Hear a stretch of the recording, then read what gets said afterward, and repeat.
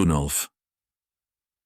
He stood on the scuffed wooden deck of the Faithful Wife, and kept out of the way of the new hired sailors who walked calmly, but quickly past him, going about the business of keeping the ship moving. They had been at sea for 2 days and a single night. Frieden was left long ago behind them, and they sailed to the Kingsland with purses full of gold they didn't plan on earning. Mena had told him the Carthians wanted the staff, and he let her choose who should have it. That was magic business. He was happy to be heading away from a country of wizards and going somewhere where they had them in the tens, but not hundreds and hundreds.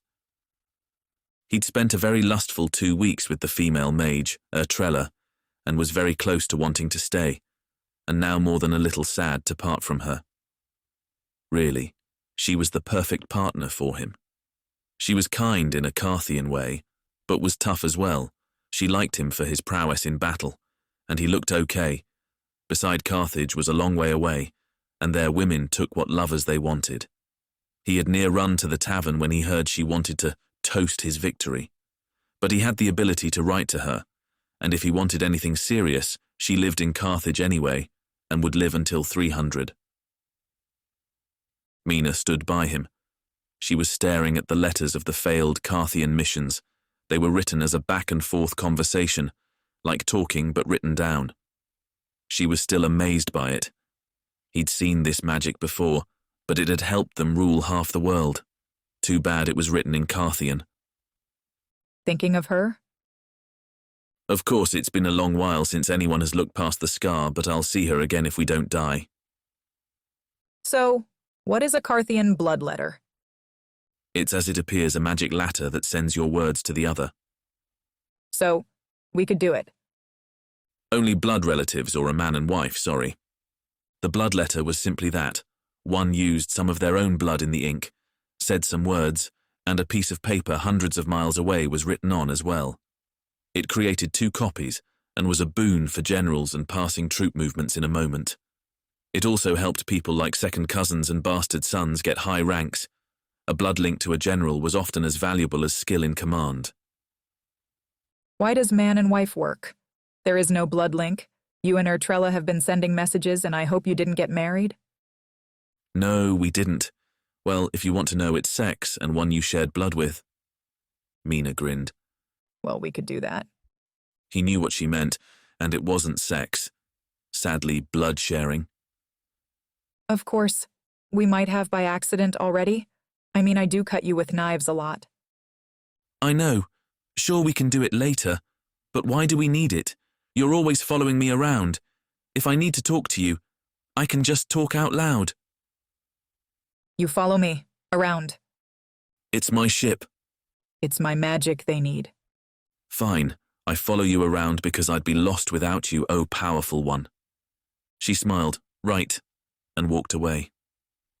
She was getting bored already and liked to play these games. The men of the crew were fairly wary of her, because she did things like shoot balls of fire into the seawater and tried to blow wind into the sails. Not that she had done it yet. She had been afraid he wouldn't come once he'd been with her Trella, but she didn't know Carthians very well. The mage wasn't from Frieden if he wanted to make it serious. He'd have to go to Carthage anyway. She was here for a short time only, and they planned to meet again in their homeland, if he survived. Gunnolf left the deck and went to his room. He'd had some carpenters make 2 very nice rooms. They had been working for a week straight before they had left. They were quite large because they had a lot of space in the hold. They were taking wine back, and not a lot of it. Per bottle it was worth a gold each, or so the captain said. They had around 300 in a few crates. He'd gone from killer to a trader, but he felt the same. It was good to have his money in something not in his pocket, and if this endeavor failed, he knew where the palace was.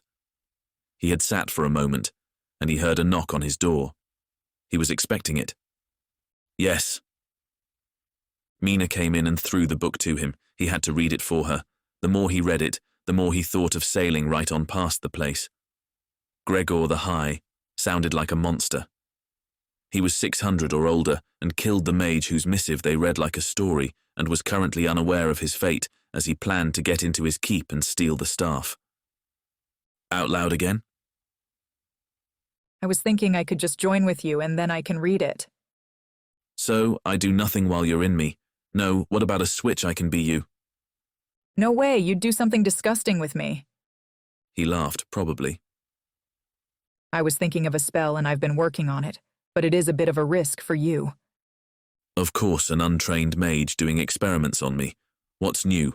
What have you got in mind? She seemed excited. I search your mind, and I replicate all your memories of learning Carthian. Then I join them to me.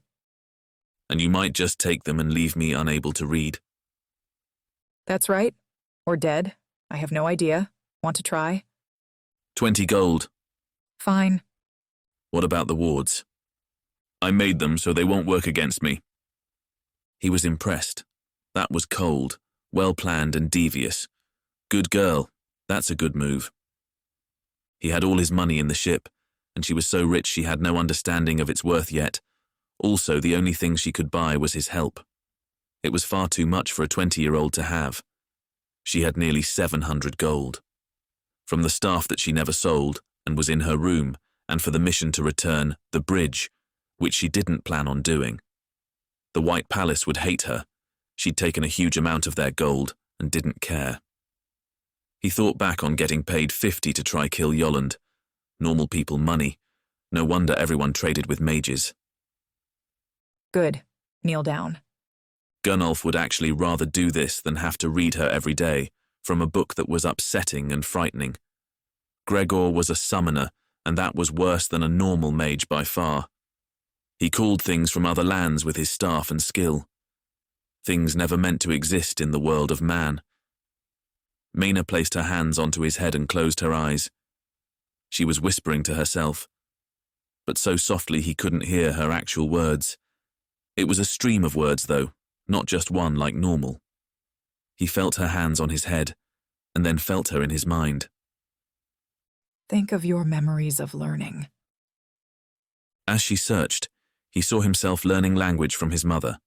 Carthian children didn't go to schoolrooms, they just learned at home.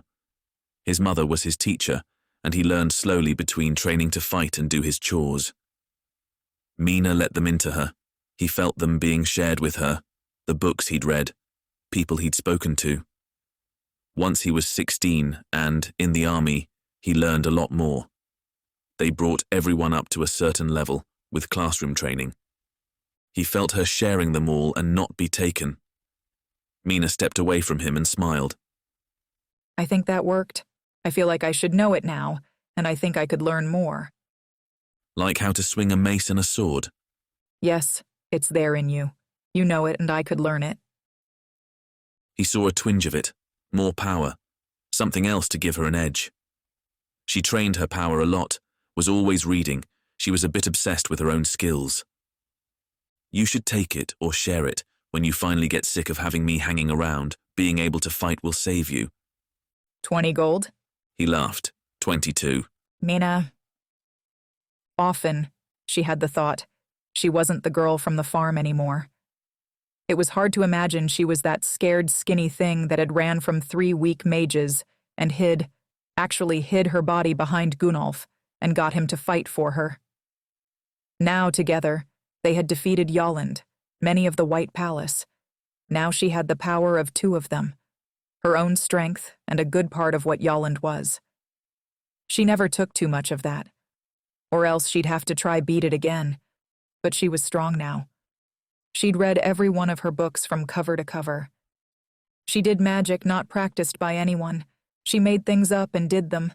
She combined spells and did things the palace would never think of. Now she had shared a vast portion of Gunnolf's memories. They were all there. Years and years of fighting with a sword, in the line. Then killing, sneaking, fighting with a mace, dagger, the crossbow, but all underlying with a cold grit. Something he'd learned in the army and mental strength, the grinning in the face of death. She'd not only gained how to fight, she'd just changed herself. She was really not that girl anymore. Part of his world view had come along and settled down into her mind. Mena opened her eyes, and she was looking at him. He was on his knees before her. She felt a depth of friendship even more now. He'd been through a lot, and was still nice enough for a killer. Not that he was really a killer. He took no pleasure in it, and most of his foes were worthy. Work? I think it worked too well. I mean, I know I can throw a dagger and have it hit, but I also know that it's okay to kill someone who is my equal or tries to kill me. The only thing is my body is so slow and weak. I need to train it. He sat up on his bed and laughed. You're a girl, you're not a soldier. But I should be. I mean, if you weren't around, I'd have lost against Yolland and the mages. They died from daggers, not fireballs. Every one of them. Will, we can train if you like. I don't want to have 3 weeks of doing nothing. When they go downstairs at sunset, we should have most of the deck free. I'll come get you. Mena took out the Carthian blood diary and looked at the words. She smiled as she read its words. She knew they were in another language, but she knew what they all meant. Mena walked out of Gunnolf's room and went to her own. He'd done well with this. His money had paid for the crew, the stock. The men nodded to him and showed him as much respect as the captain. She was glad he'd still come. When he'd started spending the night at Ertrell's room, she'd thought she'd lost him, but they seemed to view sex in a much more relaxed way than her people. She'd given him a roll of leather, though, and they wrote to each other. Now she had a more Carthian view. She wondered if the woman had used him to keep an eye on the journey, but she could have just asked, and they would have kept her involved. The Red Palace was essentially her employer. Mena stared onto her bed and read the missives. The second tale was about to end. The mage in the story, or letter, was a man called Tulsan, and he'd lead a team of 2 other mages to find the secrets of Gregor's keep. They had bribed people, guards and cleaners, cooks, and finally found a secret way into the place. Sadly, Take was where the letters ended. He hadn't written as he went in, and he clearly didn't come back. The Red Mages had sent another group, this time just to find out what had happened to Tulsan and the others. A woman named Dorina, she wrote in a more general way about Gregor, as if explaining for someone who was new to him. Gregor the High is the only high mage in Kingsland, and possessor of the staff, the Bridge. He spends his day at the king's side as an advisor, and has rooms in the keep. He also has a manor house far on the outskirts, where Hulson and the others never returned from. All that can be found out about him is rumor, and that rumor is dark. The Bridge is indeed a bridge, and help him bring things over from the other side. He is a summoner. He uses the staff and his powers, and learning to bring things over. The other side is a very broad term, yet for us from Carthage, we understand that it references the other lands from which one gains one powers. The only one we know of is the Land of the Shadows, but it seems that he is bridged to others. At least that is what rumors say. They speak of the Land of the Dead and a Land of Fire. Mena thought about it. She didn't want to go anywhere that those shadow creatures called home, and she couldn't imagine how much power it would take to call one up and make it do your bidding, which she assumed he was doing. He could just call them over and let them go crazy, but there was no point. The more she read, the less sure she was that this was anywhere near a good idea. Gregor was ancient and doing magic that others didn't dream of. He never seemed to be around other mages. He was alone, with his spells, and had been for hundreds of years. The mages of the Red Palace had found a mass grave near his keep, and Dorina was going into fine detail of the bodies, what had been done to them. She reported that an animal had seemed to devour them. Some others were burned, some drowned.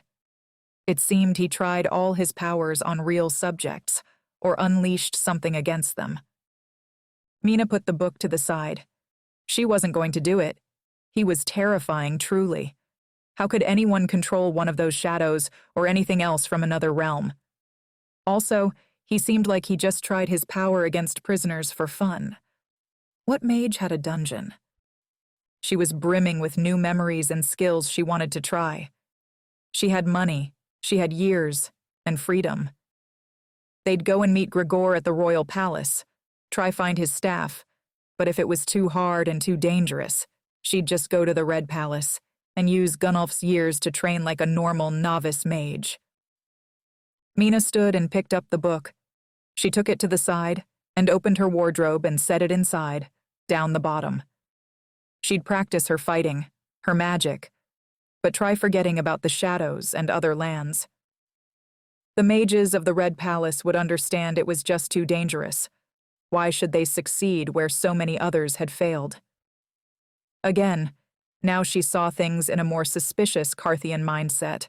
She realized the palace probably sent them hoping they'd die in the attempt, or at least not caring if they did. She waited until the sun had set and she'd eaten her meal in her room. While reading a book that didn't give her nightmares, she had dinner with the crew the first night, but she realized they weren't talking or having fun because they were scared of her and worried. They had a female on board, which was bad luck, as well as a mage, so that scared a lot of them. A lot of them knew someone had beaten Yolland, but not that it was their new hulking benefactor. She ate the simple meal and then wandered up to the deck. There weren't many men now. The night crew was 2 men who just maintained the lines and checked rope didn't come undone in the night. They stood at the railing and talked. One of them had a pipe, and he smoked it as they chatted quietly. She walked to a large space in the middle of the wooden deck. Gunnolf was there already. He sat on the deck waiting. On the ground he had an assortment of weapons and sat like a child proud of his toys. A few swords, daggers, and his mace. He seemed excited. "You seem ready." She laughed at him and his stuff. "I'm bored and I want to see if you actually did this and do memories make the fighter." "Of course they do. What else?" Gunnolf got off the ground and handed her a sword. She waved her hands over it and said, "Blunt." He took it and gave her a new one, which she changed as well. He grinned, and shoving her with his shoulder, he brought the sword down at her face with a yell. Mena actually screamed in fright, dropped her sword, and crouched down. The blade smashed hard against a ward she had made from fear alone. His sword bounced off the air in the ward. Gunnolf walked back a few steps and laughed. "Nice one, warrior." That was cheating. I wasn't ready. She was mad at him, and also herself. She'd squealed like a little girl. She was scared, and that was not right. Mena glared at him and lunged. She thrust her sword blade at him as hard as she could. She knew he was warded too. He stepped in and blocked it. He slashed down at her face, but a fraction slower than real. She stepped back and blocked it. The moves felt good. It was like she'd done them 100 times before. Mena jumped at him and slashed left, right, left. He stepped back and back but was focused on it. Gunnolf lunged in a straight thrust. She slashed it to the side and, leaping forward, slashed at his neck. It was fast and good. His sword was still out in the thrust, and her blade bounced off his ward. She stood back and smiled. See, it did work. "Yeah, that was a nice move. I think my training is fresher in your mind than mine. I haven't held a sword in years." "Yes, that's why I beat you. Get your mace, tough guy." Gunnolf. He spent a good long time training with Mena, and he missed his days back in the army. He never trained much anymore, and had forgot how much fun it was to spar with someone who was good and fast. Also, they could really try hurt each other, and the wards would stop a real blow. She'd taken everything he'd learned, and she knew it all. There was the problem: she was also a weak 20-year-old girl, and one mace hit should have smashed her sword away. But she was also a mage who could make herself strong, feel no pain, and move a little bit too fast. Gunnolf was sweating as he brought his mace down at her again. She blocked it with a sword and then lowered it. "My muscles hurt." "They should. I mean, even if you don't let yourself feel it, you'll be getting stronger if we keep at this. Let's change it up a bit. I'll do sword, you do dagger, but cheat and make yourself faster if you can." He tossed her a dagger. She was very quick, and he felt like it might be her natural weapon, as his was the mace. She caught it in the air and crouched low. He'd not trained much with it alone, but an attack was an attack. "Just dodge more than block and cut the hands as much as you can." He swung down at her with the blade. She jumped to the side and it whistled past where her face would have been, yet as she stepped, she let the blade of her dagger cut his hand. He winced and muffled a cry, and struck to the side. She actually rolled towards him under the blade and came up with it under his chin. She laughed as she held it there. I think we have a winner. She was too close and panting from exertion, her lithe body pressed hard against his. He took her shoulders and simply pushed her back, so she wasn't against him. Good. But you'll need more than a few moves I've seen. Could you take anyone's memories? I think so, and it gives me an idea, a very dark idea, so it could be mine, or it could be from my passenger. They had stopped fighting. His hand slowly healed, and they walked to the edge of the railing looking out, letting the sea breeze cool the sweat on his skin. The two sailors had been watching them in awe. Now they moved aside for them, making a show of checking the ropes. What is it? Well, when I worked with you, I was very careful not to just take the memories and leave you a drooling idiot. Thanks. But that would have been easier. We don't have to kill this Gregor. We could just restrain him for a time, and I could take all his memories, then he'd be harmless, or weak enough to kill. Gunnolf thought it was from the creature, and it probably went. Take his memories, take them all. Why learn at a school when you can just reach into your teacher's mind and know it all, then destroy them? Blah, blah. It's his idea for sure, but still good. The only thing is, Gregor is a murderer and torturer, and a real piece of shit. If you take all his memories of spells, I'm sure you'll get a lot of him testing them on people. You've changed from taking mine, I can see it. What would that do to you? She was excited, but then seemed worried. You're right. That's probably why it came to me. If I took them, I'd be worse than Yolland, and this thing would have won. The idea's good, but can you take them and put them somewhere else, like a ring or a dead body? I don't think so. It's got to be a live and willing person. It's a form of the join spell. He could do it. He was used to nightmares of the faces of the dead. He'd killed people and knew he could face it. You could put them in me, then you can take the good ones out. She was surprised, but he could see she thought she could still get the skills she hungered for. Want a head full of murders? Just more wood for the fire. She stepped up to hug him and then just gripped his arm like a warrior. That was better. May Helvin bless your blade. And yours. Mena. She had spent the next week training every night with Gunnolf, and it was a very good way to pass the time. There was a change in herself, and she liked it. She felt able to protect herself with a blade if she had to, which was good. She never knew what tricks her foes might pull, draining her magic or something. It also gave some level of self-control and discipline, which she sorely needed right now. Her mind was at war with itself. Taking Yolland's power, or his demon, if she was being honest, was a very mixed blessing. She was much stronger at spells. She knew if she fought now, her fireballs would be hot enough to melt stone, and she didn't need to say words aloud. She could just think things now, which was very good against a foe. Yet it was always at her trying to make her its puppet. Gunnolf was her best friend, and every night she dreamed of pinning him to a bed and using him. It was off-putting, and worst, it wasn't just him. It was the captain, random men of the crew, Grella, anyone she saw. Then when that didn't make her do it, she started to dream of burning down the ship and killing the crew as they slept. Mena walked from her room. Now they were staying up late and sleeping longer. It suited her and the crew. She muffled their battles, so the clash of swords didn't wake the sailors. And this way she kept out of their way on the small ship. She came onto the deck as the sun was past midpoint, by a good way. It would set in a few hours. Gunnolf was awake and at the railing. The crew seemed to like him, but he was paying their wages. She joined him, had he passed her a steaming mug of coffee. The sailors loved it, and the cook, an old man, kept it bubbling on his stove. She liked the strong drink now. It was gritty, and made one more wakeful. Well met, she said in Carthian. He seemed to like she could speak it now. The language was well different from Friedan, the only one she'd know before. It was very sensible, no male and female words, All rules and no exceptions. It was a very Carthian language. She had the feeling it was an invented language, not evolved by itself, but planned and set. Well met. You all right? Fine. Tonight the captain wants to share dinner with us and report on progress.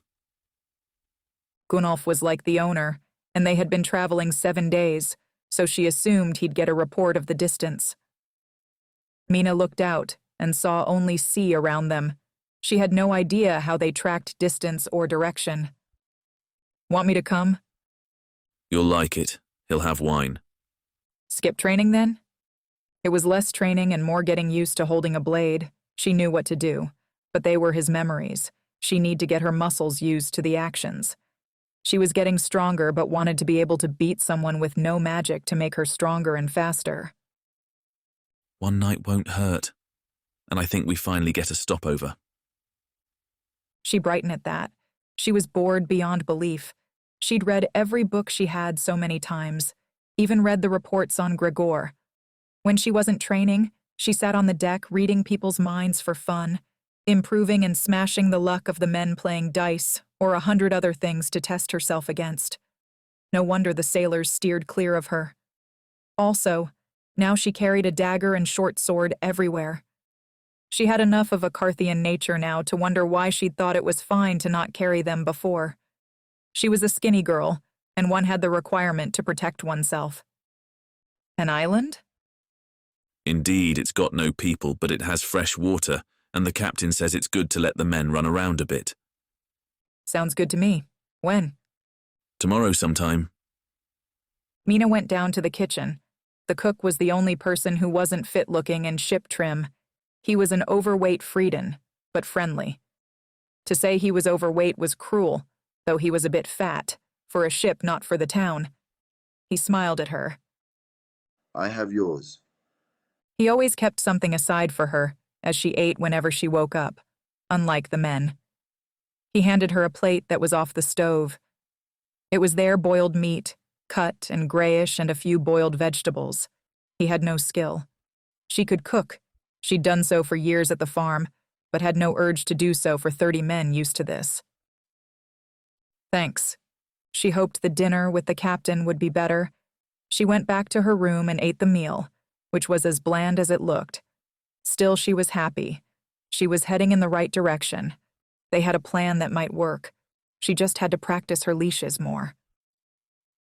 After a few hours of reading Yolen's missive on mind control and leashes, she was greeted at her door by Gunnolf.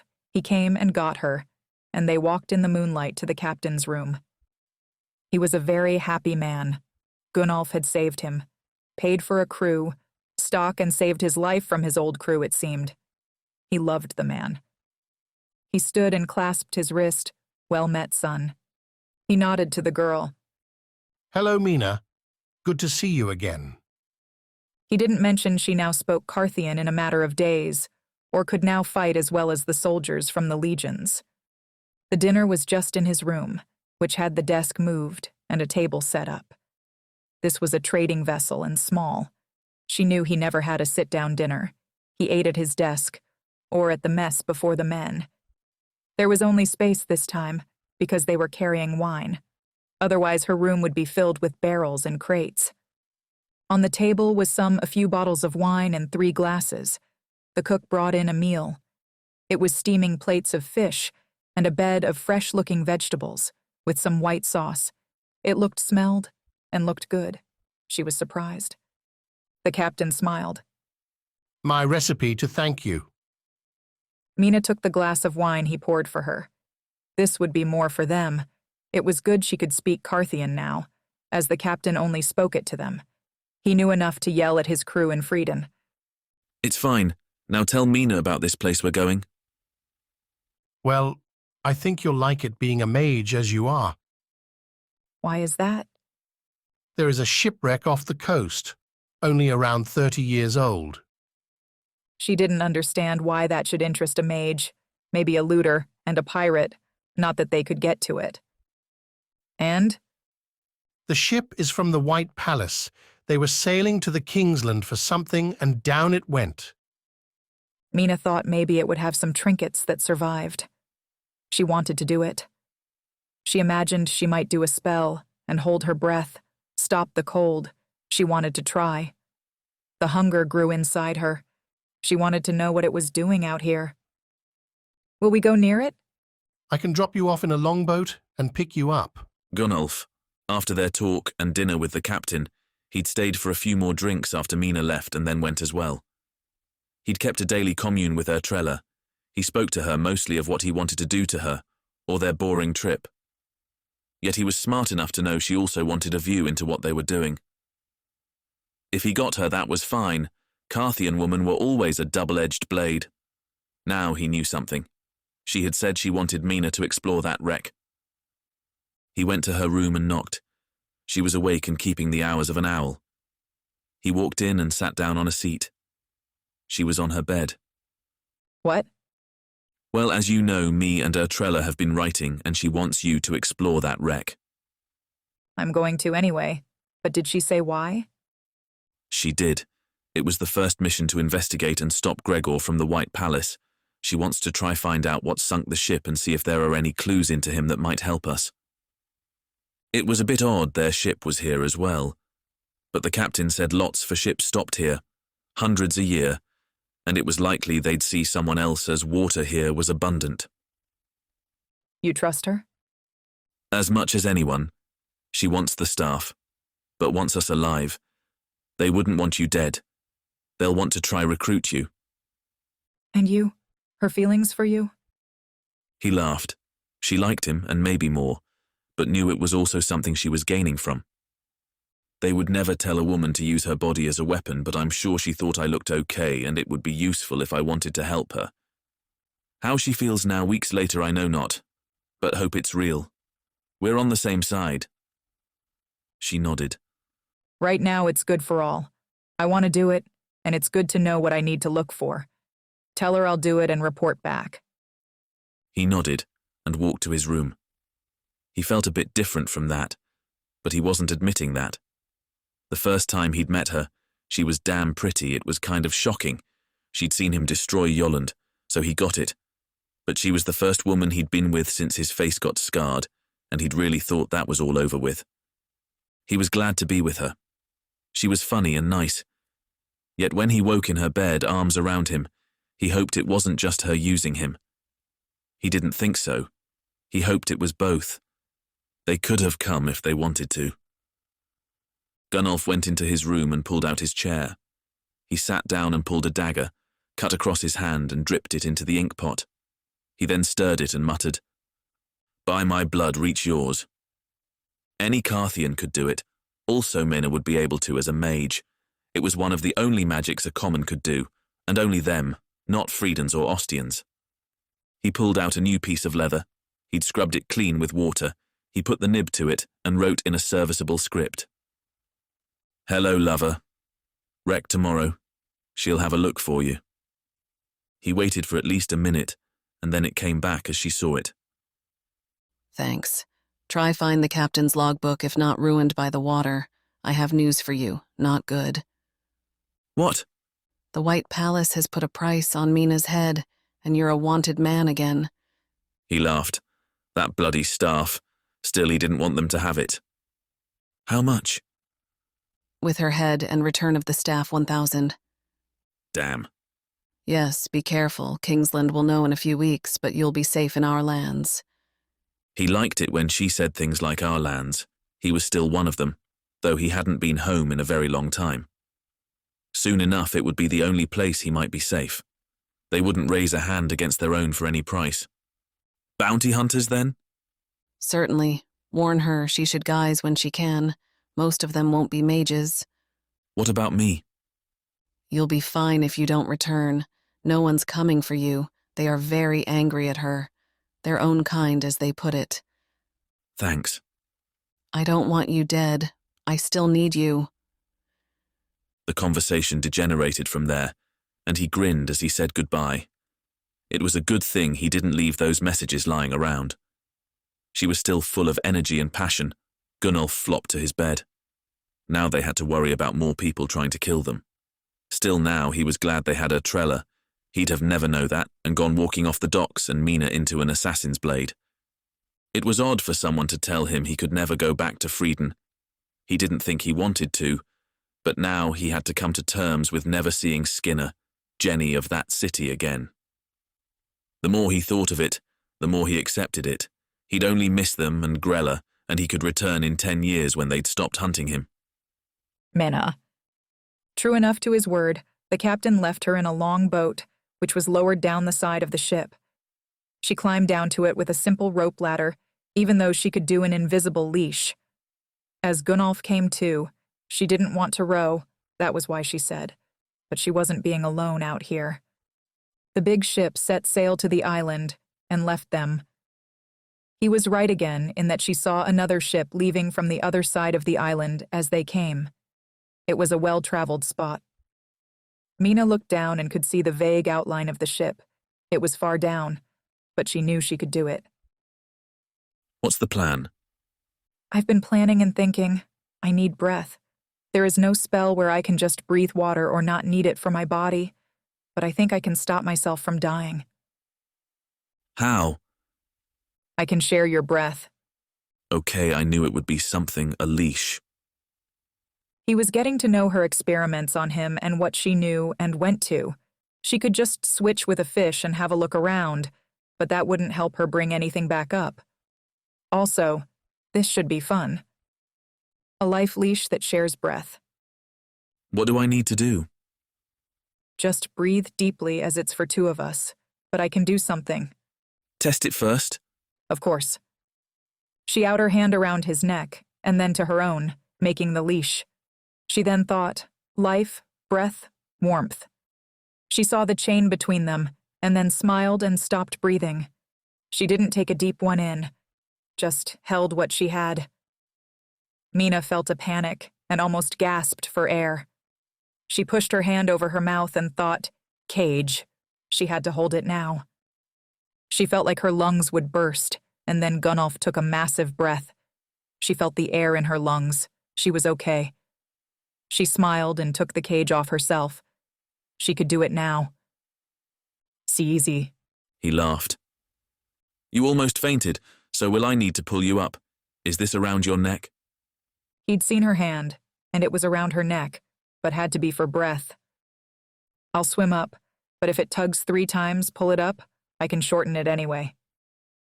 Mena was wearing her boots, pants, and a fabric tunic. She made a guise of the same clothes and took them off. She was topless, but he couldn't see.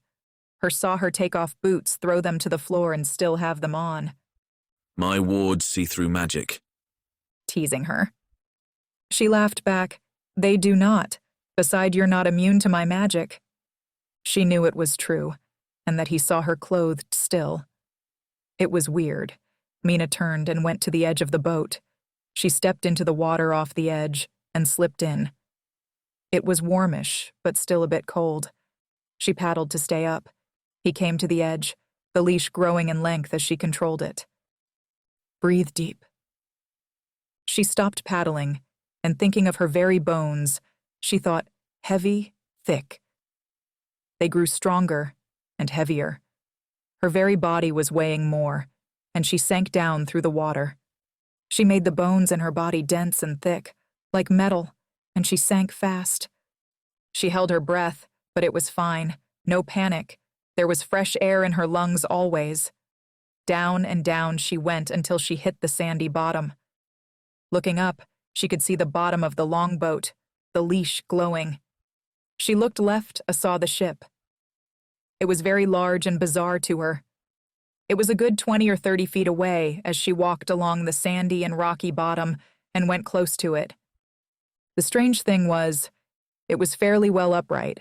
It tipped to one side about 20 degrees, but the bottom was at the bottom and top at the top. It looked like a massive ship in a bottle. The masts were intact, and the top railing and deck looked pristine, but the bottom of the wooden hull was shattered and smashed. It had such massive holes in the wood. 2 on her side, and she guessed 2 on the other.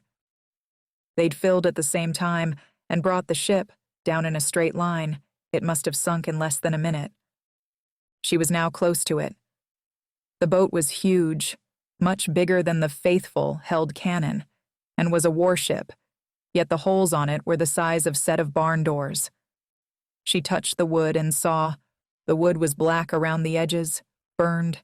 It looked like someone had fired a massive blast of fire at it from the inside. Or rather, 4 people had fired massive blast at exactly the same time. Why would the white robes do this to themselves and their own ship? She put her hand on her chest and made her bones normal again. She started to drift up, and she swam fast towards one of the holes. She still didn't need to breathe, and now this thing had her imagination she kept forgetting she needed to. She went through one of the massive holes and saw it was on the cargo deck, below the crew deck. She saw there was not much light, but changed her eyes with a mutter of cat, and they turned to ones that could see in the dark. She saw the stairs in the end and swam to them. The cargo deck was empty, no boxes, no crates, no people. She swam up the wooden deck and looked. She could cry. It was horrified. There, on 20 or so hammocks, just like in her ship, were 20 or so dead sailors. There were drowned and rotting, pale flesh, but some in bedclothes, many still in hammocks. 1 or 2 had fallen to the floor. She walked to one man and looked at his face. He was 20 or so, and he looked very peaceful. She imagined someone must have done a sleep spell on them. Mena waved her hands over them, him, and felt nothing. It didn't feel like magic had been used. She looked around, not wanting to go on, but she had to. Gregor must have known it was coming and did this, but how and what? She looked and saw there were no white robes. They would have the captain's cabin. She went up the last stairs. She could walk up them. She made her bones heavy and walked on the deck. It leaned a bit to the left, but not too much. She then saw there were 3 white-robed men. They sat in a broken circle on the deck or lay. One had flopped back. They were dead, but died with crossed legs. One fell forward, one back, and one just sagged in on themselves. She looked at the bodies. Fish swam around them, picking at the skin, and they swam off as she looked to them. It was scary and beyond strange. They sat in a circle. Each man had a dagger in hand. A dagger in hand. Their hand flopped down, dagger bloody, and each a cut throat. At the feet were rings and things they had taken off. All hands neatly folded in laps. They had all cut their own throats, or the man next to theirs in a circle, but first taken off any wards and rings, so they would die from it. It was madness. She was scared. These white robes were her enemy, but she liked that they were around. What had done this to them? What made a warded mage, not 1 but 4, destroy their own ship, then kill themselves? She picked up the rings at their feet, putting them in her pocket. She then took a dagger to test it later. She tucked them in her bag. She looked at them and she saw the circle was broken. 3 men, but on the floor lay 4 bloody daggers. Where had he gone? He a shark taken him? Floated off? She looked around but saw nothing. She then walked, hair trailing behind her, to the cabin. The door was blasted off. Again, she saw massive fire marks. The door was inside, and she saw a man in there. He was older, a white robe, and he was far against the other wall. She looked at him and saw his clothes were burnt and charred. Around him, much of the room held marks off burning. She went to his desk and saw he had a diary. She cursed, and bubbles came out. It was burned as well. She picked it up. Some pages were okay. She shoved it in her bag. She went to the man, the way he slumped in the corner. She saw by the burn marks on the floor of the cabin, but not that much around him.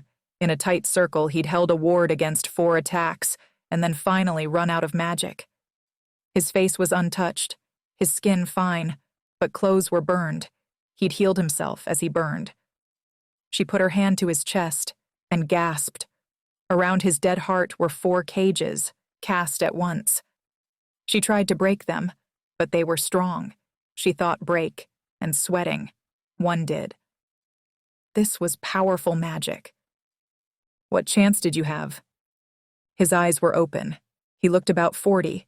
Mena knelt by him and closed his eyes. Then she went to his desk. She opened it. Inside was a book of magic. She looked at it and shuddered. The land of shadows. As she read the words, she saw shadows was actually spelled Shaden in Frieden, which also was very close to the Carthian word Shapho, which meant demon. Mena was scared. She hoped the book would give her some insight into why they had done this. It also made her much less eager to face Gregor. She walked out of the cabin and looked up. With her cat's eyes, she saw through the water and could see the boat. It was moving. She saw oars in the water, and Gunnolf was rowing into the shore. She felt a tug on her neck and was yanked by it. Mena made her bones as normal and grabbed hold of the leash and jumping up yelled, "Shorten," in her mind. Gunnolf. He was waiting for Mena, looking down into the water, breathing deeply and trying not to feel what she felt. The problem, with his little mage friend doing spells she never read about and just made up, was often they had side effects she didn't plan on. She'd made him stronger again and again. It had left his muscles stronger. They were denser and grew less tired, not that he was complaining. She'd been in his mind for days, and he had a better grasp of magic now. Now she was walking around down there, walking not swimming, and if he closed his eyes and focused, he could see through her eyes. It wasn't full vision. It was like trying to remember someone's face from a dream. It was more like he knew what she saw rather than saw it. He saw there were 4 holes. 4 people attacked the leader, and 4 people slit their throats or their fellows. 4 bloody daggers lay on the deck. He looked to the shore of the island. The boat was docked, and he heard the sailors. At first he heard whoops and hollers as they played in the water and had fun. The voice drifted easily across the water, and then he heard a scream. All he could think was, where is the 4th one? He knew Mena would be fine. He turned the small boat, put the oars either side of it and started to row to the shore, sitting on the forward seat. He pulled back hard, making the craft coast along. As he did, he felt her feelings. He felt a rush of water on his skin, and the exhilaration of it. He felt a massive tug on his neck, and then her hand was at the side. She held onto the side of the boat and got her head up. He stopped rowing and dropped his oars. The boat coasted on, but he reached down and taking her offered hand, lifted her straight up into the boat. He lifted her over the thin railing and down onto the seat. She had wet hair, was dripping water, and panting. "Where is he?" "I know," he yelled, and leaped back to the oars. He started to row again, pulling them closer and closer in. From the island he heard more yelling from the men. He couldn't make out words but heard fear in their shouts. He saw the boat. It grew bigger as they rowed right into the bay, then the shallows. The men actually flocked around them. He saw a few looks of relief as they looked to Mena, not him. He stood and jumped out, feet sinking into the shallow water. Mena was now dressed, he assumed, and she jumped off the front of the craft and hit the sand. He looked around. No captain, but a man he knew. A mate looked at them both. What's wrong? Now his connection with Mena was broken. He didn't feel it, but she drew her sword. He thought she must have sensed something. The man was calm and smiled at him. "It's nothing. Why are you back? I thought we'd get you." Gunnolf had heard a yell, he was sure of it, but now he felt a lot less worried. Mena looked at him. "I sense it if you don't. There is some very dark magic here and very strong." Then she turned and started to run through the tree towards the inner part of the island. She raced on the well-worn path through them, and he raced after her, trying to keep up. She was running with a drawn sword, which was madness, and he had no weapons at all, but 2 daggers he always had on him. They ran onwards. He followed her, and the sound they heard voices. He turned a corner and stopped. Mena stood panting, and she looked. Before them was a tall waterfall. It was beautiful, and the men from the boat filled water into barrels. Some played in the water. They laughed, and the captain who was there came to him. Gunnolf get bored? We heard yelling. As he said the words, he saw a man walk up to them. He'd been eating some food a sailor had given him, and strolled up. Gunnolf looked at him and shuddered. He was a white robe, the dead white robe. His skin was pale and rotting, his neck was roughly cut, and blood stained his shirt. His eyes black as pitch. He held out his hand to shake Gunnolf, who pulled his own back. Master Hurlstone of the palace. He didn't get it. This thing was a walking nightmare. It was like a corpse had stood up and was walking around. It ate some dried meat, and no one said anything. Mena passed him the sword and put both her hands up. Fire grew from them. What is this, Gunnolf? This good master mage has asked for passage, and we've agreed. Gunnolf knew it was a guise and control. It didn't work on him, because of his wards or Mena, because she was who she was. Now the thing took a step back. It looked at them. He saw Mena was scared. The men were behind it, 10s of them still near the water. It was between them and it. What are you? In control. Mena. She saw through its guise in moments and looked at the poor, destroyed mage. The sight of this mage, dead, his body used like a puppet, made her sick. And what was worse was she felt the thing in her fighting. It saw it and wanted to do the same to her. She knew now what had happened. All those mages on the boats, they had been turned against themselves. Things inside, once a little dark thought or lust they could control, had them and made them destroy themselves. It raised its hands and without a word fired 2 bolts of flame at them. They were the biggest things she had ever seen, as tall as Gunnolf. The fire passed the short space to her, and Gunnolf ran to her side as they crashed into a dual shield made by him and her. The thing yelled, and the fire turned into a solid stream that was massive. It burned the trees around them, the grass, and fired off the ward. The men behind were coming from the water. She yelled, "Run!" But the evil thing turned and fired a blast at them. It shot from its hands and across the beach to the water. Mena closed her eyes and yelled, "Shield!" She cast her ward right in front of them, and meters from her. The fire didn't hit them, but she felt a massive drain of magic from her. It laughed and turned again to them, firing 2 bolts of lightning. It switched in a second and fired at them. She put her hand on his shoulder, and it shielded them both. She whispered into his ear, and he leaped. Gunnolf knew what to do.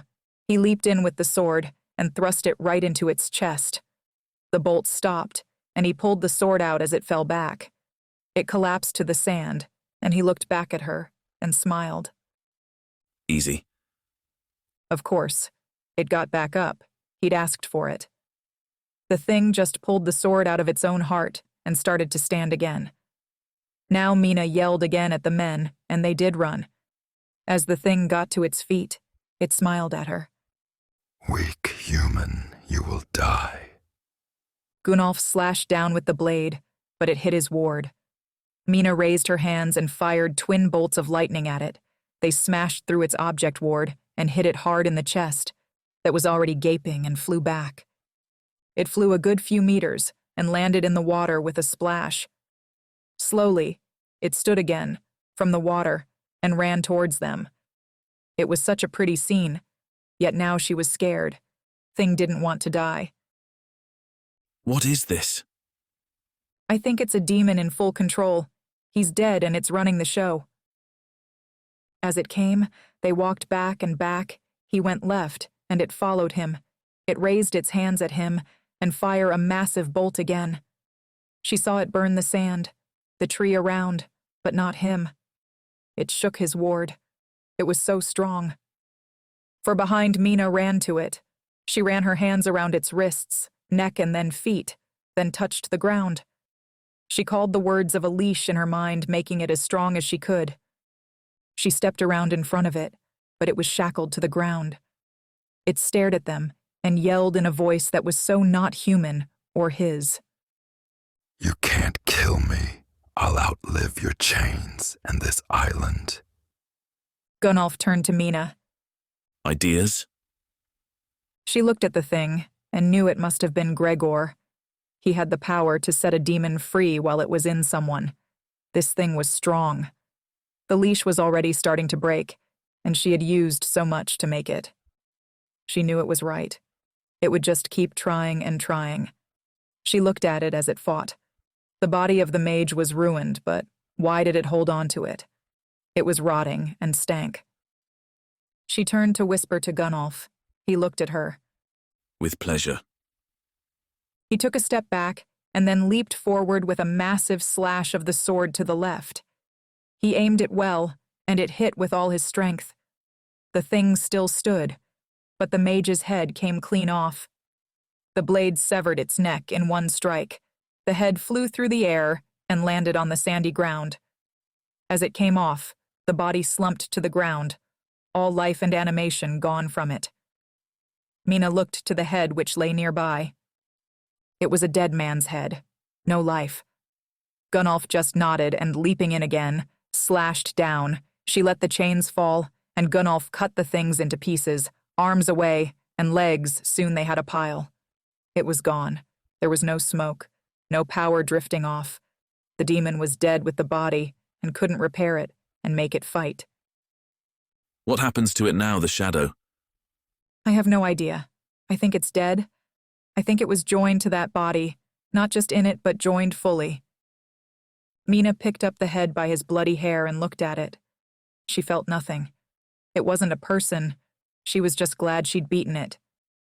He looked at her, and she could tell he was worried. Gregor did this? I think so. I have a diary of the ship. I'll see what it says. She tossed the head to the ground, and they made a small pile of parts. She piled them up, and casting a stream of fire waited until the body of the dead man was burning once again. They started to walk back to the ship, making their way along the path. If she was going to fight Gregor, she needed to find out how he made these things stronger and break control. She also needed some words of her own. Having to block fire was annoying now. As they walked up to the ship, she saw the men were crowded around. They had gathered a motley assortment of weapons and looked ready to come running back. The captain had some sword. He looked surprised to see them and looked at her, not Gunnolf. You defeated it. Gunnolf just nodded, and she spoke. Of course, it was far from our first white robe. A man stood forward. She'd seen him 100 times, but never talked to him. He was about 30 and tall for a Freeden. But it was dead, wasn't it? And to us seemed normal. Don't worry, it's gone for sure, and I'll not let anything happen to the ship. The man kept talking. He was the mate, big, muscled, and scarred. A real tough guy. We have to get some more water for the trip. She had no idea why he told her. And Could you come, Miss Mena? Like keep an eye out? she could laugh. He wanted her to protect him, but she saw he was far from alone. She wouldn't have to eat alone anymore. The other sailors looked very happy to have her with them. Of course, lead on. Mena. They had gotten more water, and she kept the men company. They then rowed back to the ship and left the island. She had to wonder about this creature. Why did it appear now? Clearly it had been on this island for near on 3 years. In that time, hundreds of ships would have come, and it could gain passage on any. Why did it appear when there was a mage to stop it? If it sensed magic as she had, it should have waited. Instead, it came forward when they would know what it was. She sat in her room. She knew she'd be welcome at dinner now, but still wanted to read the book. She also looked at the 4 rings she'd found and marveled. They were fire, lightning, objects, and healing. He imagined these men all stood back to back. They'd be protected against a lot and fire as much as they liked. Still, they were drained. She didn't know why they took them off. They wouldn't work. She held them one at a time, slowly charging them. She'd use them. She wasn't losing to a Gunnolf for the sake of her pride. Mena looked at the book now. It was burned on purpose by someone who wanted this record gone, but using fire on a book was not as good as just throwing it in the sea. Mena held the charred lump in hands. and she whispered the word, backward. She get the book back, and took the paper back in its own time before it was burned. She let it dry now, it was fresh, and then opened it with a smile. She was good. It was the diary of the mission leader, and he wrote a daily log of events. She flicked through it, reading about the journey, the men, the morale as he called it. She stopped on one part. He was practicing some kind of control on himself. He was often alone and did something called meditation, where he sat very calm and thought of the times he was happy not using magic. He said it made his soul stronger, whatever that was. She guessed that was his human part. Then she read two things that interested her. I worry about Master Hurlstone, our last member of the group at night. I've heard him scribing through his door, yet have often heard him making fun of me and the others for our diary keeping. A search of his room showed nothing but a blank piece of leather. But still, it was strange. 3 days later. I again worry of Hurlstone. He seems to have given in to his dark nature. We all fight it, and those who know the true nature of our power actively resist it. But he has broken, it seems. He engages in sex acts with a man of the crew, and I have never known him to express that interest. But also that man is now missing and not reported for duty. He has taken the others under his wing, and it seems they too are being tainted by this darkness. Tomorrow we reach the island, and I will be leaving him behind. We'll send back help and leave enough food. But the lad scares me now. I think it may be in control. She saw this was not the last passage that had not been ripped out. Smarter. The leader had been killed by not one, but all of them. She didn't know if he got them all to turn.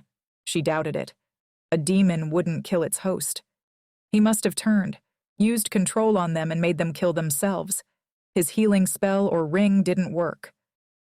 Gunnolf walked into her room. Dinner is on and they want you? Us? She stood up. How do you write to Ertrella? With blood, as you know, but I use a roll of leather, so I can wash it off and use it again. That's what that mage had been doing. She showed Gunnolf the section, and he looked at her. It doesn't mean he's a Red Palace spy. Gregor could use it, any mage can. Can you ask her?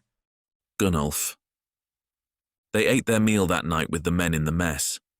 It was a low deck filled with the bodies of the 30 or so sailors, sitting with elbows touching at the wooden tables. They moved their hammocks when they ate, but they lived in this room. The captain had come down and shared a meal with them as well, for this one night. To celebrate, they survived. He saw Mena was very happy to be a part of the crew now. They had gone from afraid of her to loving her. She had saved them from being burnt alive, which was a powerful thing. They toasted to her health, with their nightly ration of grog, and all talked excited about magic, that thing, and the island. Mena was tough, and he appreciated it. She was happy to be the only woman or girl on a ship full of sailors, and not be afraid. Certainly no one would be dumb enough to try lay a hand now. After a simple meal of boiled beef and some potatoes that were mashed up on his wooden plate, Gunnolf went to his room. He pulled out the leather scroll from his footlocker and set it down on the small desk he had. The room was small enough he had to sit on the bed to be at the desk. Laying it out flat, he took a dagger, and he just cut his hand, just nicked and dripped a few drops into the inkpot. He stirred it a bit as it healed, and then he just put an X at the top of the leather. He waited a minute or two, and Nita one appeared below his. She was there, no doubt expecting him. He didn't think this mage was a spy, but not many of them used the blood letter. They could but didn't think of it. It was like the battle magic of the red mages.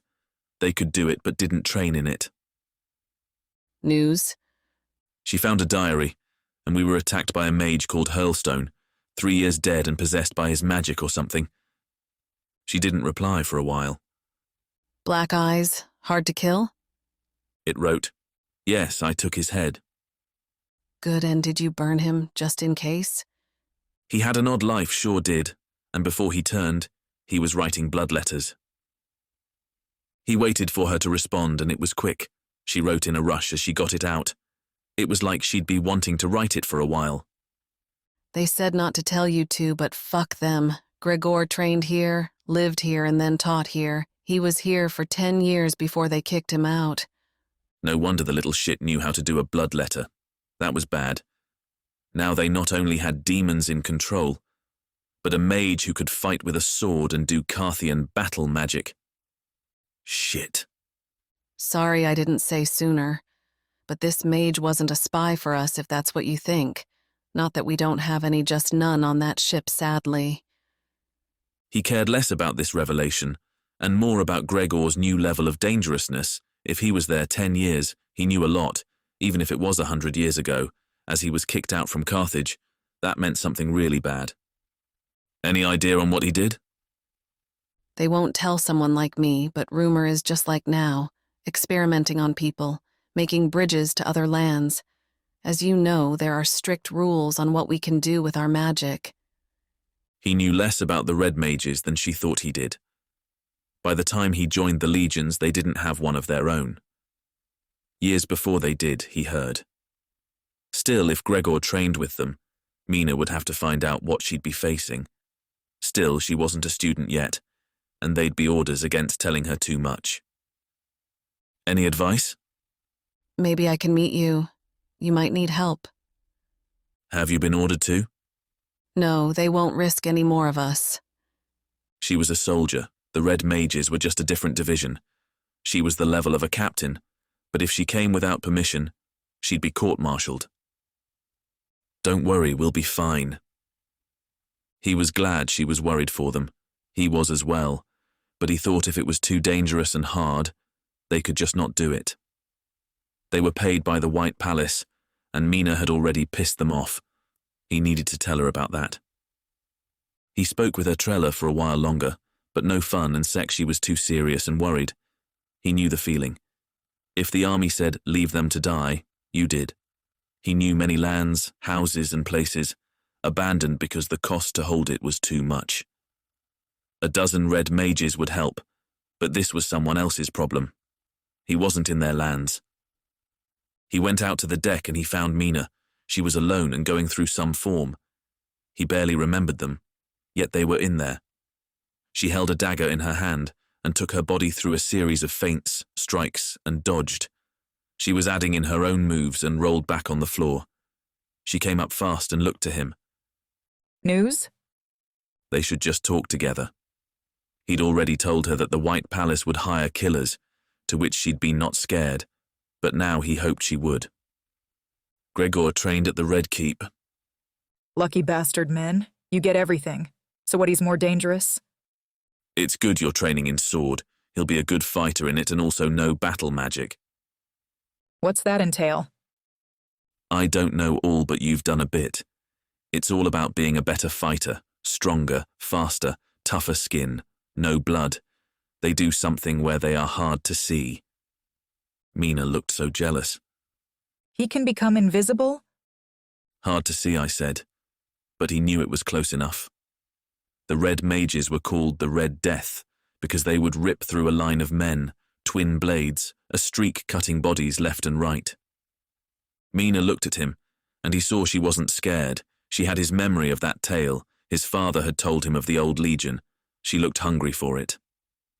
Never fear. We'll take it from him. Mena. They were getting closer to the Kingsland. The island was 3 days behind them, and Mena was feeling differently about the whole endeavor. Clearly, she'd been scared shitless most of the time. The idea of trying to find this Gregor and kill him was scary. Yet now she just let her hunger take over, and it pushed all other thoughts aside. She'd been hungry for more magic, more power, but she figured that was what any mage felt. Now she'd taken Yoland, it increased tenfold. Also, she knew she could steal memories. The idea that she at 20 could have all the knowledge of a 600-year-old mage was intoxicating. She'd tried to meditate for one night, and it was boring. She sat with her legs crossed in her room and felt bored. Her mind wandered off to other things. She thought of her life at the farm, and now she was glad of what happened. If the keep had trained girls, it would be in mild magic, making things for the other, charging rings and selling reflectors at the market. She'd done it her way, and now she knew more than any of them. Gunnolf came to her. She was at the railing of the ship, staring out. It was late, and the moon was high above the sea. They hadn't trained since the fight. She didn't think she needed to that much, but it was a good cure for her boredom. Deep thoughts. She did have one thought. It kept coming up. She had Gunnolf's memories of learning and life. He knew of the Red Death, the battle mages in the Legion, from tales his father told him as a child. He'd served with them. She wanted to hear it from him, but she had an idea it would be bad to ask. Still. 1. What's that? Does your father live? She looked at him and expected anger. Something, but he smiled. Of course, he's only 55 name days. What? Indeed, I'm the second, and he had me at 25 and I'm 30 or so. You never talk of him or your family. Why would I? We're friends. We are, but Skinner was too, and I never told him of them. It's not a Carthian thing to rabbit on about your feelings and family and your life.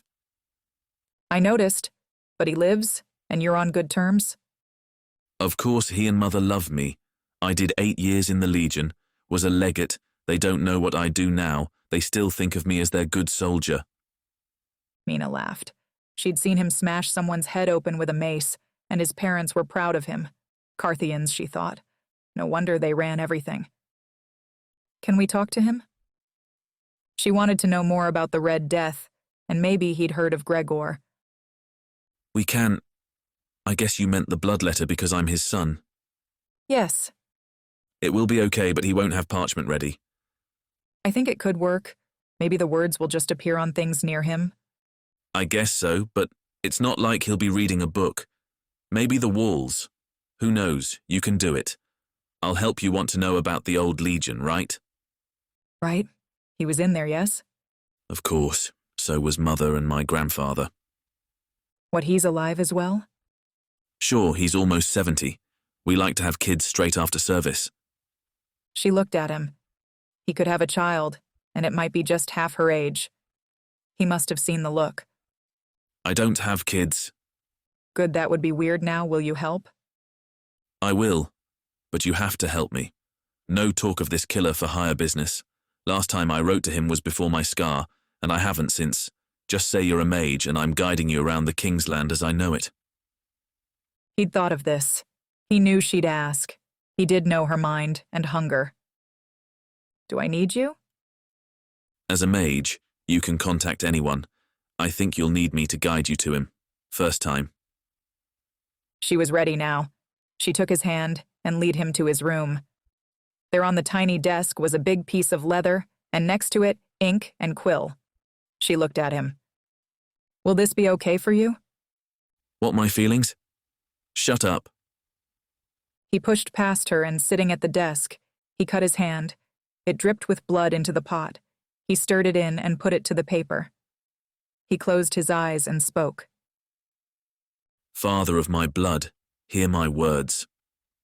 Then he just wrote, Gunnolf. His handwriting was pretty good, really. He turned to her. This could take a while. I mean, he won't have a parchment, ink, or be waiting. It might take a day or so. She nodded to him. They waited for a good long while. She started at the leather, willing it to write, but nothing. She guessed he was right. The man wasn't waiting for a letter. Besides, she knew Carthage was hundreds of miles away, and he'd be asleep, surely. Sorry. She just left the room as he started to get ready for bed. She walked to her room. As she walked in, she gasped. All over the walls in big, bloody letters were words. It said, Mena. She was scared for a moment, and then she saw a word slowly appearing. It said, Ertrella. She walked to her wall. She looked at the letters. How could she write back? The mage was trying to reach her, it seemed. Mena cut her hand, and as her blood dripped onto the wall, she felt a rush, and her mind linked with something. She was standing somewhere else, a howling plain. Before her was the image of Ertrella. She smiled at her, and Mena looked. The place was so different from her lands. It was daytime, but twin suns hung in the sky, and they baked the clay on which she stood dry. Where are we? My mind. You called? She was amazed at this power. It was awesome. She knew Ertrella was a battle mage, but had not really given her the respect she should. The woman looked every inch the fighter.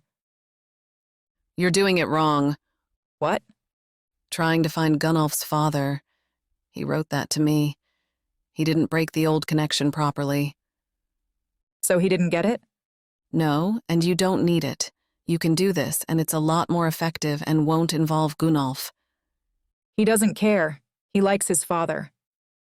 It's more complex than that, but just do what is say and use this. Ertrella walked over to her and touched her on the head. She felt a real hand, and she was jealous. The mage muttered something, and in her mind, she saw an old man, around 55. She saw his face in her mind, knew his name was Gunnolf. She could find him now. So, what do I do? He'll be asleep, so it will be easy. I'll bring him here now and step aside. Leave Gunnolf out of it, please. The mage walked away, and she had some fire in her eyes. Gunnolf didn't have to worry that her feelings were fake. She had some real love for him, and clearly didn't care for the fact that he was traveling around with another woman. As she left, her image faded, and a man appeared. He was dressed in a uniform, and the scene changed to one of her own making. She was back in her house. It was her mind. He was a fit-looking man around 55 and looked down at himself. It seemed he thought he was dreaming. He smiled at her. You a mage, or is this a dream? Mage, sorry. Too bad, could have been a very good dream. Who are you? A friend of Gunnolf's. She saw his face change. It wasn't disappointment. It was like shame. He seemed like a child. How is he? Well, rich, happy. But he guides me to the Kingsland we go to face a man trained at the Red Palace, and I know you once served with one. He let her talk and nodded. Indeed, Manhuis, a real bastard. You want to know the tricks they used and how to face them? Yes. Not happening. You're not dragging my son into that. They are monsters. She knew he knew something. She needed it. He'd done something to Gunnolf. He wasn't stopping her. She didn't know if it would work, but she leaped at him and knocked him down. Her hands reached out and she put her hand on his head, taking all his memories of the man. Manhuis. Gunnolf. The ship took 3 more days to reach the port, and Mena trained with him every day or night. She was a welcome addition to the mess, and the men now loved her. He talked to Ertrella, and she told him not to try contact his father, and she'd give Mena the information she needed. He was glad for that. He didn't want to contact the old bastard, but she'd given him little choice. He had a deep like of his friend Mena, but she was a woman and a foreigner. He wasn't going to tell her his problems. The ship was getting close, and he looked at the port. It was big. The land was Kingsland, and this city was called Southport, as it was in the south, for them, and a port. The port was a monster and much bigger than Frieden's. He'd been here before, but that was years ago. It had grown in a few years. Lots of trade to move people from farms. In fact, the Carthians had only signed a treaty with this king 10 years ago, and now it was all trade, it seemed. They did peace well. He stood at the edge of the ship, and the captain was next to him. So, we should sell in just a matter of days. Word will go out of what we're hauling, and I have a few private buyers that should be interested. Gunnolf nodded. He was glad the man would handle the business side and do well.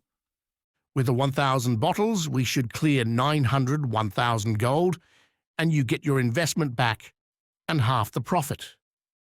Just give me back 100 and use the rest as an ongoing investment. Really? Yeah, and keep doing that. We'll do some papers up. 50% ongoing even if I'm not here. The captain rubbed his hands together and clasped his wrist. Done and done. We'll start a real company, maybe Gruton, and Gunnolf. Whatever you like, but no slaves. Never. What am I anyway? Come find me in 5 days and I'll have it. The captain walked away to help bring the ship in. Now there were other craft all around, and he shouted at the sailors to look alive, drop the main sheet, and finally lower anchor. It took only a few minutes and the ship was at a large trading dock and stopped. It was massive, and he knew they'd unload here only. He looked left and saw Mena. She was packed and dressed like a new warrior, sword and leather pants, traded from someone on the ship. Where to? You're the guide. Somewhere nice. I need to be back in 5 days. Is Gregor here? Not likely. This is not the main city, it's the port only. The main city is Westwatch. Boring names. Indeed, boring people. He was packed and had his bag, weapons, and some travelling money. Gunnolf waited until a dock worker laid a board out for them, and he walked across from the sea into the city. Men from the Crown were already coming down T0, inspect the goods and get paid. They taxed imports and would walk away with a pouch of gold for the king's coffers. Gunnolf looked around the busy streets and took a deep breath. It was rough, normal, and good. Everywhere he looked, people were selling things but normal things, like food, wine in clay mugs, and no magic charms. The road was dirt and people got the hell out of his way. He was big and scary again. No mages? A few travellers mostly, but keep an eye out, you're a target after all. She didn't seem scared, and if he was taking the job to kill her, he'd hope it was well paid. She didn't look like a mage. They walked through the streets and he was guided by years-old memories. He'd not stayed somewhere nice, he'd stayed in a tavern by the sea that was cheap and drafty, but she was paying so nice it was. They kept walking until they were in a part of the city that held things like theatres and music halls. There was a massive building, well made, like a small palace, white stones. It was a hotel, he knew, rooms by the week. They walked inside and he walked up to a counter. Behind was a well-dressed older man. He smiled at Mena, but not at him. He needed new clothes for this place, it seemed. My good lady, my name is Fenton. How may I help? Mena pulled a piece of paper from her pocket and said, A room. You best for the week. As he looked at it, she muttered something, and his eyes lit up. Of course. He saw something very different. Gunnolf shook his head at her. Bloody mages, she was rich. He elbowed her in the side. Mena grunted and then smiled. Sorry, wrong one. She pulled out a pouch of real gold and handed it to him. The man didn't understand, but she swept the paper away. Fine. Gold is gold. The marriage room at the top, very nice and big. How many beds? One, of course. The man replied. He didn't think they were married, surely, but this place was even more prudish than Frieden. Bring in a second. I'm her bodyguard. The man seemed relieved. Of course you are. After a while of him taking an age, he gave them a key and led them up the stairway. It too was grand, and Gunnolf knew this would be amazing. They went up to the top floor. The man unlocked it and quickly left. He opened the door and looked in. It was vast and filled with expensive things Skinner would love to steal. It had a lot of rooms, off the main big room, which had a fireplace. Nice. Good work. Gunnolf walked to a lounge thing and threw his bag onto it. He then lowered his mace. So, do we have a plan? Or just wait for my gold and then leave? She had been keeping something from him. He knew that, after they had tried to contact his father once she never mentioned it again. She did ask him about her Trella and how old she was. He knew she was, as she seemed, around his age, but she seemed to be asking to see if she could beat her in a fight. He'd not like to see it. They were of the literal handful of people he knew by name and gave a shit about. I have a plan, and you will need to help. More magic experiments for you. So sorry. She said with a grin. She was back. What now? Well, when I take Gregor, I plan to grab him and put his memories in you, I haven't done that before, so I think we should try it first. Do they have slaves here? He was shocked. You want slaves now? Do they want their memories? Maybe prisoners? Maybe hire a minstrel or a fighter and I can learn something good. You don't need to take them. Surely that's the easy part. He knew he said he'd take Gregor's memories, but he wasn't filling his head up with the lives of slaves and prisoners, so she could test a theory. Okay, that sounds fine. What do you want to learn? Gunnolf had a long bath, got dressed in his same clothes and ratty boots, strapped on his mace and followed Mena out of the room. Maybe he did need a clothing upgrade. He still had a handful of gold and he didn't need to have boots that were falling apart. He just always thought, can I live with that? If the answer was yes, he left it. New boots would be nice, but he wouldn't die without them. They went down to the street. Now it was night time and he laughed as he looked. It was a different world here. One of trade, money and entertainments. Well-dressed men and ladies went around to the playhouses. They went to nice taverns with music and good cheer. They seemed to be loving the peace. His land was never at peace. As soon as one treaty was written, they'd march into someone else's home or do it at the same time. Right now, Carthage was at war on 3 fronts and winning all of them. Minstrel? Sounds good, but I have big idiot hands and can't sing so. Memories might not help. We'll try a flute. Your fingers are too fat for a fiddle. He knew that. They didn't even need to find a tavern. As they walked down the street, a young man stood in the road. Around him was a group of people. He had a fiddle and played it as they watched. He looked at the thing. It was held to his shoulder and he sweated as he played in. Blonde locks in his face. He was good, but Gunnolf couldn't imagine himself holding it. Maybe weapons. I could always be better at the crossbow. No, this will be fun, and I'll take it later. The boy slowly came to an end of his song, and people clapped. He looked at his cup, which was near them. Mena went to it and put a gold in. He smiled at her. Requests? You play anything else? The flute, maybe? Indeed. He reached behind him and pulled a flute from his back pocket with a smile. What should I play? The Emperor's Lament, or... He looked at Gunnolf. Not, maybe, the Sailor's Wife. The Emperor's Lament was clearly an anti-Carthian song. He'd gotten a few dirty looks, but not as many as last time. They wanted trade with his lands, and they had the best mercenaries. I'll pay 5 gold if I can share your memories of learning it with my friend here. The boy looked shocked and looked at her. You're a mage? A female mage? Then he looked at his cup. Will it hurt? She laughed. Of course not. And it's sharing only, you can keep them. The boy nodded. This was bad. Mena was too reckless. Everyone had heard her say that, and now a crowd of people stood around her and watched. She seemed to like it, having an audience. She placed her hand on the boy's head, and he knelt down. Not that he had to. He was giving a show too. She muttered some words, and then put her hand to Gunnolf. He was hit with a wave of the lad's memories. He'd trained in some music school, and she focused on his lessons of the flute. He saw the instrument, the notes, the songs, finger placement, breath control. Then she winked at Gunnolf. She went all over in his mind. She took his fiddle, playing his language skills, reading and writing the king's tongue, which was Frieden. He didn't know if the boy kept it, but she broke off, and the boys stood. It didn't hurt. She handed him the gold. Everyone, now 20 people, all looked at Gunnolf. The boy handed him the flute. Try the shadows of the forest. It's hard.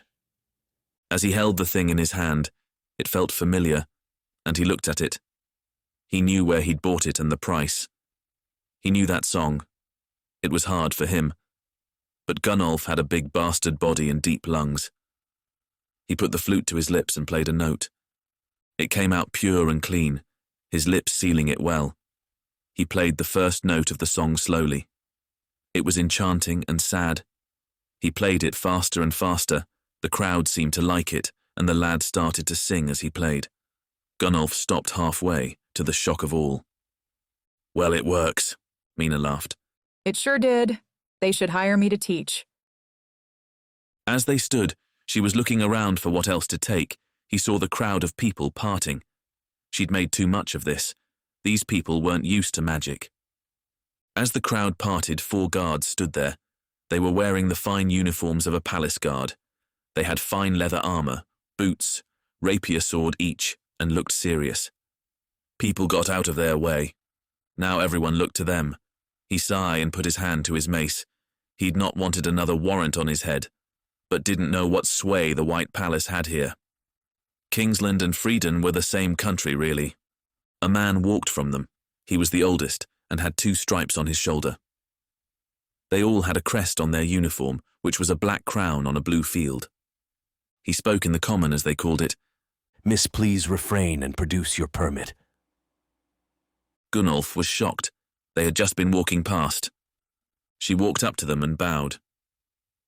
What permit? You need to register yourself as a magic user on entry to the port or a border crossing. She laughed. No one told me. Students and graduates of the school are not exempt anymore. Gunnolf laughed. Who did they think she was? I don't have one, wait. Mena pulled out some paper. It was blank, he saw that, but she showed it to him. He looked at it and drew his sword. He pointed it at her. A guise, really. You come and register and pay the fee, or you can spend the night in jail. The other man drew weapons as well. He knew she or they could kill them all, but then they would be fighting their way to Gregor. Boss? Let's go and see what the fuss is about. Mena. The problem with rules and law is that magic didn't care. She could submit to these men, or she could kill them. This idiot with a sword pointed at her couldn't kill her. 10 of them couldn't, but she didn't want to be running and hiding here. It was sad. She had one moment of being free with her magic, and bang now, she was a slave to lesser men again. She walked up the road, and the lead man had his sword drawn and pointed at her. It poked her back, and she turned. He was 10 years older than her, and looked refined but dangerous. He had a hard face, and looked clean. Listen, I'll come with you, but treat me with some respect. Lose the sword, or I'll make your men shove it up you. He stopped walking, looked at her, then the sword, and put it away. That was better. The man then walked ahead of her. People parted, and she saw there was a waiting carriage. We have to go to the keep and register you. Fine. They got into the carriage, which was fine as well. It was meant for many men, was drawn by 2 black steeds, and made of a highly polished wood that was painted white. A man in a neat uniform drove it. Her and Gunnolf stepped in, followed by the captain and another man. She looked at him. Know about this? It's new. She was worried. She'd gone from a place in the king's nominal control, but where the wizards ruled, in fact, now it seemed he might be anti-magic. Then why did he have Gregor? It was said he was the king's advisor and second in the court. She sat down in the plush velvet as it set off. She looked at the man. He was blank, not scared at all. This happen often? We don't get many mages, that's why we do this, you from the White Palace. Where else? The man looked at Gunnolf. You're a Carthian, right? You a mage, too. Gunnolf laughed. Of course not. I'm her guide. After a long enough while, the carriage pulled up in front of a house. There was a vast iron gate, more guards. She looked at the building as she stepped down. The building was vast, and she was impressed. They had clearly been taken to who was in charge of this city. The Duke's residence? Indeed, you'll speak with him, and he'll decide. She hoped they didn't make her kill them. Decide what? If you're allowed to stay. Now the 4 men became 10, and they all marched behind her into the vast house. A servant opened the deep oak wooden doors, and they walked inside. It was lusher than their apartment, and the walls held many paintings of noble-looking men in poises. As they walked, a servant ran ahead. Mena looked at Gunnolf. Know this man? He nodded. Sure. I stayed here last time too. Fine rooms. He was worried she knew that, but knew nothing else. As they walked, they were showed into a vast room. It was a library. Everyone but the captain left. Then a man came in. Well, to say a man was being nice. He was a boy, around 18, skinny, but finely dressed. He had a silver circlet on his head. He walked in and smiled at Mena. He shook her hand, and Gunnolf's too. "Leave us," he said, and after another glare at her, the guards walked out, leaving the young duke alone and unprotected. "Welcome, a female mage. Incredible. I'm Duke Germerui III. Gunnolf bowed and she did as well, following him. Now you're probably thinking you never knew you needed a license to do magic, and indeed you don't. But I have found it works well with my men to get them to bring me any mage they see and ask a few questions." He smiled and seemed proud of his ruse. He was a boy, and he looked at her like she was a woman he wanted to impress. Poor, sheltered ruler of a land.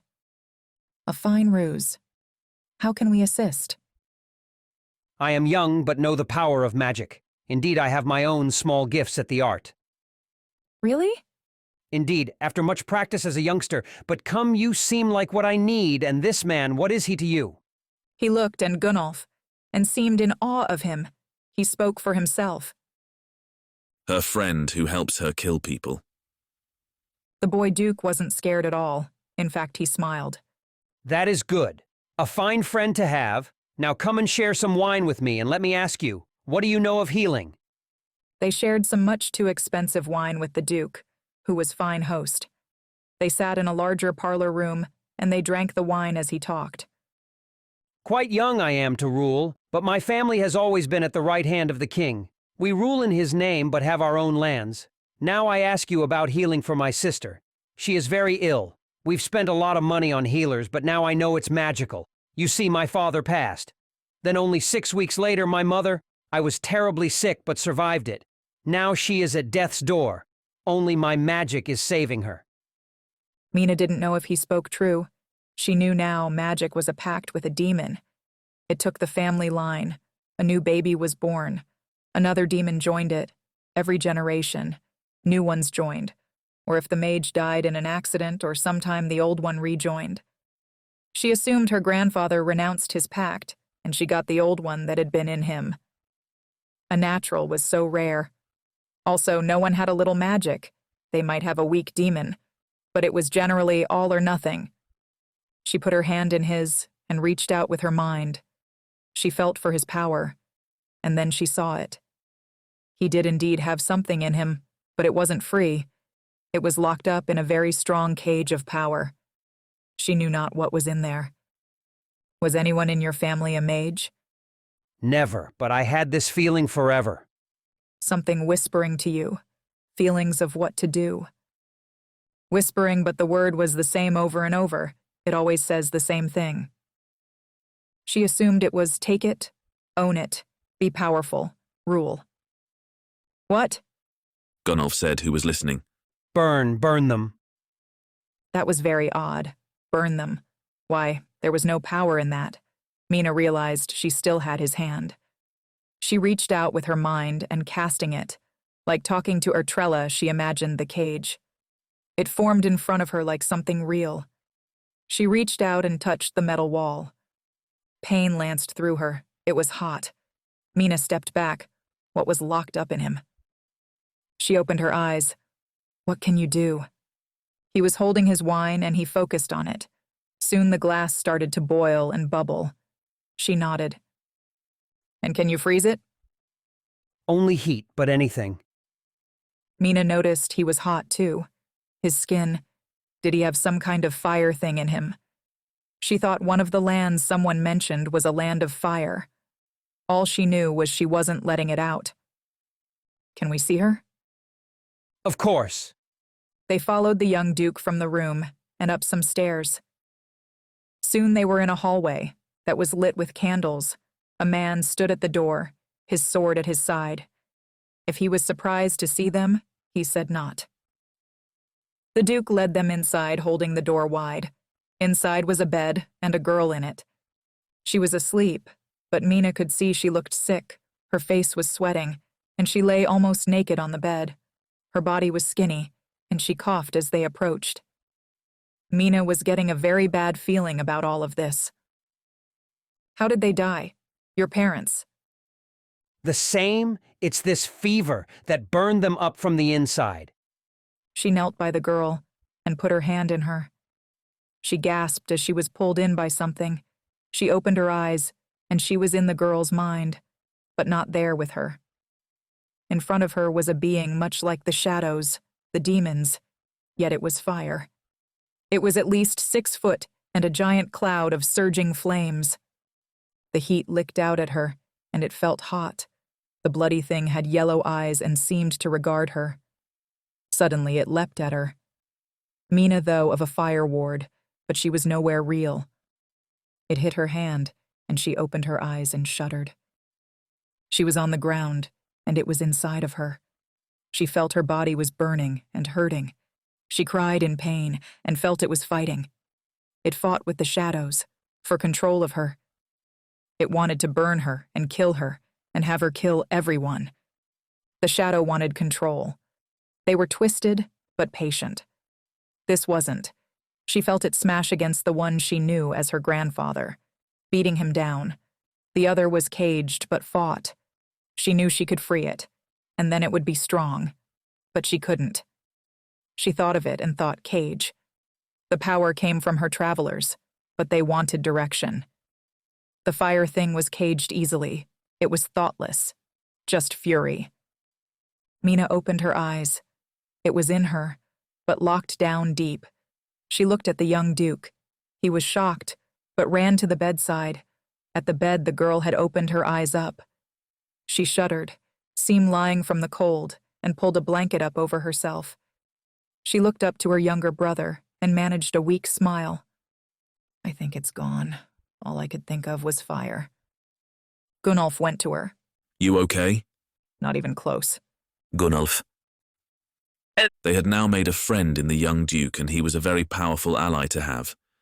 He ruled the city and this part of the realm for the king.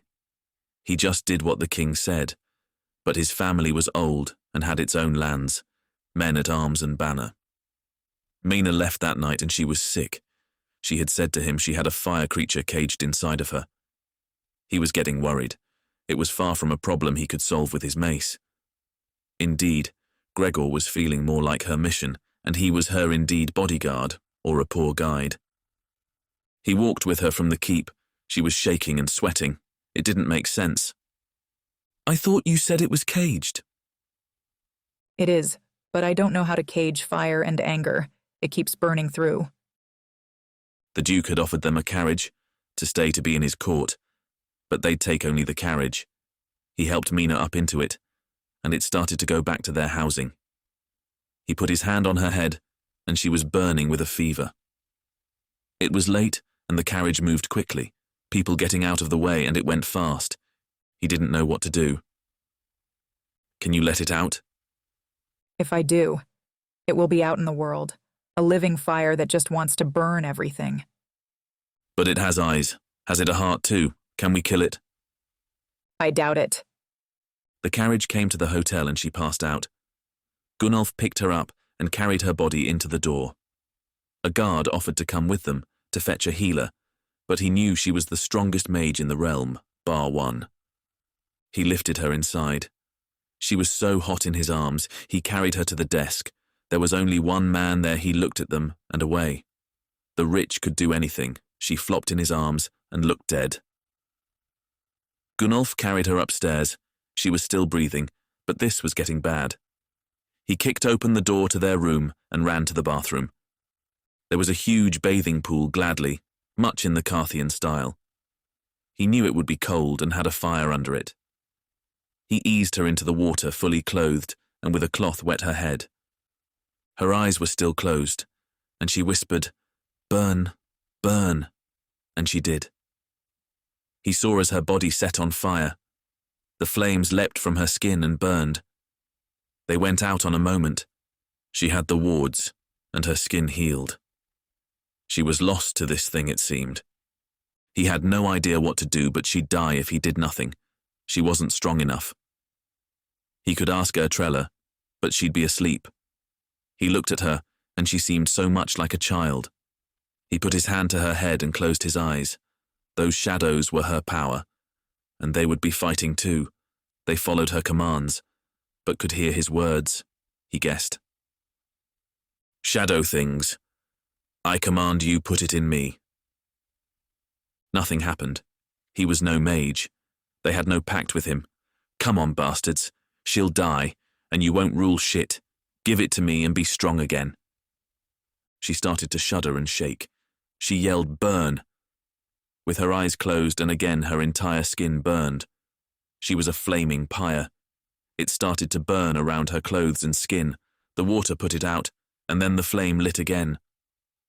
He burned as he cradled her, but the wards guarded his skin. She had hers too, but they seemed like they would fail in time. Gunnolf pulled his dagger and cut his hand. He cut her hand as well and let their blood mix. Now they were linked. Give it to me now. The shadows could find him. He was joined to her, and he felt as the force hit him. Something went out of her and into him. Gunnolf gasped as the thing came into his mind. She was right, it was all fury, all anger. All he wanted to do was burn the world. He threw her aside and left her floating the bath as her eyes opened. He wanted to burn her and this pretty room. Gunnolf stood up and ran to the fireplace. It was lit. He took a flaming log in his bare hands and threw it out. It went to the couch and started to burn it. Then he remembered his attack ward. He turned to a sound and he saw Mena was standing up. The little bitch smiled sadly at him. Yet she had her hands up in attack. Thanks for that. I'll save you from it. Fuck you, mage bitch. You'll burn. He was so mad at her, and he had no idea why. He raised his hands and screamed fire. It was glorious. The ward fired a blast of flames at her. It fired across the room and hit a shield in front of her. He kept his hand up, and the kept going. Yet in a moment it stopped. He had no power. Gunnolf had his dagger, though. He pulled it out from behind him. He'd kill her, and then he'd burn her body. He ran at her with his dagger drawn. He screamed, but she didn't seem scared. As he ran, she flicked her hand to the side, and he went flying and hit the wall. He dropped his dagger as he hit it hard. She was over him in a second, her hand to his head. He grabbed her skinny throat, but she whispers, "Sleep," as he choked her. He felt the words, the power of them he wanted to obey. He let his hand loose and then he looked at her. She needed to burn. He punched her face as hard as he could. His big fist hit a shield ward, but she was forced back and flew up. He leapt at her and straddled her, punching at a shield. Wards fail, he yelled and hit. She didn't look scared, just sad. She whispered lightning, and a bolt fired from her chest. It hit him hard, and he flew away from her. She was up in moments, and she crossed him hands and feet, making a leash and pinning him to the ground. Gunnolf fought against the chains, but it was no good. He was trapped. Mena walked up to him, and putting her hand to his head, just said the word "sleep" over and over until he did. Mena? She thought she had a good idea of magic, yet this thing, this fire beast, elemental, creature demon, was damned angry and strong. She had taken it into her and caged it easily.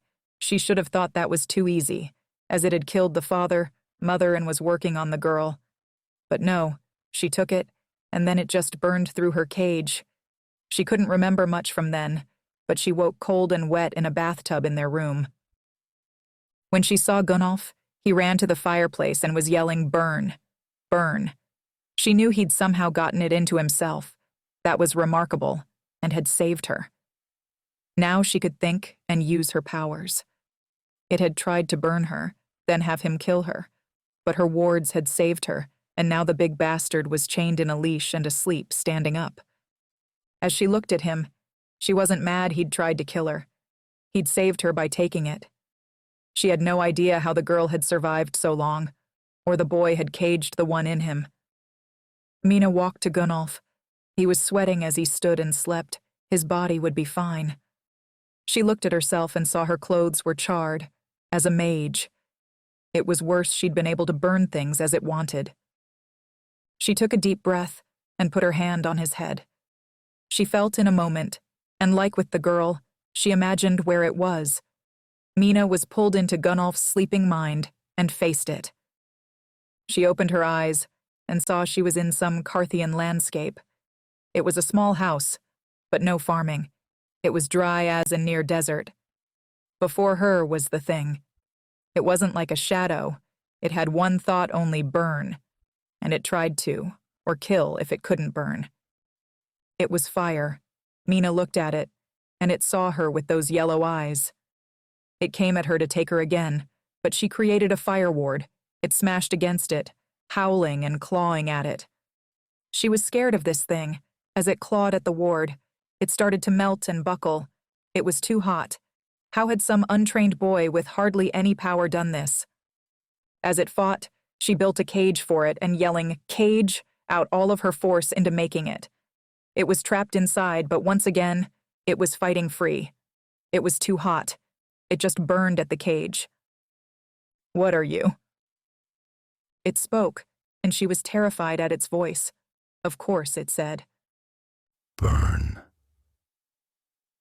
Mena threw more power at the cage, and it burned at it. She was so sick of this thing. She went through her books, How to Kill a Demon. It had no heart to stop. It was a fire. How did you kill a fire?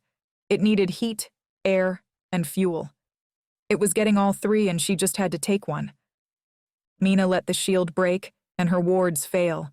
It came at her, and she warded just above her skin. It shoved her down. The thing was heavy and real. She felt the weight on her, and she reached out and put her hand in it. Mena dropped the ward and let it burn her. As it did, she just thought cold. Her twin shadows pushed and pushed as coldness spilled from her hands and her body. Her skin was burning. No rings on this land, and she screamed, but the pain was growing less. The thing actually tried to get away. It turned, and now she leaped on it. The fire consumed her, but she was the cold heart in it. It was growing smaller and smaller, Mena thought, cold, and it shrank and shrank until it was a fire in her hands. She crushed at it, but it wouldn't die. It had no eyes, no thoughts, but held some flicker of life. She stopped the cold, and as she watched it, it started to grow again. "Damn, you're tough." Mena wrapped a leash around it and infused it with cold. The leash was all around it. She caged it, and pressing her hands to the cage, thought, ice. She made a cage of ice to hold it. She stepped back, panting. It was done. It was still in him. She was in his mind. But this thing would be trapped forever. She broke the connection and stepped back. Gunnolf was looking at her. "You okay?" She laughed. "They don't die, but it should be trapped and you should be safe." As she spoke, she broke the leash holding him, and he went and sat down on the couch. It was burned and charred. He shook his head. "What was it?" "I think it's a being from the land of fire. Given it was so tough, it might have been their leader. I hope so." "Gregor?" "I guess maybe he put it in that family to kill them all. The boy had one. But it was surely weaker. He caged it somehow." "Was he a mage?" "That's what's weird. He's not. No shadow at all. I have no idea how he did it. But caged it is." Gunnolf seemed to think about it. "Someone else might have caged it. I mean, you have for me." Mena knew it was true, and she knew who. Gregor himself. If he set those things in people, caged them, and let them go. It would be a week, a month. Then they would die or lose their minds. It was like a slow poison. "We'll have to go back, and I can make an ice cage. That seems to work." "Will I be able to heat things up?" "Don't. I mean, using its power is weakening the cage. You're tough enough without it." She flopped down next to him. She was wet, and only half clothed, as most of them had been burned badly. Still, they were friends, and had been through a lot. "Let's buy some new clothes tomorrow, and the Duke can give us a payment. This was hard." He soon stood and went to his bed. They had brought one in. Mena walked out to a large balcony they had and looked out at the city. As she looked down in the street, she saw a man. He was wearing a sword at his side and looked up at her and smiled. She shook her head. Great more trouble. Gunnolf. He'd spent a long time talking or writing with Ertrella. She was very worried about the thing that was now inside of him, and she seemed fairly mad at Mena. She called her reckless and untrained, but that was hardly her fault. He'd get her to look at the cage that held it. Still, she didn't know what it was. They had no name for them. He could feel it in him. It was as if he had something he was always half thinking about but couldn't name. It was a nameless emotion of thought. He didn't want to burn everything and everyone, but it was far from dead. They were going to spend the day shopping, which was nice. Whoever Mena had described the man who smiled at her, and he sounded like a hired mercenary or gold hunter. She wasn't hiding, she was a mage, and anyone from Frieden would know she had a bounty on her head. After gathering his weapons and eating the rich food that was delivered to the room, they left. He still had about 20 gold, and she had hundreds, more than enough. He walked out onto the street with Mena, and she was right. They did look rough. What first? I have no ideas about these things. Well, I need some travel clothes, leather pants, a tunic, and I want a dress. You should just get some leather armor and boots. He didn't dress at all well for a fighter. He had a shirt on, and leather pants, shit boots, and that was all. He wasn't very fighter-looking, but for the mace and his size. So, half clothes, half armor. Yeah, I guess. We should see if they have a street of blacksmiths for the armor. The dress I'll get. I don't need you telling Ertrella you helped me find a dress and getting mad. He laughed. She wouldn't care, but he didn't want to go dress shopping. They went first to the blacksmith street. It was where they sold things, not made them. There were no forges and things. Yet he walked along the streets and saw tent after tent and displays of thing. They went to one man who was a leather maker or cobbler. Gunnolf stood at his stall. He had rows of boots. They looked good and well made. The man smiled at him. All made by me, and well, even have some big enough for you, I'm sure. Mena was looking at some finely made leather braces, very good for archers and dagger holders. How much? The man looked at them, judging what he thought they had. 5 silvers for a pair, or a gold for a pair, and the braces. It was cheap. He was used to Frieden and wizard money. Gunnolf looked at the boots and saw a massive pair that looked his size. Done, he said, and handed him a gold. Mena smiled at him and took the braces. 5 gold to share your memories of the craft with my friend. The man laughed. I've heard of you. That's fine, but he can't set up shop here. I am the best cobbler in the city and want to stay that way. Mena gave the man the gold, and he leaned forward to her. She hadn't asked him if it was all right, but learning to make boots was more useful than playing the flute. Mena put her hands of both of their heads, said nothing, and just closed her eyes. He felt the memories hitting him. The man trained by his father, cutting leather, curing it, making boots, repairing things. He opened his eyes and saw the stall with new eyes. He looked at the boot he was about to buy. He set them down and picked up some others. The man laughed. Double-stitched. I know, they last longer, but it takes longer, have them and good luck. After he had his new boots fitted and Mena had her fighter's braces, they went onwards. It was a nice afternoon. Soon word of them had gone out, that a mage was paying gold to share the memories of craftsmen. He bought what he needed and some things he didn't. Her as well, but he'd also learned how to make clothes, repair them, forge a sword, make jewelry. She kept some for herself, testing that. He assumed she'd try take some out later. As they walked onwards, an older man came right up to them. He went to Mena. Is it true? Is what true? You can take the memories of people. I share them, not take, they remain. It's like a reproduction. The man seemed crestfallen and went to walk off. Gunnolf thought this could be another test for her. It would show her true powers. You got some bad memories, friend. The man turned back, some hope lit in his eyes. Not me, my wife. Our son passed last winter and she's distraught. Mena looked shocked. You want all memories of him gone? No, but she found his body, killed by an intruder, and I would save her that. Gunnolf looked at Mena. It could be a test, for you and me, one bad memory first. Okay. She said it to the man.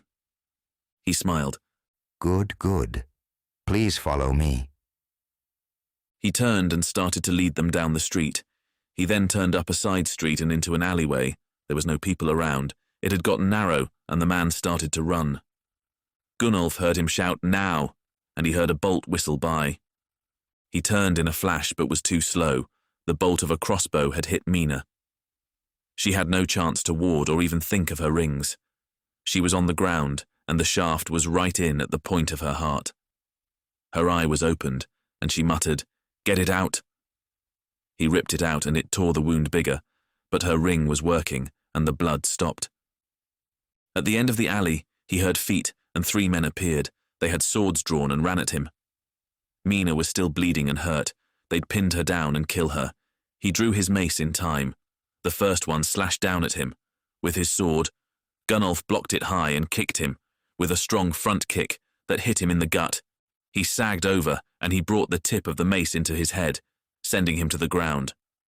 The other 2 were behind him, not able to pass in the alley. Bad choice of ambush sites, he thought, and then he heard people from the other end as well. He turned and looked. 2 more men came running from the other side and rushed at Mena, who was still on the ground. Gunnolf saw the wound was nearly healed, and she struggled to stand. He sighed and ran to her. He lifted her up and held her against the wall. As he did, he felt them start to slash and hit at his back. The 4 blades smashed against his ward and were deflected. She opened her eyes and saw his face inches from hers. The wound was healed, but her shirt was bloody. "You okay?" The blows kept hitting and he felt the ward would break soon. She nodded. Just put your hand on my shoulder and give me room. Putting his hand on her shoulder, he stepped to the side. There were 4 men, and he fought his instincts and let them slash at him, the shield doing all the work. They stuck at her, but the same thing happened. She just raised her hand and a fire started to build in them. One man had the sense to run, but the rest kept hacking away. She just fired at the first, flames engulfing him, and then turned the stream to the next. The last one ran as well. Mena stepped out from him and looked. At the end of the passage was a man. He'd just told them what to do. He stood there and smiled at them. "You won't be safe. I'll get you when you sleep. Poison your food." He drew his dagger from his back and raised it to throw. Mena put her hand on his shoulder and yelled, "Strength!" as he threw it. It went through the air of the alley, meters and meters to the man, and stabbed into his chest, hard and deep. He dropped dead. A look of startlement on his face and his words of threat, dying on his lips. He turned to her. Blood covered her shirt and they both looked at it. "You need a new one." Maybe some armor for me too. Mena. She hadn't killed anyone in a while, and once again she felt nothing bad. Those idiots had tried to kill her in Gunnolf. It was hardly her fault they thought a sword could beat a mage. She had bought some armor. She now looked so different. She had leather top that laced in the back, no sleeves, leather pants, high boots. She had a sword and it was sheathed, her hair in a ponytail, and the top even had a metal panel across the heart. That wasn't happening again. That ugly ring had saved her, and Gunnolf again. He seemed to like her new clothes, and he looked quite similar. Carthians always showed off their big, tattooed arms. He had pants, but most of them wore dress things of leather, but everyone outside of Carthage laughed at that. He walked with her at the end of the day. They'd left the alley, the bodies, and kept shopping. Now as they walked, she saw their crime had far from gone unnoticed. She had burned 2 men to death. As they walked, she saw at the end of the road was a fine carriage and some of the Duke's guard. She recognized the men from last night, and they looked worried. One stepped forward, no sword drawn, but hand on it. Miss Mena, we have to bring you in for questioning. Seems we have a lot of witnesses to you and him killing some men. They tried to kill us. That may be so, but in this city, in this land, you can't just burn people alive. I mean, couldn't you have knocked them out? Gunnolf yelled back. They tried to kill us. Is it our fault they were weak and stupid? She felt the same, but if that was her or his Carthian mind in hers, she knew not. Does the Duke know? Not yet. This is part of our duties. So what, a jail? Yes. Until we get a judge or the Duke pardons you, I'm sure he will. She knew he had no way to make her do anything. That was why mages had an island. We're not going to any jail. Not him. You only. Gunnolf looked at him. I killed that man. I threw a dagger at an unarmed man. The guard was shocked and shook his head. Bloody Carthians. Okay, you two both can stay together, but I can't have you walking around free. I'm not going to jail. You are. She looked at Gunnolf. Let's go home. They started to walk past the guards, and the man leaped at her. He hit a wall she created, and they walked on. Gunnolf was laughing, and all four of the men were now trying to hit at the wall, which was like a bubble around them. They walked on past the carriage, and the man stopped. Will you come see the Duke then? Of course. We'd love to. She dropped the shield, and they went to the carriage. It was empty, and she stepped up into it, as did Gunnolf. The door shut, hard. No one else inside. It's a trap. They think it is. She closed her eyes and felt it. The carriage was warded. It had a huge nest of stones that shielded it against fire, lightning, magic, and force. It tried to stop her power. Try hit the wall. He drew his mace, and crouching but standing, swung it hard against the door. It hit some shield but wavered. She winked at him, and putting her hand to his arms, said strength over and over. Gunnolf hit the door again, and the shield broke in a splinter, as did the door which flew open and landed in the road. The guard ran to the side and looked at them. Just take us to the Duke and stop being silly. The man didn't try repair the door. They just took them through the city, with a broken carriage to the Duke's palace. He was out the front waiting for them, dressed in bedclothes, looking like a boy, and Mena now saw he was only 16 or so. He looked at the door of the carriage as it pulled up. Mena was taken down at sword point. The young Duke walked up and actually yelled at the guard. Captain, she is my guest and dear friend to our family. By what right do you do this? The man dropped his sword, as did the others. She killed 2 men with her magic fire. He looked at her and wasn't scared. She knew it. He loved magic and wished he could have done it. Did you ask why? She is a sweet and kind person. I'm sure they made her. They attacked us and shot me with an arrow. See self-defense. Who attacks a mage? Their fault. Fools and no doubt criminals. Our city is better without. Now Mena and Gunnolf, you're here anyway. Do come in. My sister would love to meet you. Gunnolf. They stayed at the Duke's manor for the next 5 days. It was glorious. He was treated well, like the bodyguard of a hero mage. The Duke was clearly in love with Mena, and she sat in his library and did some magic for him. She'd given him the memories of playing the flute and fiddle, language and others. She even made his own healing ring for him. He, in turn, took her out riding and having fun. Gunnolf wasn't needed, so he planned to get his money from the captain and then planned to find Gregor, or they could stay with the Duke for a few years. Servants were nice. Gunnolf walked out the front of the manor and a carriage was waiting for him. It had 1 horse, a driver, and was lovely. The driver was a man called Graham. He was just sitting in the sun and looked up. Master Gunnolf, the city. I can walk. He didn't want to walk, it was 2 hours at least. Nonsense, you're a guest of the Duke, he'll have my hide. Gunnolf knew he was right, The young man was well loved by his staff, he knew their names, paid well, but would yell at those who did wrong by his name. He was proud, but Gunnolf understood it. His name was important, as was respect. Great. Gunnolf got up into the carriage and it started off. The man was taking it easy, and he walked her a medium trot. He could get used to this. There was a leather couch in it, and he eased his body into it. He'd talked a lot with Ertrella, and she was eager for them to move onward. He was less in a hurry to get killed, but Mena was becoming a force of nature. If anyone could beat Gregor, it was her. The carriage went right into the city, didn't even slow at the gates, and was trotting through to the docks. The captain had rented a storehouse and the coach stopped before it. He got out and laughed. On the building was a painted sign. It read, Gruton and Gunnolf Traders. Paid for by killing and looting wizards. The driver waved to him, showing where he'd wait, and drove off. He went to the door of the storehouse and opened it up. As soon as he did, he felt something. It was too quiet. No men, no work, no loading and unloading of things.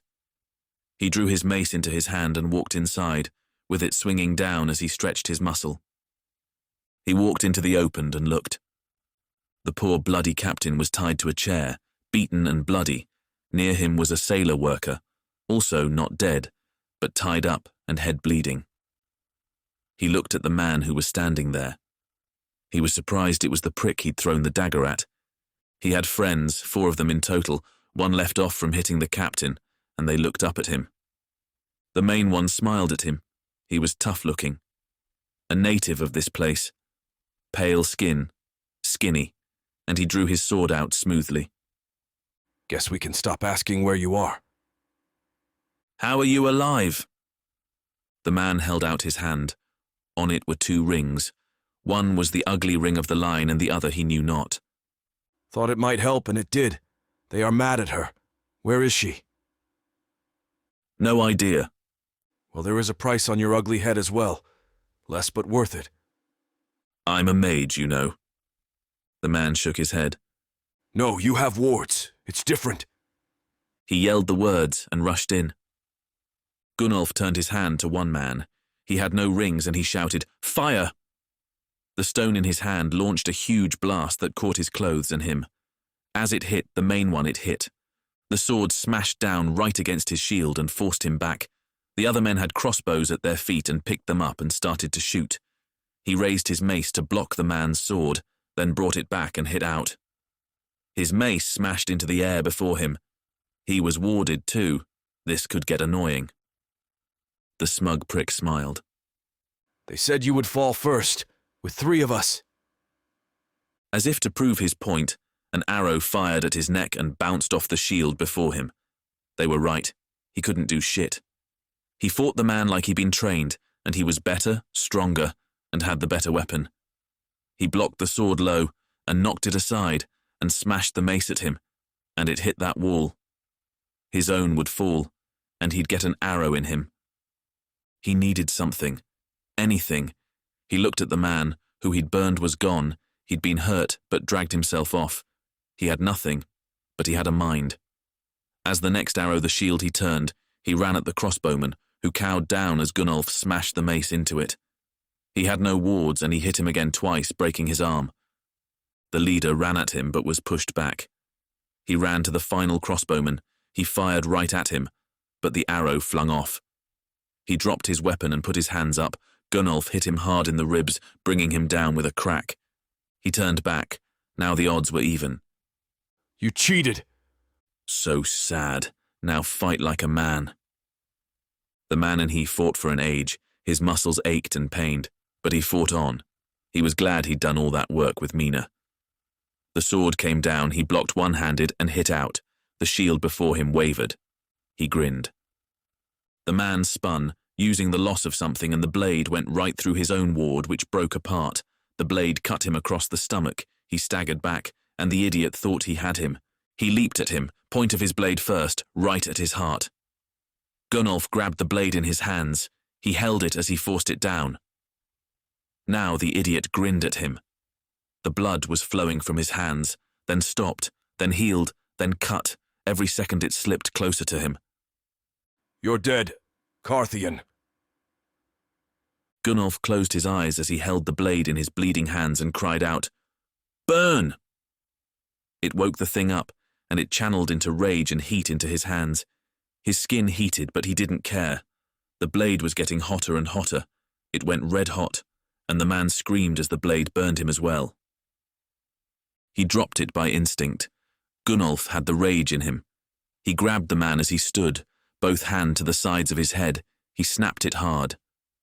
The light in his eyes went out, and he hit the floor. Gunnolf looked at him. There was no healing that, but he took his ring and slipped it on.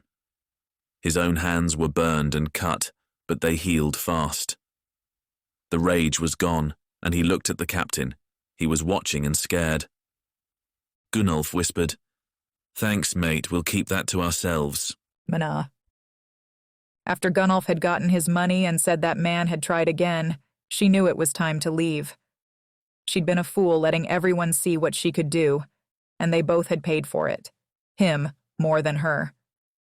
Still, it had been fun at the Duke's, and she enjoyed having the attention.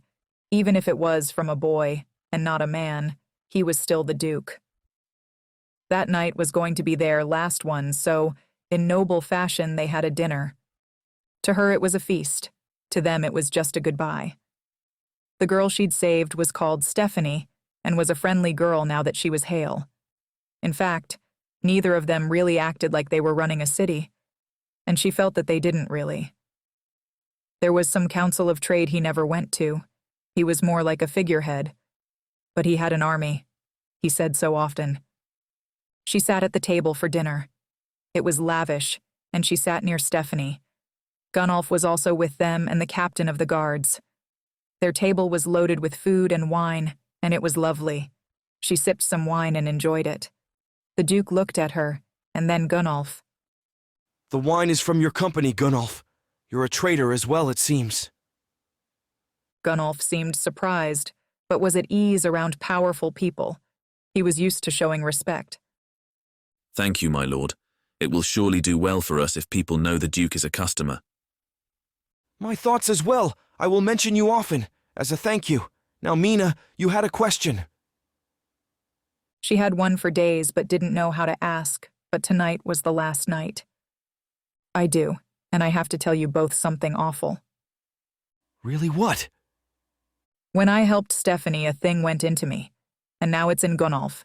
It's a fire demon. Or that's a good way to think of it.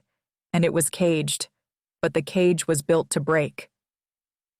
The Duke looked at her and thought of what she was saying, what it meant. He was sharp enough to get it. "So, you're saying someone killed our parents and tried to kill us?" All had stopped eating. Stephanie was upset and left the table. The captain followed after her. Gunnolf looked at her, urging her on. "I need to know who you think it was. Have you met any mages? Gregor, maybe?" "It makes no sense. I mean, he is the king's man, and we are loyal to the king. And no, we've not been around him. Not to the palace." "Someone put these in you all. Someone strong who knows strange ways. Not a white robe or a red mage. Maybe a natural." He thought about it. It must have been while they slept, but surely it was fast. "Okay, where were you when your father first got ill?" "Back here." "Back from where?" "Back from our summer retreat. We have a house in the woods far west, and we spend a few months there as a family. Most years?" It sounded nice. "Meet any mages?" "I've only met some after they started to get sick, trying to get help. Oh no, maybe the witch did it."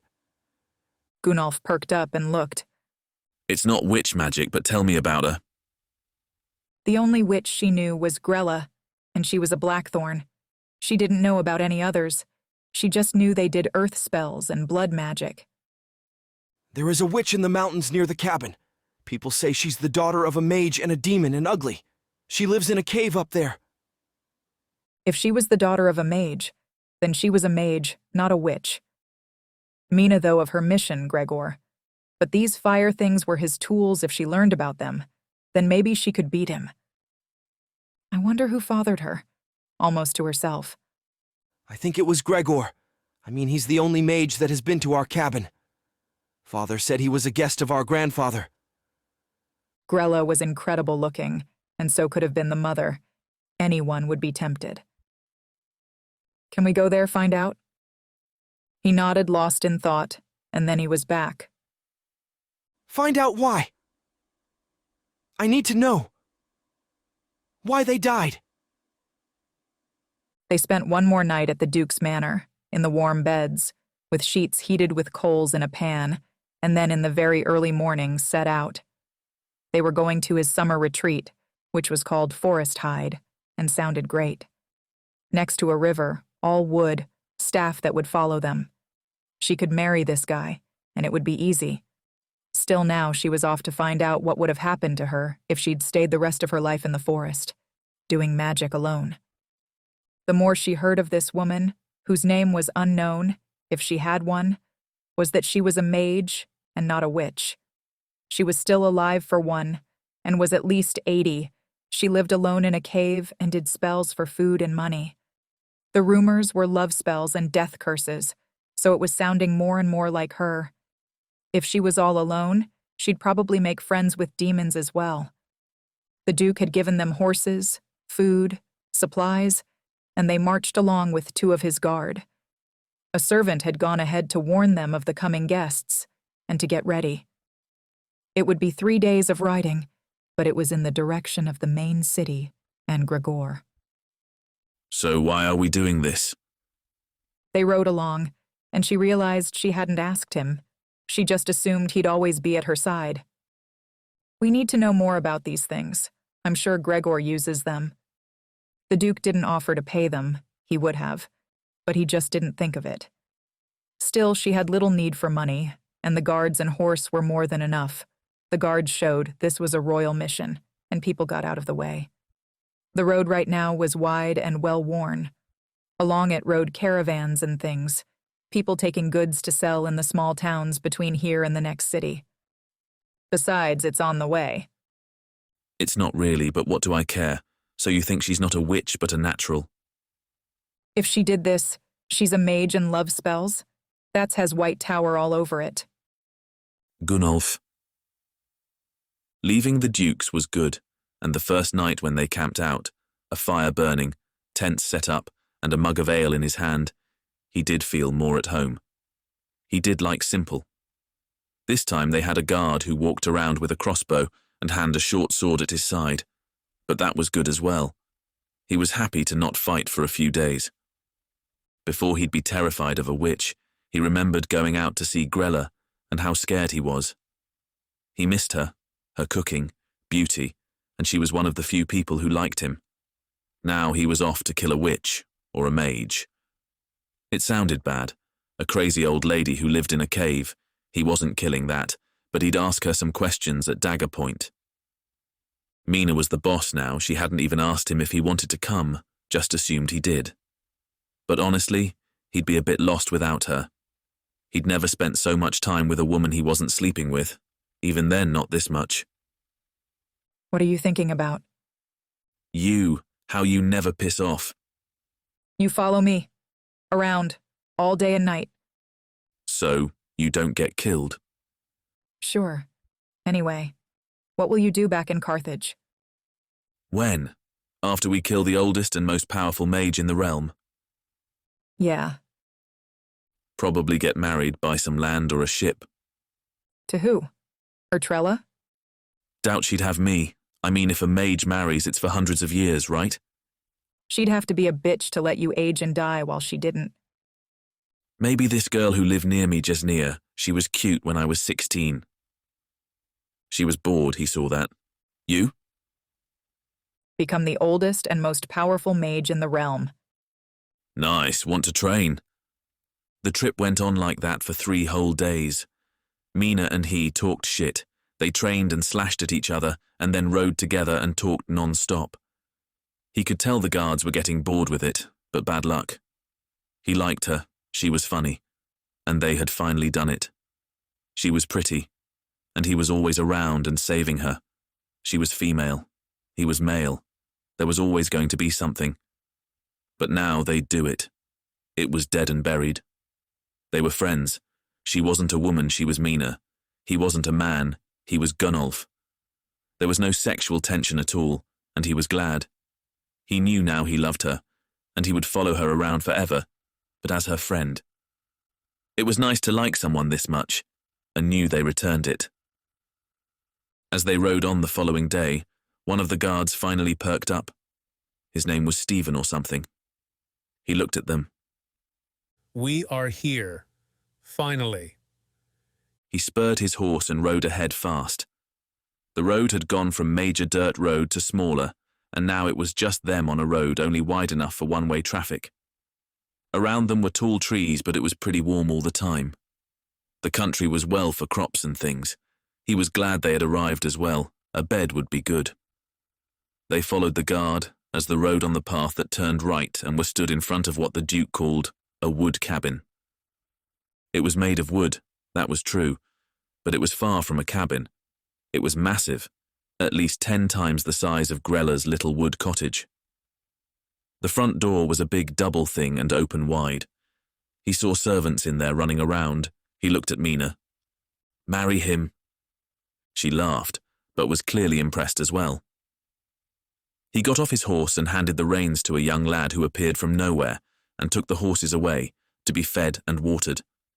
They had a stable clearly. He could hear a river and knew it was to the south and close. They would have a boat as well.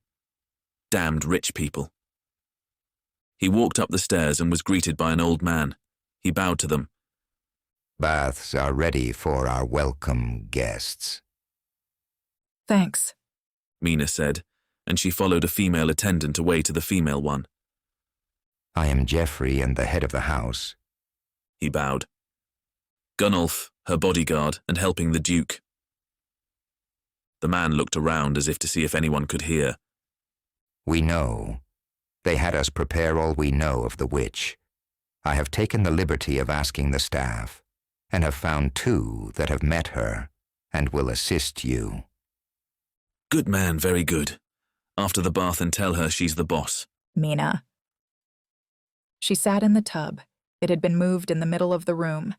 An attendant was on the other side of a screen, and she relaxed. The girl would have washed her and went to, but Mena said no. The girl had stripped her like it was nothing.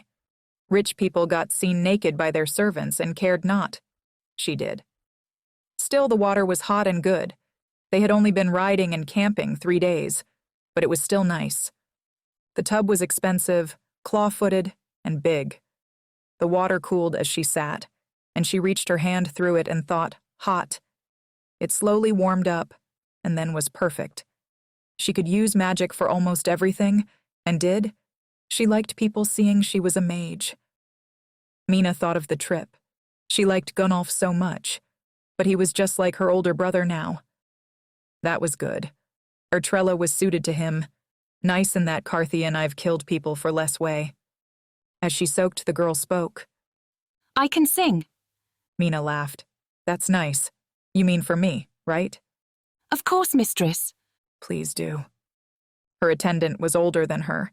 She was at least 25 and seemed happy enough. They got paid and they had a house. This family, we're pretty nice for nobles. As the girl sang, Mena got out of the tub. She kept singing as she dried her and helped her get dressed. You're good? Can you play things? No, just sing. Have this.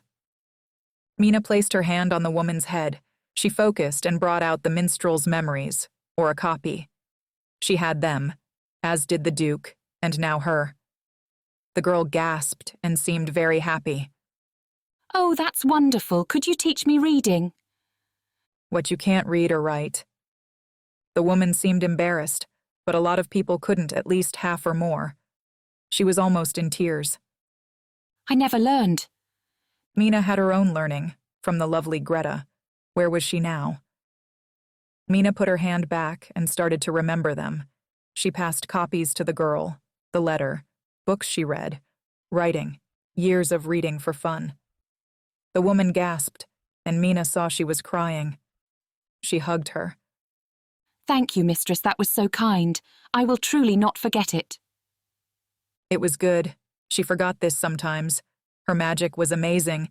She fought people that were close to her level, but to a common, heating a glass was amazing. This memory trick was great. She could have a school and teach everyone in a moment. She could make money by charging to learn anything. That's fine.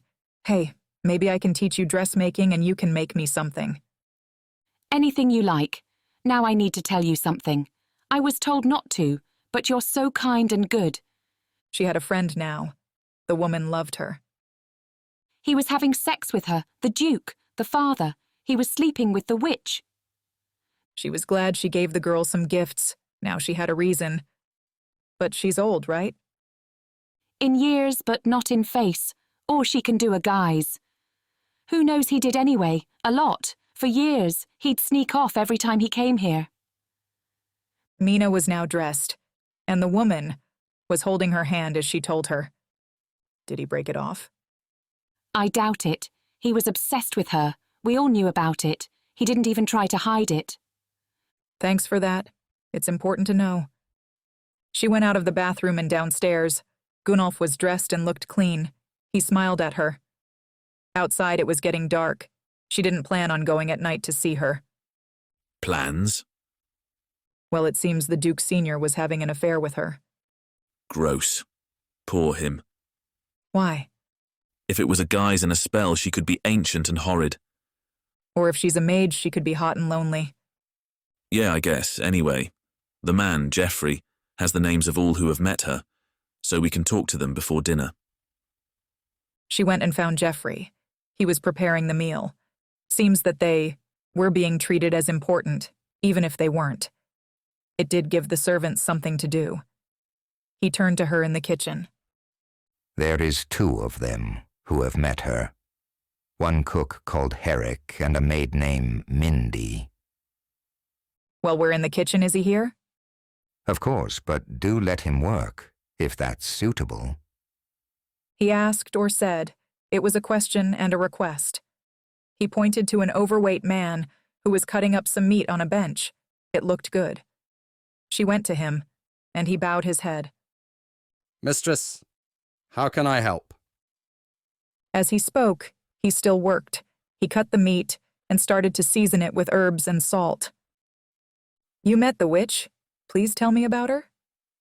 Indeed, I was a lad, mind you, only 16 or so, and my friends gave me a challenge to go to her cave and buy something from her. It was said she helped in love or with a curse. So off we go, and that forest is bad enough. Those funeral trees and lots of foxes and bears. Anyway, I get myself to her cave and yell out for her. Sure enough she comes, and she's not what I expected. I mean, she's got messy hair, but clean, and it was blonde. And she was young, like around 30 years old. Pretty? Sort of, I mean, yes, compared to what I expected, but if she was a maid, you'd say she was average. And did you buy anything? I couldn't afford what she had. I had a few silvers, and she asked for gold for her love tokens. What were they? Things you carried and they helped if someone didn't love you.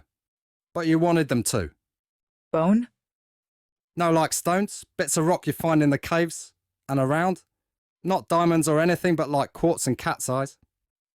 She knew gems, they were not precious stones. They could hold a spell, but once they were done, they broke. Still, they could be powerful once. She sounded more and more mage-like.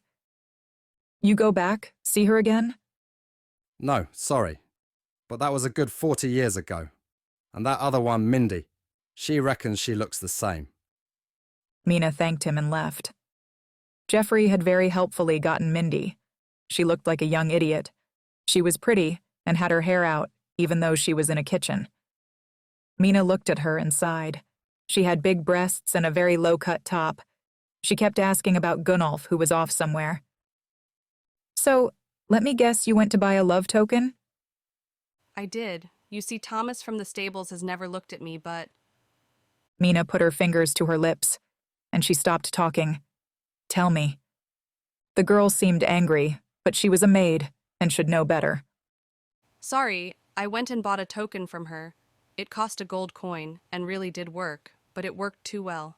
Not only Thomas, who I wanted, but all men who saw me wanted me, and it was awful, She had tears in her eyes. Even my father tried to grab me and I threw the thing and he stopped. Now she felt like a bitch. That's sad. Where is it? The woman handed her the stone. It is fine if I only hold it when he's around. Mena held it and was impressed. This mage was strong, very strong. The enchantment on this piece of cracked white quartz was enough to make anyone go mad with lust. Great for a man, the White Tower fools would love it. She held it and knew she'd be hard to fight, and clearly, she'd made this man love her. It was just like Yolland and Sarah, but this was a woman to a man, and just as bad. Did he want to betray his wife? Maybe not. Mena thanked her and took the charm. The maid seemed sad she took it. Now Thomas could choose for himself, and probably say she wasn't worth it. She was pretty, but an idiot. Mena walked out of the room and went to find Gunnolf. Gunnolf, it seemed if you were male or female, mages always ended up forcing someone to love them. It seemed that what this natural had done, with the Duke, she certainly knew her way around a love spell. The one that Mena had given him to look at was so strong, it almost broke through his mind control wards. They were off to see the witch, or mage, and the plan was to take gold and sweet-talk her. Mena seemed to think she'd be okay. Lonely, but fine. He thought a rapist was a rapist, if man or woman. It was shameful to both of them. His gods would never let someone who did that into their halls. They had a fine dinner at the house. He slept in a fine bed and had a warm breakfast that was cooked bacon and 3 pork sausages. It was incredible. With a full stomach, he went out of the house and mounted his horse. The guards had wanted to come, but Mena said no. She didn't want them getting killed if it went south. He didn't know what he felt. One version was she was a lonely woman. One she forced the Duke. Maybe he loved her, and she was sad now. Who knew but her? They'd go and find out. Her cave wasn't that far from the cabin. Also, the manor was set away from a town, but there was a town of around 20 families that was about a mile or so south. The Duke owned all of this land, and if for some reason he went to war, these farmers were the ones they would be raised as his levies. They trotted in their steeds to the river. His horse was fine as well. Everything was. It was black, young and fit. They went to the river. It had to be crossed. He looked at it. It was fairly wide. Wide enough to have a boat tied to a pier. It was about 30 meters across. The water ran fast and babbled as it did. It seemed deep. Just cross? Do we lead them? Yes. Gunnolf jumped off his horse. He strapped the mace and weapons to it and led it into the water. He walked at first, feet touching the bottom, and then it slipped out. He swam the rest, but soon enough was out. He helped Mena out as well. They got back on their horses and rode on. On it was close. Before him he saw the cliff face. There was a very small mountain range, and as they went onwards he looked around. Now he could laugh. Hanging from the tree were skulls and animal bones, feathers and furs. Grella the real witch had a lovely home. This one tried to scare. Could be good for business. They trotted onwards, and he looked ahead. There was a cliff or wall of rock before them, and in it a deep hole or cut. Before it on either side were handmade sconces that had unlit torches. Inside was dark and it looked deep. It was a natural fortress. Plan. Mena had climbed off of her horse. She tied it up to a tree, and he did the same.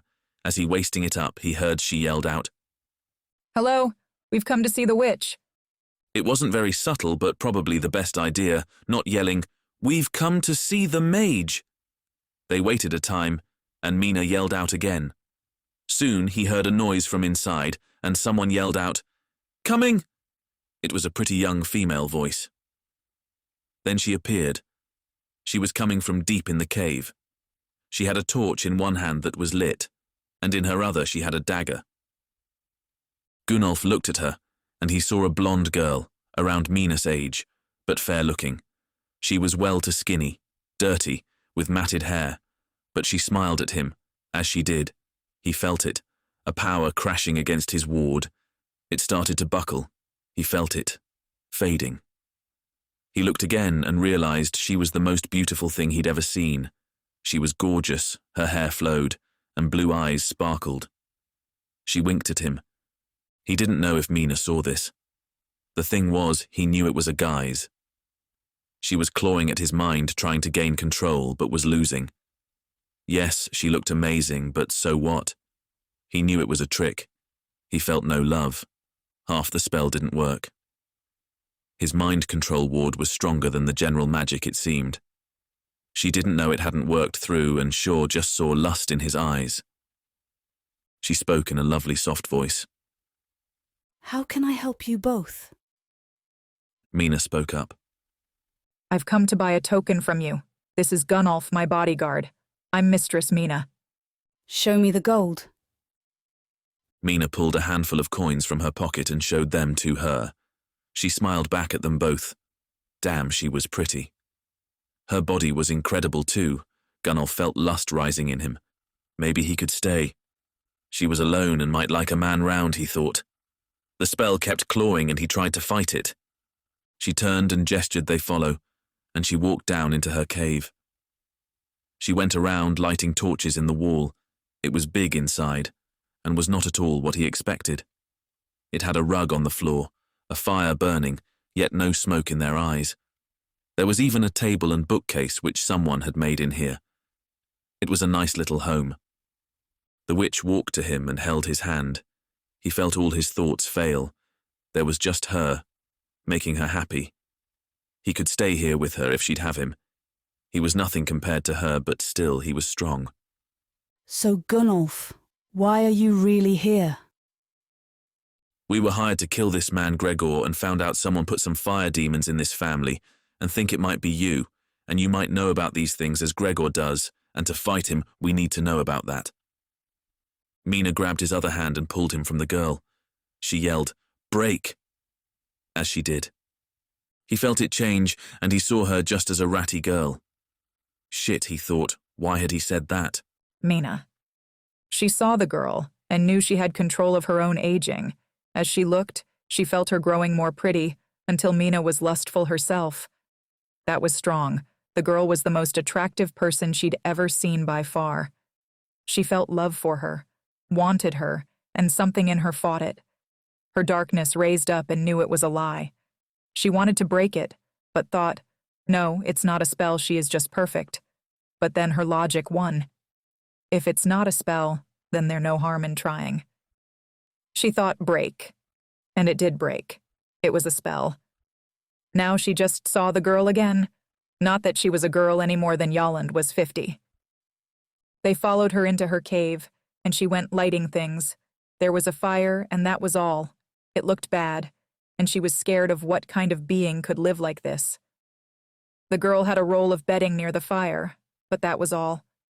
Then she asked Gunnolf why they were there, and he told her in a very long way.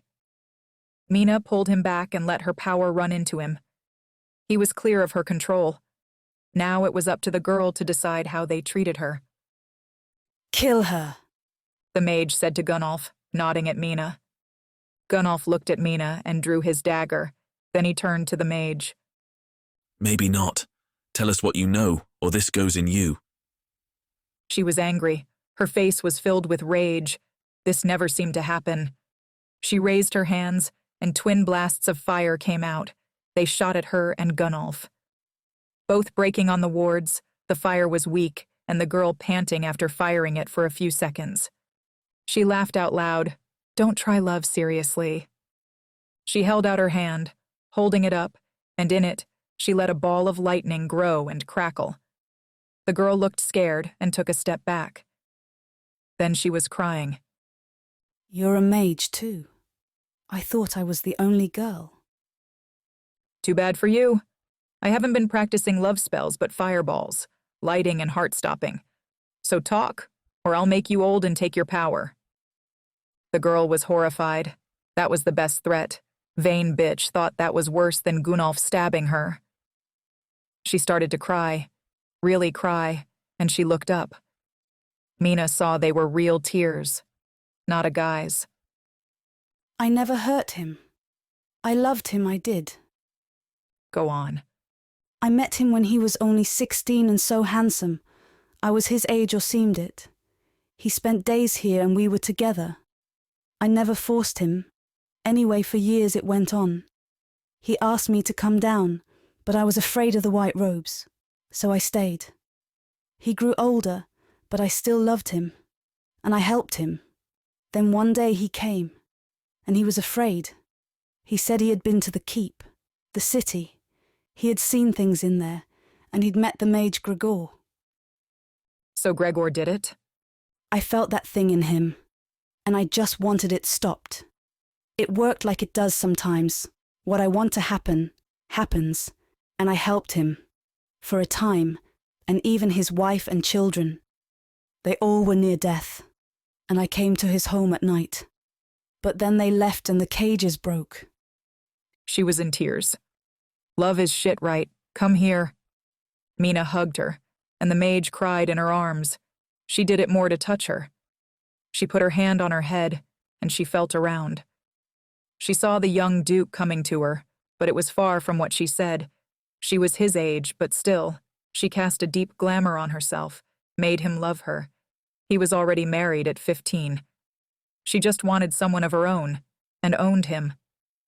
The mage struggled to get free now, but she held her in. She kept going. She had to know.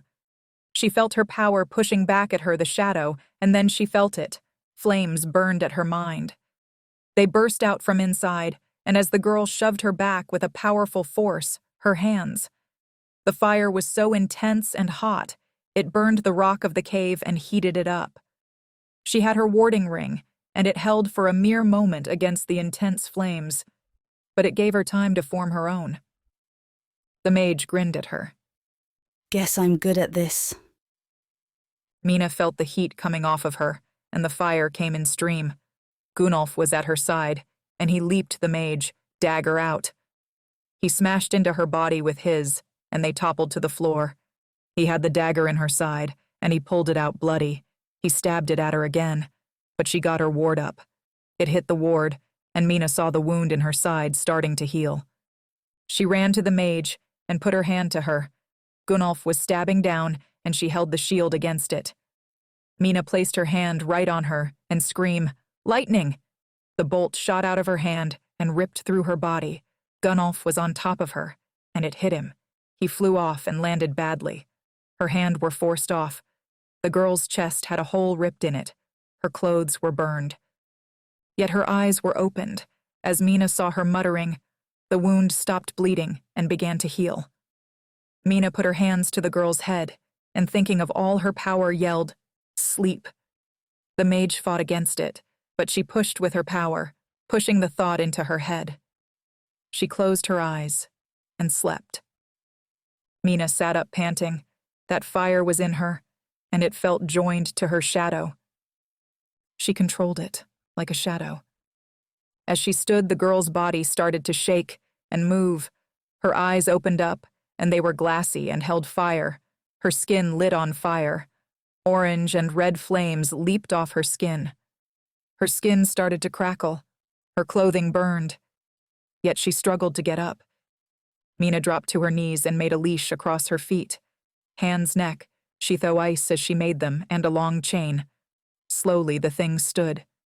It was chained, and its hands were down, or else she'd feel that fire. The girl's body was burning, and her clothes as well. She was slowly being destroyed by the fire. The thing had control of her, and didn't care what it did to her body. Mena took the ugly ring off her finger and slid it onto the girl, who thrashed at her. Still it worked, and she began to heal, to burn again. Gunnolf walked to her side, and they looked at it, the girl thing. Her fire eyes. She looked at him. Ever miss Yolland? Mena. Gunnolf had gone outside to escape the shouting and the girl, but she had to know. How had this thing come to be in her, and how was she using it and controlling it? Now it had her fully. Her body was healing, but she knew that would soon fade, and the idiot thing would kill them both. She put her hand on the girl's flaming head. It burned her, but she reached out to her own nerves and turned them off. Her hand caught fire and burned, but would heal. She closed her eyes and found the girl. She was dead, but her mind still held its memories. They were etched into the grains of her brain. Mena let the life of the mage wash over her like a story. At first, her life was much like Mena's, in a land much like her. She was the only daughter of a woman who was pretty and lived alone in a cottage near the town. She had money from her late husband, and she lived a simple life, with her daughter the mage girl. Her name was Loralee. Mena saw memories of her young life. She was happy. The only strange thing was the mother always had money, but didn't work, and once a year, she would test the young girl to see if she had magic. She knew the tests. Try light a candle. Try knowing what was on the other side of a card. The young mage was a sweet and pretty child. She loved her mother, and just learned with her that's what they did. She wanted the magic. Mena knew it was growing in her, but often it waited until the girl was a woman. When she got her first blood, it changed something, and the demon woke up. Now, she gained some measure of the gift.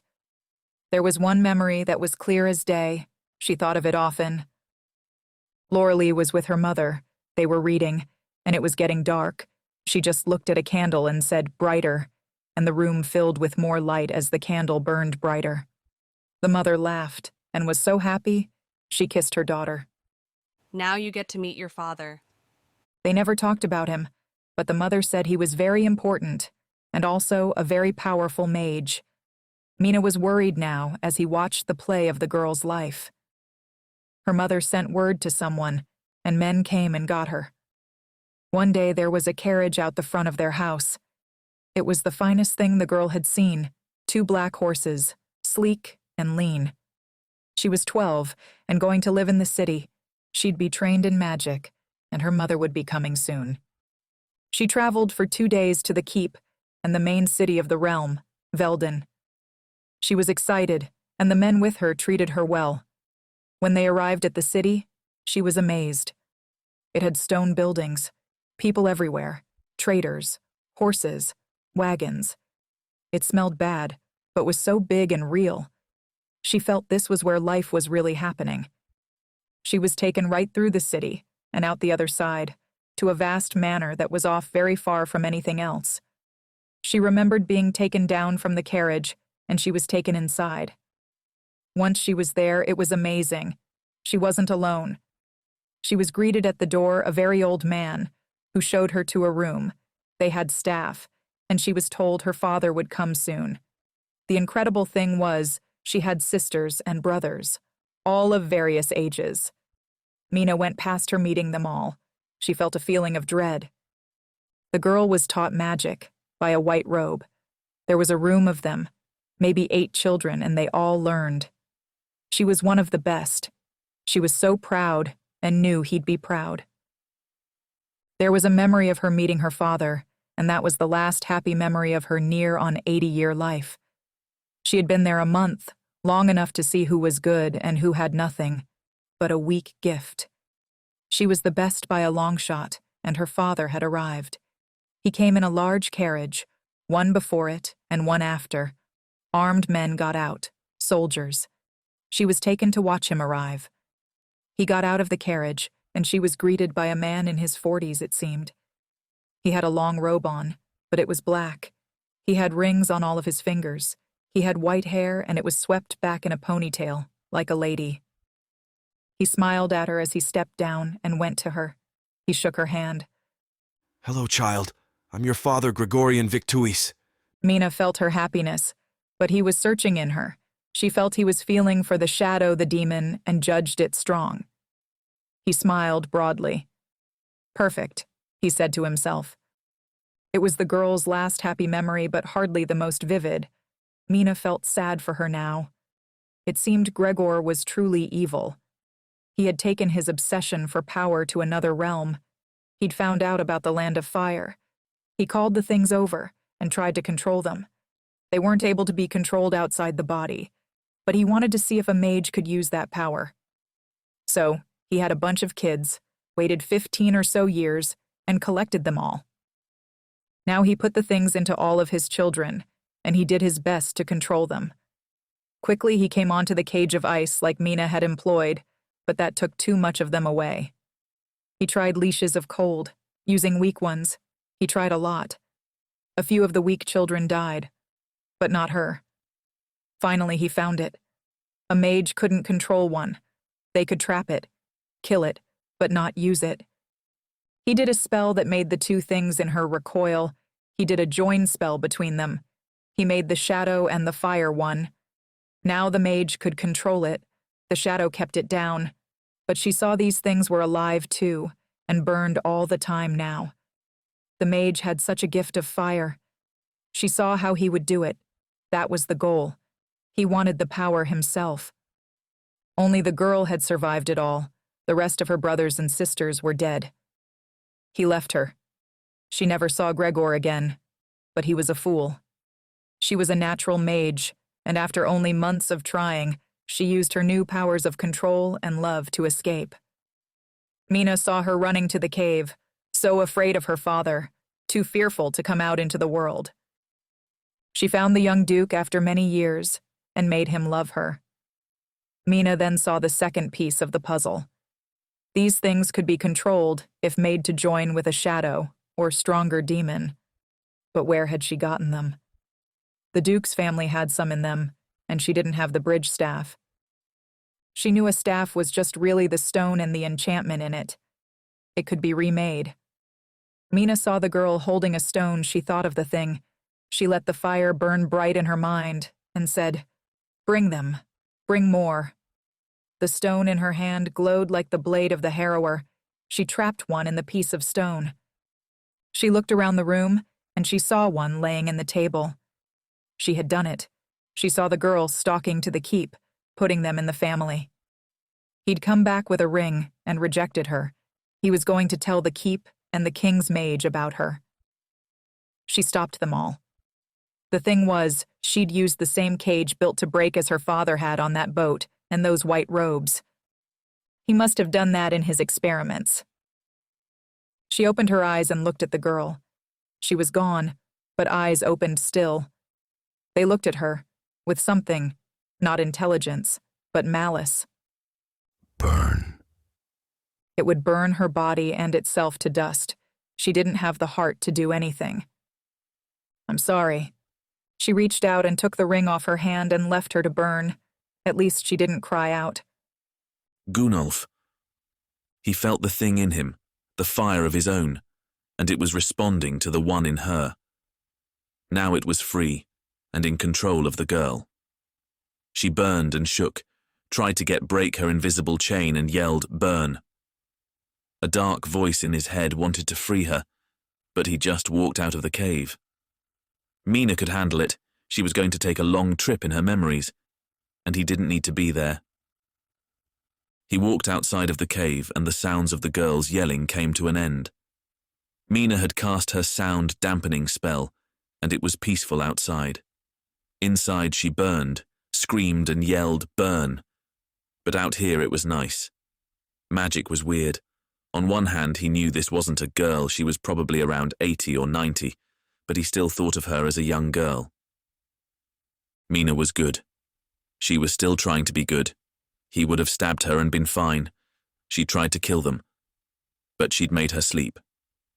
He was scared of facing Gregor and these beasts of fire. But now he was not worried about her. He knew she hungered for power to be the best. She used magic for everything, but she was in control. They were alone. The forest was before them, and it was free of people. Some came and bought things from her, but she was an outcast. He assumed she'd been born around here years and years ago, run here when her powers had awoken. But how had she learned of these things? Maybe Gregor was her father. Gunnolf pulled himself up a seat on a large stone near the cave entrance. He pulled out his bag and laid out his leather roll. He then laid out the quill and a small bottle of ink. He cut his hand and dripped the blood into the pot. He stirred the ink in, and thinking of Ertrella, he made a little X on the paper. He didn't have to wait long before the X was repeated. She was waiting for him. Then the words appeared. Close your eyes and think of me. He closed his eyes and pictured her. It had been almost a month, but he imagined her. A beautiful and tough Carthian woman, shaved head and black painted eyes. He thought of her and felt a pull. He felt like his body was falling fast, and when he opened his eyes, he was in a room, in what he assumed was the White Keep. It looked like a well-ordered room.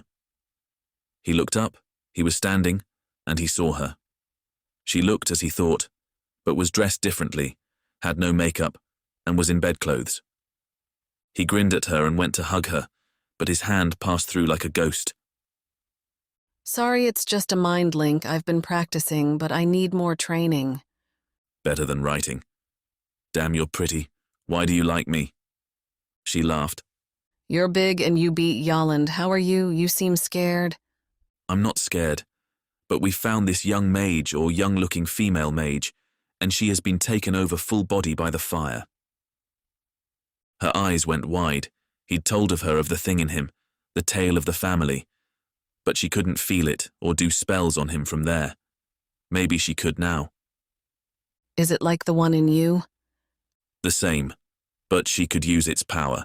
She did a fire blast that was like an inferno. He saw that mage lust in her, and then it was locked away.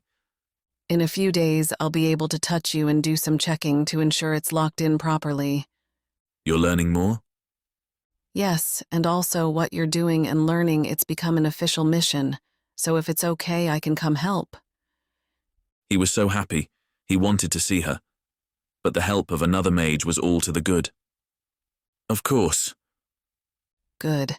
I'm about 2 weeks shy of you, but leaving today, don't wait. I'll catch up. We have our own craft. Any tips? Trust Mena and don't let her get too dark. Magic is all about balance, control, and power. She is stronger than anyone, but don't let her get too caught up in her power. The image started to fade, and her ghost kissed him goodbye. Then it faded, and he was back. He opened his eyes. Sitting before him was Mena. She was crying. He went to her and hugged her. You okay? I just saw her life. Mena hugged him and cried for a long time. He just held her until his shirt was wet. Then she stopped. They sat down on the stones before the cave. Want to tell me? She was a killer. She did it to them, and I know how, but her bloody life. He did it to her, Gregor. He was her father, and he joined that insane thing with her just as an experiment. Gunnolf knew that meant he had it too, and maybe other things. This was the Desiens of one land, and there were others. If Gregor, the ancient mage, could blast them with fire that melted wards, what could they do? Anything else? I have all her memories, I can call them, into people and stones, but you need one to use it as a kind of link. He stood and helped her up. Otrella said she'd coming in 2 weeks to help. He didn't know how she'd react, but assumed they liked each other. Good. We'll need all the help we can get. We're doing this, or I am. No backing out. He is evil and dangerous. I'm going to find him and tear every memory from his head. Sounds good. They started to walk back through the forest, to the river, and to the cabin. They didn't really talk anymore. She needed some time. He was worried now. This Gregor was mad, and he was going to take his thoughts. At first he thought it was a few murders, but now he saw it was 600 years of being crazy and doing despicable things. Maybe they could just kill him. It might be easier. Still, Gunnolf had no idea how they could do it. By the time they got back to the keep, it was late, and Mena just drifted off alone to her room. He knew she'd take a few days to recover from what she saw, but they had it. It would take a week at least to get to the next stop on their map. He sat with a mead in his hand. There was a fire burning in the hearth, and most of the maids and people had gone to bed as well. He had to plan what to do next. He was letting her make all the choices, because it had to do with magic. But he was the one who had served in the army, not her. He was the one who got to command his group of 1,000 when the battle started. He'd been a legate, a place of high order elected by the men. He drank his mead and thought, they needed help. They should wait until Otrella was here, She was a battle mage, and would give them an edge. Also, she might bring friends. He could also hire some men. They would be no use against Gregor. But the guards at his manor would just be guards, maybe warded, but he could get Mena to make some for them. Gunnolf had another drink. He was a soldier, but he knew when to enjoy what you had. It was lovely here. The forest, the river. No threats. If he could enjoy it for 2 weeks before going to die, he would. Mena. She sat in her bedroom and held her hands in her head. She had all the girl's memories inside of her mind. She was so angry all the time and sad. She had flashes of her caged in a cell. The thing put inside of her, the betrayal she felt, and mostly what it did to her. Once it was in her and joined to her, it was in her mind. She knew the shadows, the demons, lusted, wanted power. They would guide her down the darkest road if she let them. Still, they were patient and smart. They knew her body was their body. They lived forever, and were happy to make her a worse person by degrees. It was far from good, but at least they wouldn't let her burn herself alive. These fire demons, or fire itself, whatever it was, they were mindless. It was like a sickness she knew some people had. They loved to see fire and wanted to burn the world down. It cared not she was part of the world. A portion of her memories were worth keeping. She knew glamours and summonings. She knew survival and how to call animals right to her. She joined with them. Her stronger human mind made them slaves, and they just walked right into her cave and to her dagger. Still, she need not keep the years in the prison, the fire, and the need to burn. She had to learn to destroy the memories. She'd have to get rid of so many if she took Gregor. She put her hands to her own head. She focused on one memory. It was just a day in the prison. Gregor was gone. She had the beast in her, and she sat, staring at a wall, and thought of burning it all down. That was it, a whole day. She was fed once a day and given water. She had a bucket in her room to shit in. It was awful. Mena focused on it. She knew it was in a physical place. It was held in a tiny part of her brain. She could kill it, she could destroy it, but what would that do to her, if she lost all of them? Still, she had done it with her mother, and knew the technique. Mena focused on the part of her brain that held it. Then she thought faster. She let the grains that held it age. They went from her young and fresh mind to that of a middle-aged person, and further, she aged the grain until it was weak and the memory was far from fresh. She had a vague idea of it, but it was far from vivid. She kept aging it until the memory just slipped away. It faded from her. Still holding the spot, she whispered back. She aged the grain back until it was fresh and new again, ready to work, but clear of the memory. She thought on the girl's life. What could she live with? There were an impossibly high number of memories, every day, for years and years, and they weren't just days. Some guard's face was one, the taste of food, a dream, a thought, all separate. This would take weeks, she thought. She focused on some of the worst ones. She needed to keep her betrayal. She needed to remember his face. But she need not the day he put the demon in her. She'd age it until she knew he had, but not the detail. She worked on her own mind for hours and hours. Outside her window, the light had changed from darkness to light. The sun shone into her room. She felt a little better, but she was tired. She closed her eye and thought, awake energy. She felt it buzz through herself like a good night's sleep. She stood up, and walking to her basin, she washed her face. She looked at herself in the mirror. Her face was a bit red from crying. She needed to toughen up. She held her hand over her face and thought, faster. She let herself age one day, and it was gone.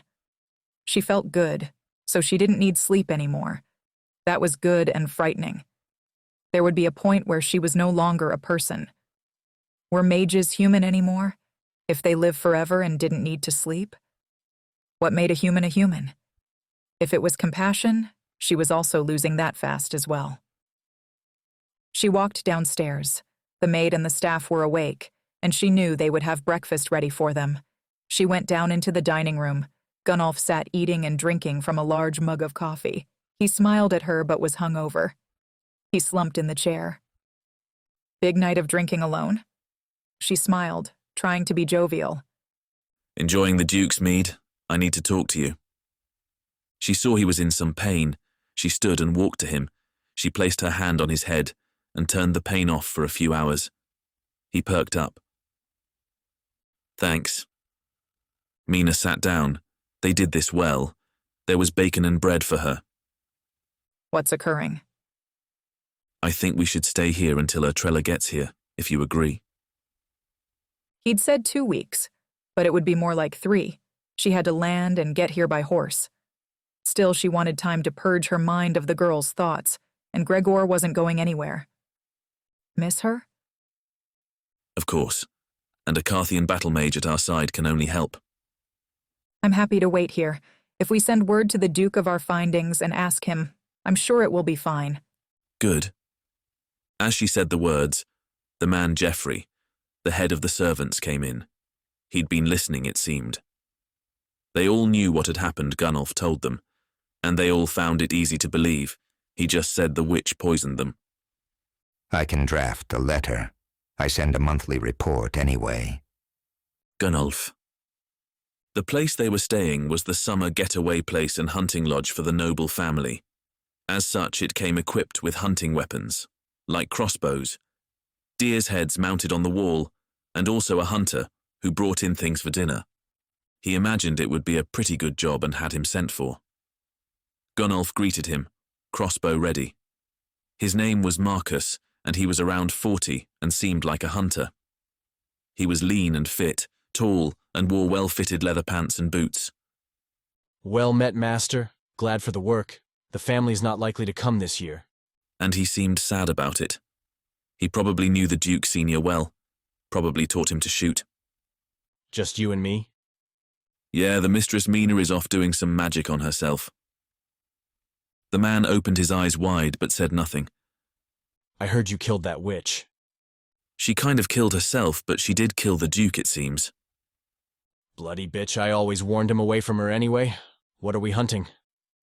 Nothing much, I'm just keen to get better with this.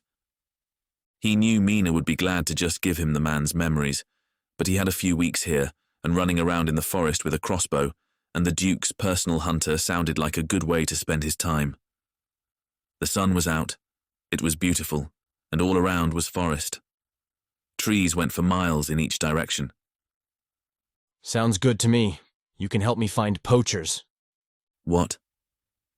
That's most of my job. This forest is the Duke's property, and someone has to stop the local farmers and travelers from helping themselves. He had these animals brought in and bred. There are deer. You never get them this far in normally.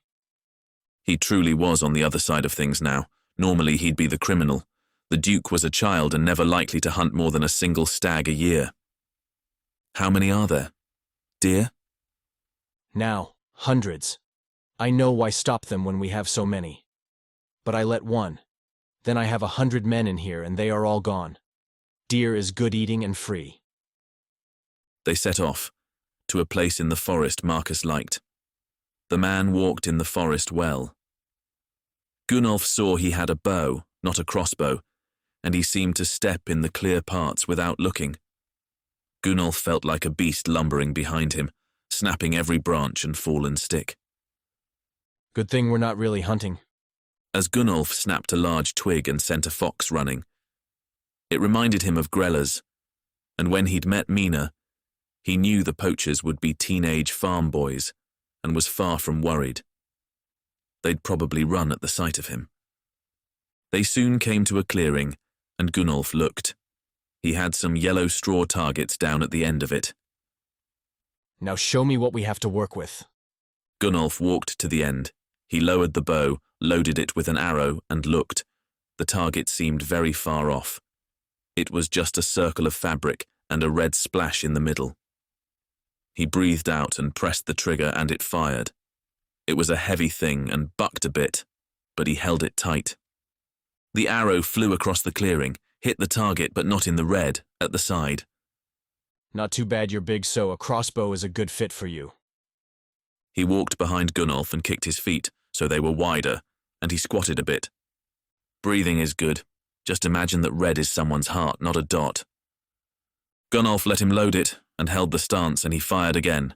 This time it hit the red, not center, but closer. Marcus seemed pleased. Good. You'll be a good shot in a week. But then it's about hitting moving targets and teaching you to move with a bit more stealth. I thought this was hunting lessons. It is, but you don't seem like the type who hunts deer. Let's try teach you some sneaking. Can you throw that dagger? Make poison? Who are you? Just a hunter. Marcus was far from just a hunter. Gunnolf spent a week meeting him every day. They trained with a crossbow, the throwing dagger, and sneaking around the forest. He even learned how to make 2 kinds of poison. One was from a white mushroom he'd seen everywhere, and one was from the back of these tiny red frogs that had what looked like blue pants on. He was told it didn't taint meat, but helped bring a creature down. Still, he doubted it was meant for deer. Marcus was not a talkative one, he just said do this and that, but he seemed to be having fun with the training. The fact he was so relaxed with it made Gunnolf think he had a very different life than the Duke, though. On this day, they were practicing his stealth. Marcus had wandered off into the forest and given him a dagger. Try sneak up on me. Gunnolf had waited a while and then set off after him. He was used to forests and this, but he was big and had huge boots on.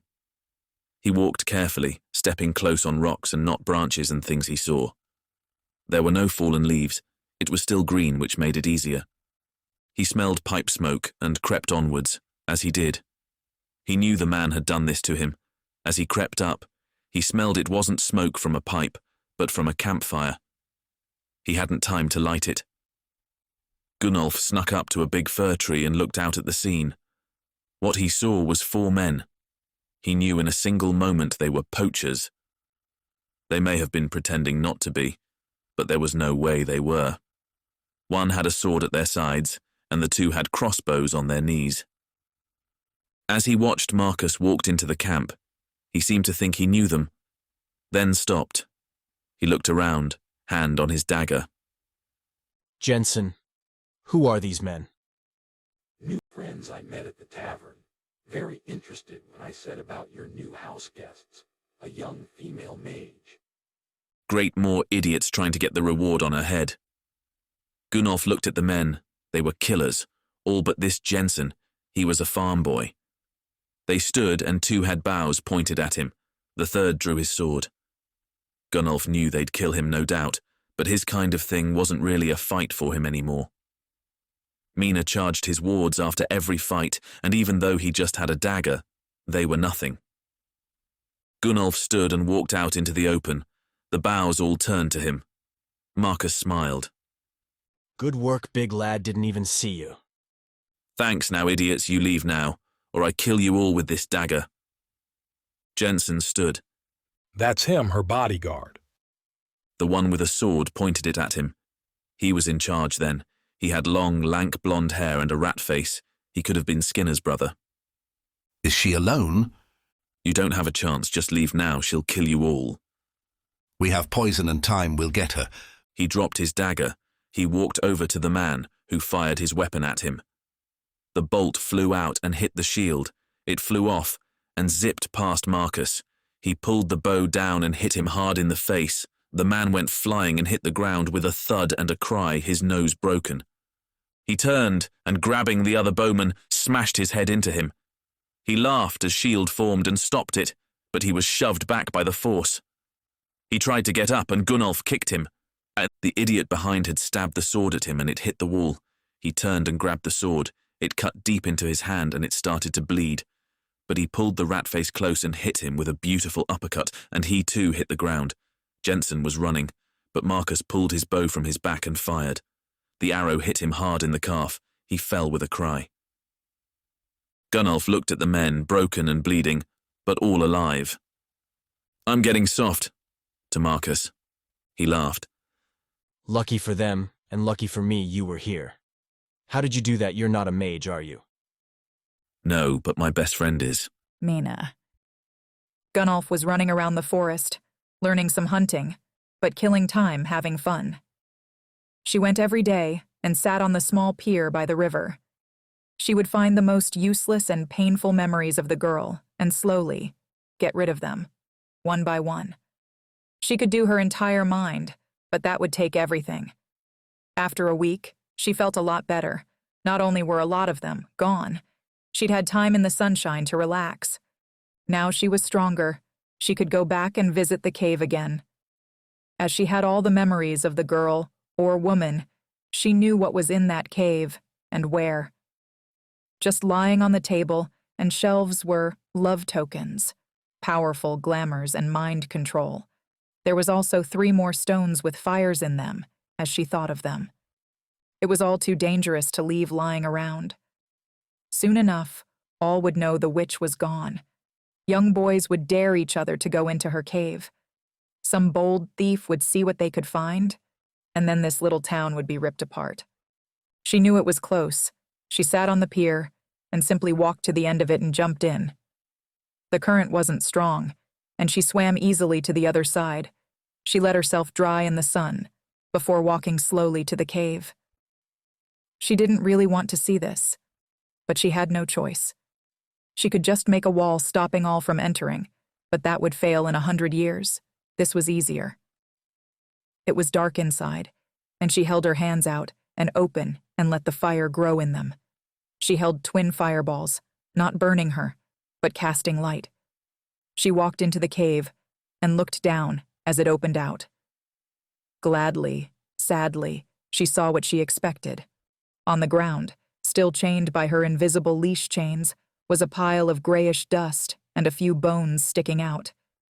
Half a skull was all that was left of her. It had burned her to nothing and itself with it. She knew where everything was, and she went around the large room. She had hardly anything, but she had a table. Mena drew a few stones off of the top. They were rough and ugly, found from years of searching. 2 were love tokens, 1 a demon. She wandered around, and lifting the bedroll, took more, and then she looked deeper. There was another hallway of stone, and she knew a chest that she needed to claim. She let the fire grow more, and it cast its light around and down. She walked down the narrow hall. She wasn't scared. She knew this, and had walked it 100 times. She knew what to expect. As she walked in, the room opened again.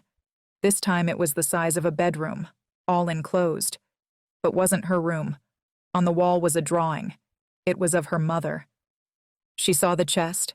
It was well made. She'd traded someone for it, but small. It could hold just a few things. She opened it up. Inside were her prized possessions. The last 2 fire creatures were in good stones that looked like natural ruby and bigger chunks of something. They were around the size of a very rough bird's egg. She took them out and packed them in her bag. She also had a dagger, which had some jewelry, given to her by a loving duke. There was a necklace and ring. Mena knew she'd enchanted those stones, and they held the strongest glamours. She took them as well. Mena looked around the room. That was it. 100-year life, down to 1 pile of ash and a single chest. Could this have been her? As she walked out of the cave, she was greeted by the face of 2 boys. One ran when saw her. "The witch," he shouted and ran. The other was scared, but looked at her. "Sorry, we thought you were gone." She was just in time. They would have found them, and found they were suddenly so attractive, even their sisters and mothers wanted them. Not good. "I am." Mena put her hand to his head and whispered, "Sleep." Ertrella. She stood on the deck of the ship and looked out. It was not Carthian, but they used it. It was like all the ships of the Carthian fleet, a spoil of war. Her people didn't have much of a navy. They marched everywhere, lucky for the world. Still, it was sleek, held no cargo or weapons, and was fast. It was a mage craft in that it was pulled like a wagon through the water by her shadow. He hated it but did it. If a ship tried to attack, they would regret it. A barrage of arrows from the forecastle wasn't a match for a fireball. Also, the king wouldn't allow them any more than 2 ships at a time. She would arrive in just 3 days, and that was good. She walked from the deck and went down into her room. On her wall, she had a large reflector and looked at herself. Her hair was freshly shaved, and she looked like a true soldier. They clipped it, as all soldiers did in case someone fighting you grabbed it. She doubted that would happen now, and she had the excuse of being in disguise. She looked in the reflector and, stroking her hand over her hair, muttered, "Facin." The growth sped up to weeks and months. Her thick black hair grew from her scalp to looks like a year of growth. She laughed. It was vanity, but that was fine. This mission was just her alone. There was no one around to judge her. She never got to use her powers for herself. She put her hair in a ponytail. She had dark eyes like all Carthians, but used a line pencil to draw a black line around them. She'd worked out how to see and touch him. On the desk was her scribing tools. She would always wait until he wrote to her. Gunnolf. Things had gotten complicated there. She had been impressed with his win, his big body and nice look. She'd had a great 2 weeks with him, but it was a little too great. He was a killer with a heart of gold, and compared to her brethren, he was an amateur. He had been in the army, but long after the Red Death served in the front lines. He had no idea what they were capable of. She also had to tell him she wasn't actually his age. She had assumed he knew, given she was a mage, but she was closer to 130, his actual was half and 30. Mages tended to look the age they were, or like Mena. She could be a fresh-faced girl, too, but she liked the look of her face with a few years, and didn't want to be commanding people who were older than her. She walked around her cabin. What she didn't understand at the time, maybe he did, was that bloody staff. It wasn't just a mission to get it out of the hands of Gregor.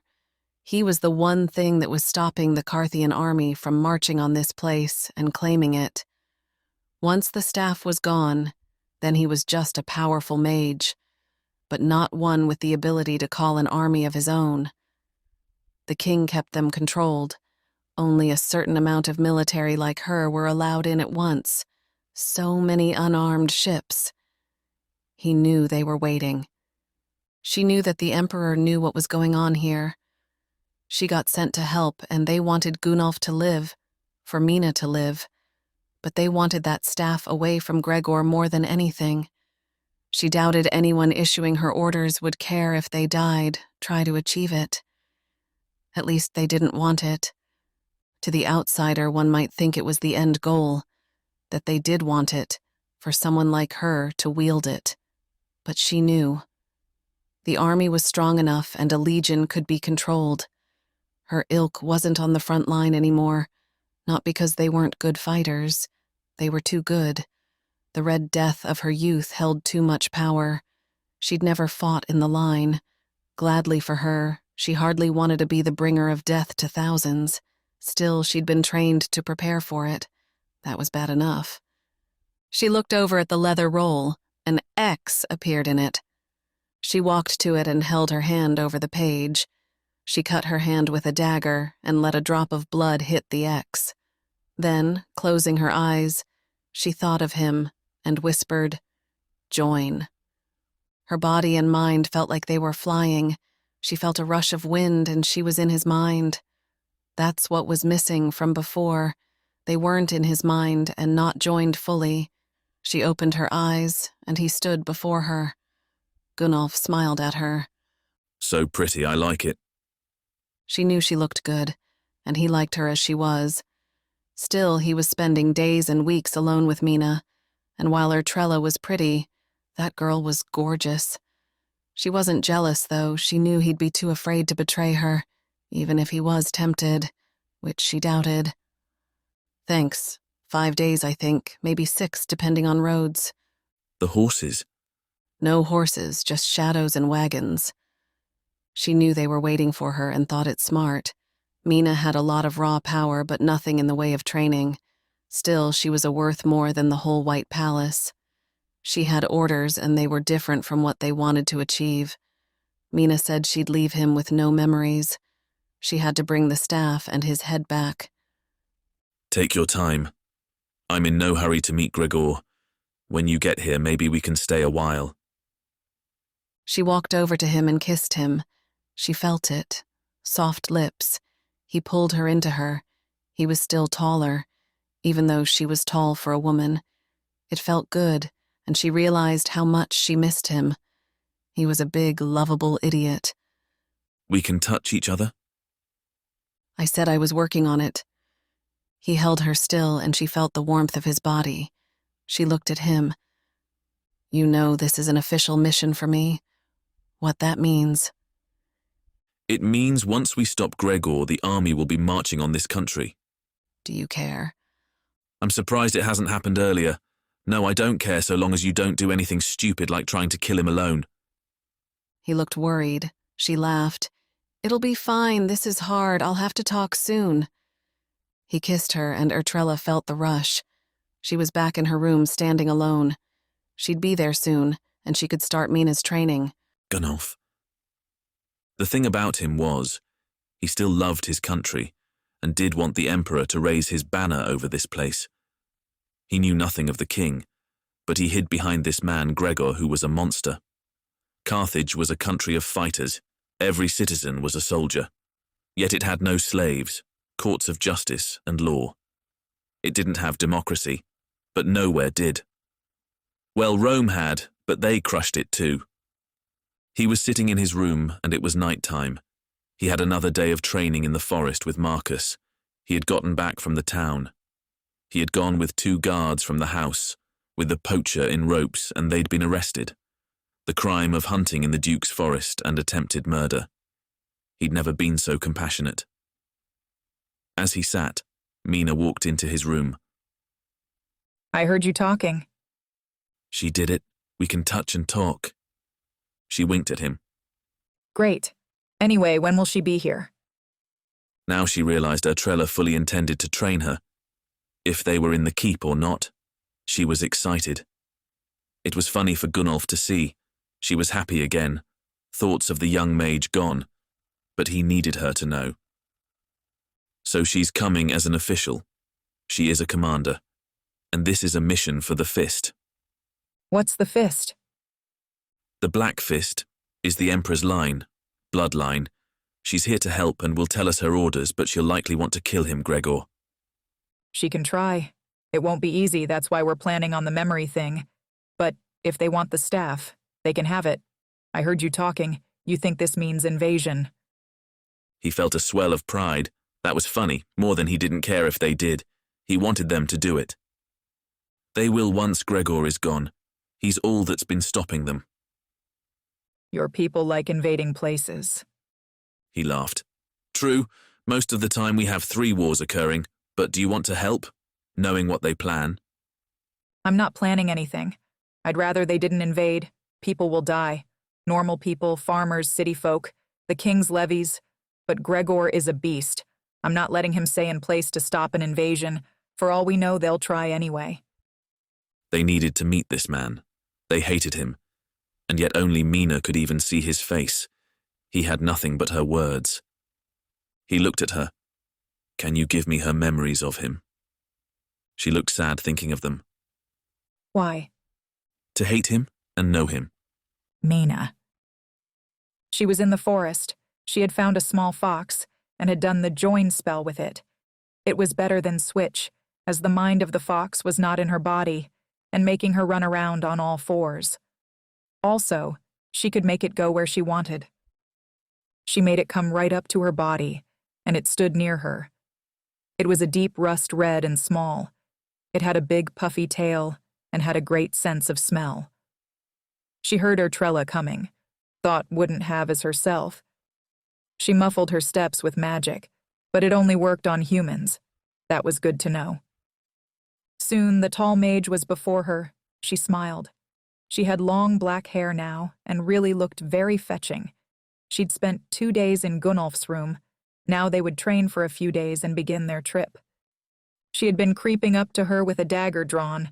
She looked at the fox, which ran off as she approached. Nice trick. What words did you use? She spoke in Carthian but knew Common as well. Join. She was excited to learn from her. Gunnolf said she too was older, being close to 70. But she looked good, about 35, a slightly older lady, but a soldier. So, Mena, you ready to learn some of our ways? Indeed, I'm excited. Me too. I think it should be easy. You have a lot of raw power and talent. She was pleased to hear it. She knew she did, and did wonder what she could learn. But the Red Death were different type of mages. Gunnolf said they fought in the front line and used magic on themselves to make their skin like iron and killed hand to hand. This pretty woman had surely killed more people in duels and hand to hand than went to the White Palace. Let's start. I'm in your hands. Okay, let's find a clearing. They walked through the forest until they found a large clearing.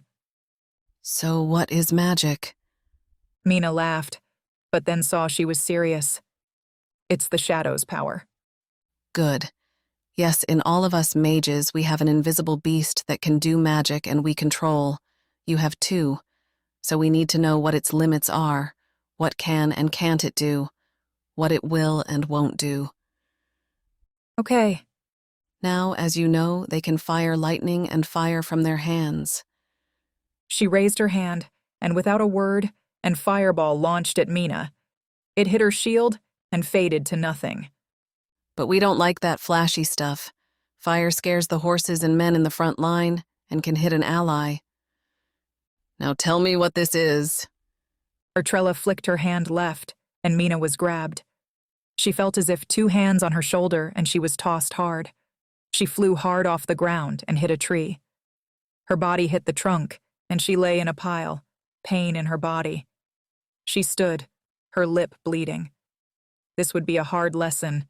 It healed as she stood, and by instinct, she had her hand up and fire ready. Control it. Now what did I do? You threw me.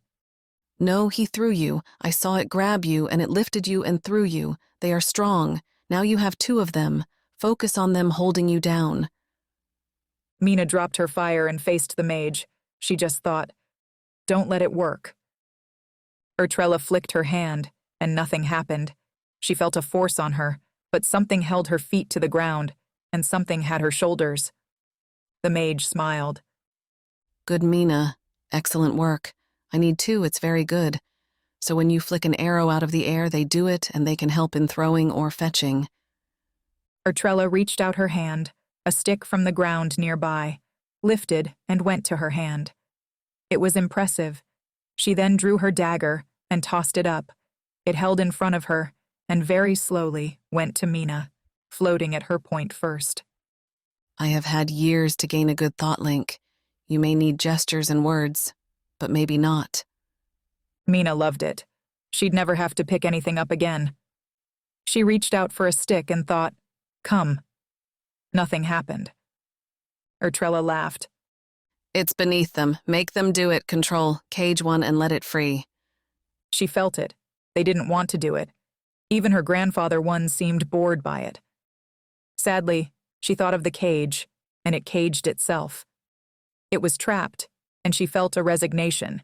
She broke the cage, and then reached out again. The stick was picked up and flew, hard and unwillingly, into her hand. You'll get it. Just practice. And then there is this. They can touch you as well. Just you and the things you want. As she spoke, Mena gasped. The mage started to raise from the ground. She had her eyes closed as she focused. She lifted right from the ground and went up almost a meter. She opened her eyes. It looks good for scaring people and fighting people on horseback. And she opened her hand and yelled at her. Her voice wasn't her. It must have been the things. I will crush you, she yelled in a dark voice. It filled her with fear, and then she floated to the ground. Damn, was that him? It? Yes, its voice. I let it speak sometimes. Now the floating is hard, but just try get one to lift you up. They are tall, under the arms, or you need to balance. Mena closed her eyes and thought of her shadows. She asked one to lift her. Her grandfather one wouldn't do it. It was bored, but the other was glad to use its power. She thought up, and then felt a power under her arms. It was like Gunnolf lifted her up into a saddle. Its strong hands grabbed her and lifted her. She almost fell forward and struggled for balance, then help herself. She laughed as she looked down. She was a good foot off the ground.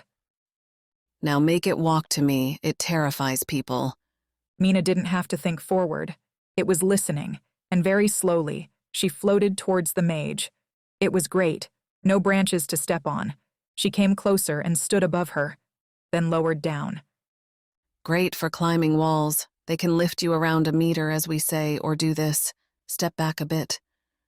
Mena stepped back and gasped. Ertrella shot up into the air. She left the ground and went up a few meters. She was in a straight line, and came down and slowed a bit as she landed on 2 feet. They can throw you and catch you. It's useless, but I thought you'd like it.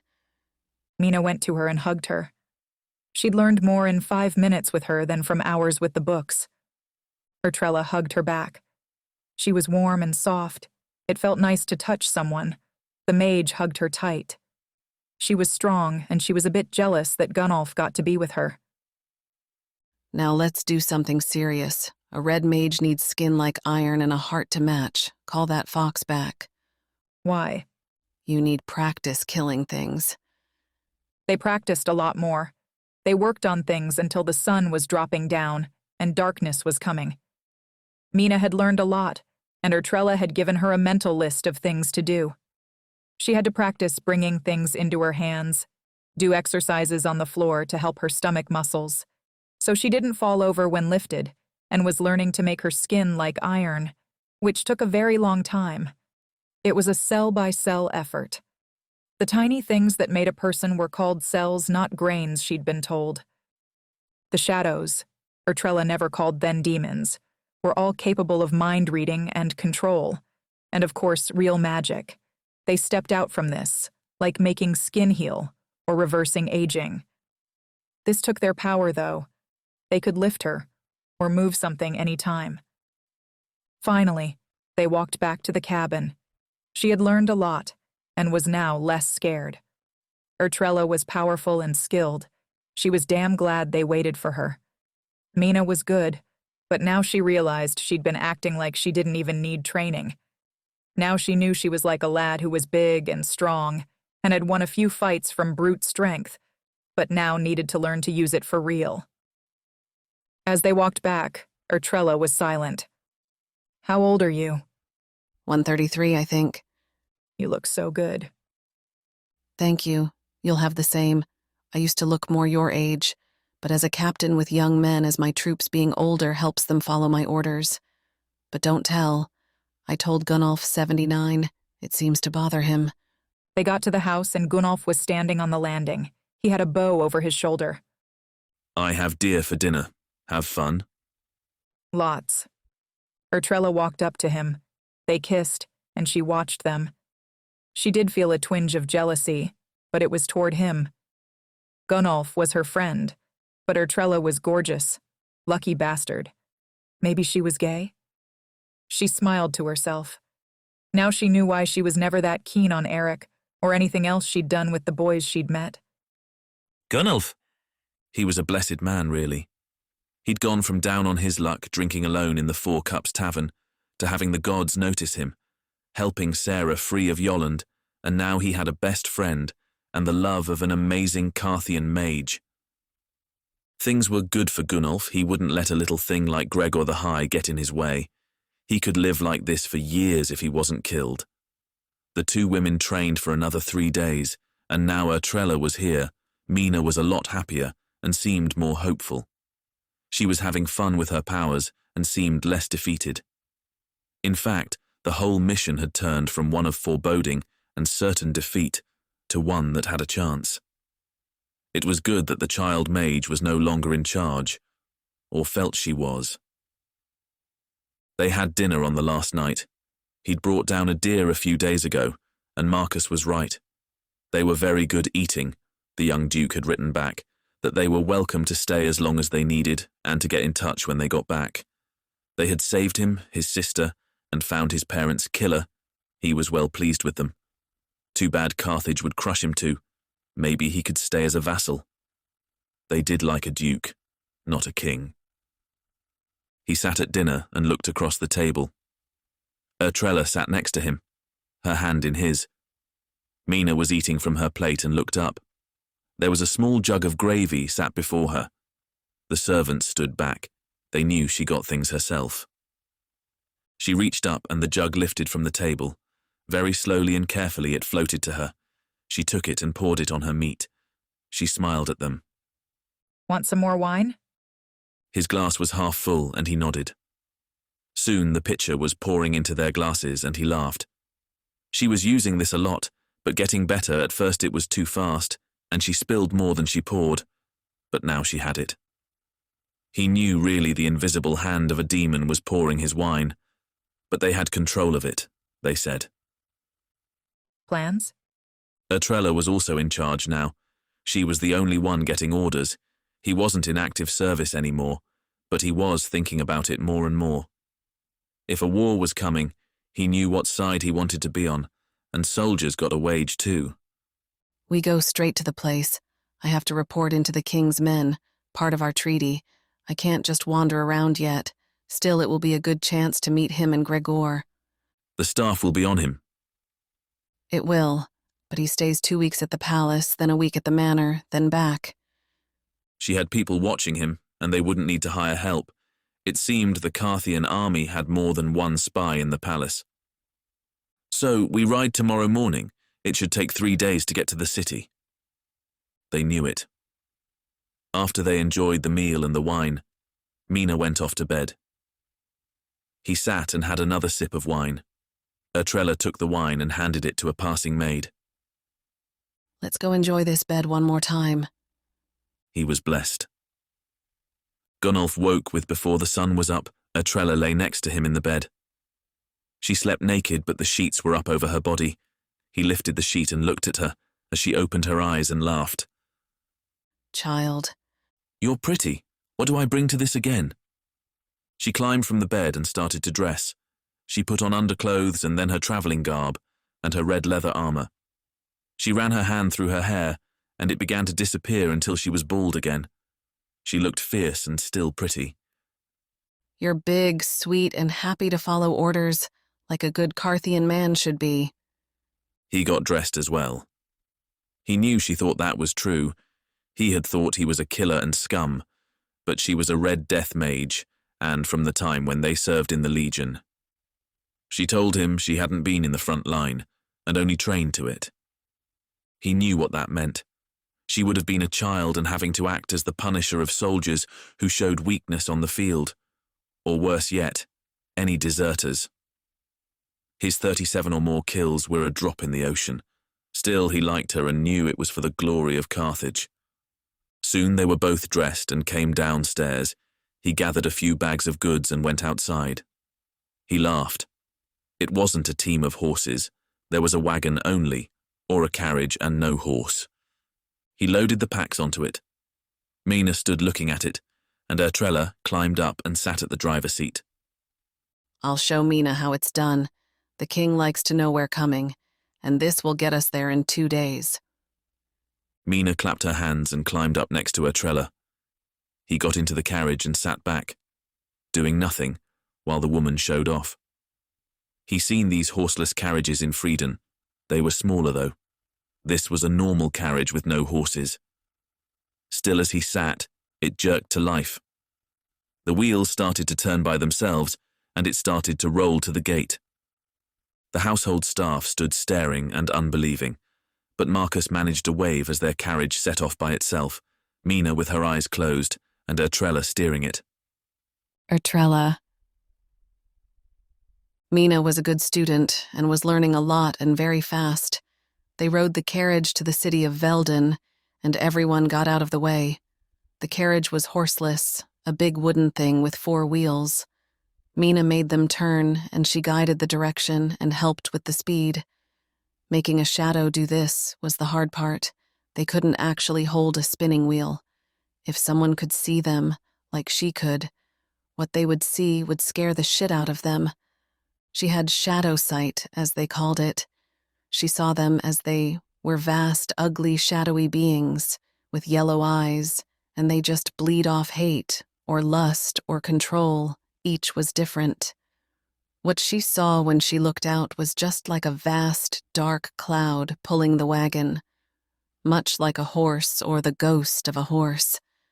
He was lashed with a leash to the carriage and dragged it along as they moved forward, not running or walking, but just floating as they did. She knew the mages had tried other ways, but if they turned the wheels with their hands that made a jerking motion, this way they acted like horses. Very fast and angry horses. Still, they didn't hate it. The one pulling them was hers, Shadow, she called him, and he was her ally. They talked when alone in the world, or she knew his thoughts.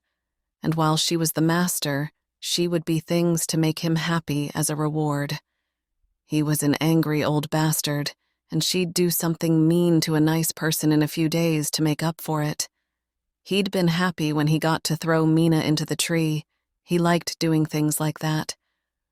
The shadows of Mena were far too free and wild to be trusted to do this. She saw they floated along as they traveled. She thought the girl would probably scream or cry if she knew what was linked to her. The one she'd stolen from Yoland was a horror. It was massive, and she knew part of it was caged. Gunnolf also had a passenger.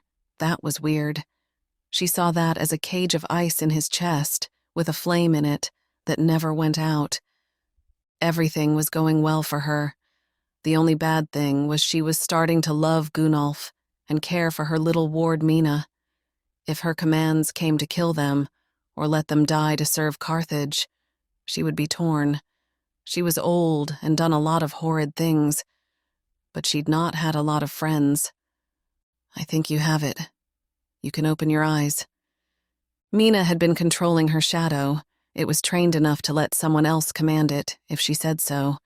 The girl had done a good enough job. It was just like a horse. Want to take the reins? Mena laughed and she took the inviolable leash she was handed. You see that? Of course. Mena often had no idea what was normal of a mage. Seeing a leash had taken her a year, and gaining her shadow sight near on 10. It's a gift. Can you see them? No, but I feel it when they touch me. That's the start. The carriage was moving fast. The wheels rattled along, and it flew along the roadway. Sadly, the road was dirt and bumpy. In Carthage, it would have been stone and flat. None of this cobble's nonsense. Mena thought for a while. Are they evil? Surely, but like people, some are worse than others. I'd say my friend is angry and likes to hurt things. But maybe not evil, the one in you, from Yoland that is very dark. It was always looking at her. It knew she could see it, and it didn't like that. None of them did. And lustful. She laughed. They all are. They can only feel what we feel, so they crave sex because it feels good. How do you know what's you and what's them? It's hard to know if you're not hurting anyone. I guess there is no harm. Just don't let it trick you into doing something stupid. Kill them all, take the power, be the king. That's it. We need to be careful. The power is seductive. That's why you need to be strong. The girl lapsed into silence. She had stopped controlling it, and Ertrella had taken back over. Much like a horse, but one smarter than her shadow pulled them on. It really didn't need any control. If she was honest, she could fall asleep and wake up at the city. But she never did things like that. She always held control. Soon the sun was setting, and they had made good time. She was hungry, and she knew Gunnolf would be dying for some food. The carriage slowed, then stopped as she thought of it. His head popped out from the side window. He'd been asleep and seemed a bit embarrassed he was useless in this. Camp time. Let's call it a night. Mena. She wanted to skip over fighting Gregor and doing this mission and just go straight to the Red Keep in Carthage. She was having fun with them and wanted to have this as her life now. It was like she had an older brother who she loved and was on an adventure with him and his hot girlfriend.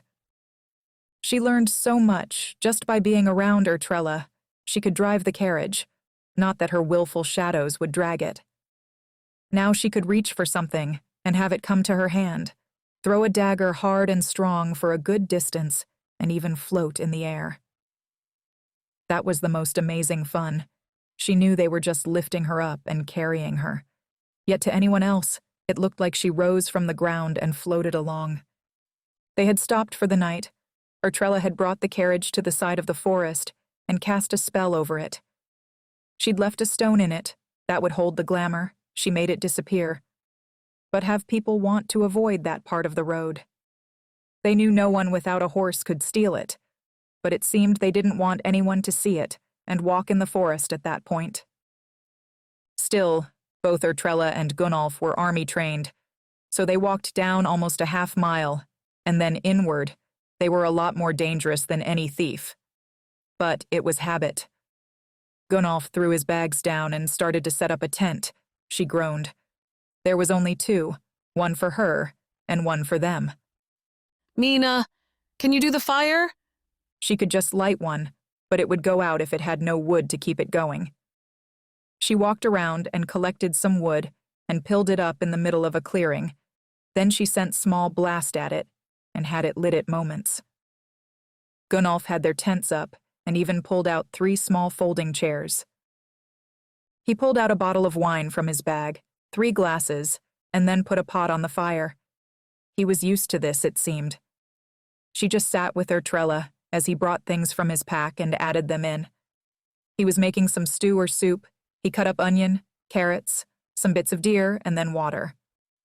Should be about half an hour. She was happy and really didn't want this to end. It was good the way it was. Urtrella went into her bag and pulled out a flute. It was very old-looking, and she threw it to Mena. He says you can play this. Mena caught it and put it to her lips. She could play it.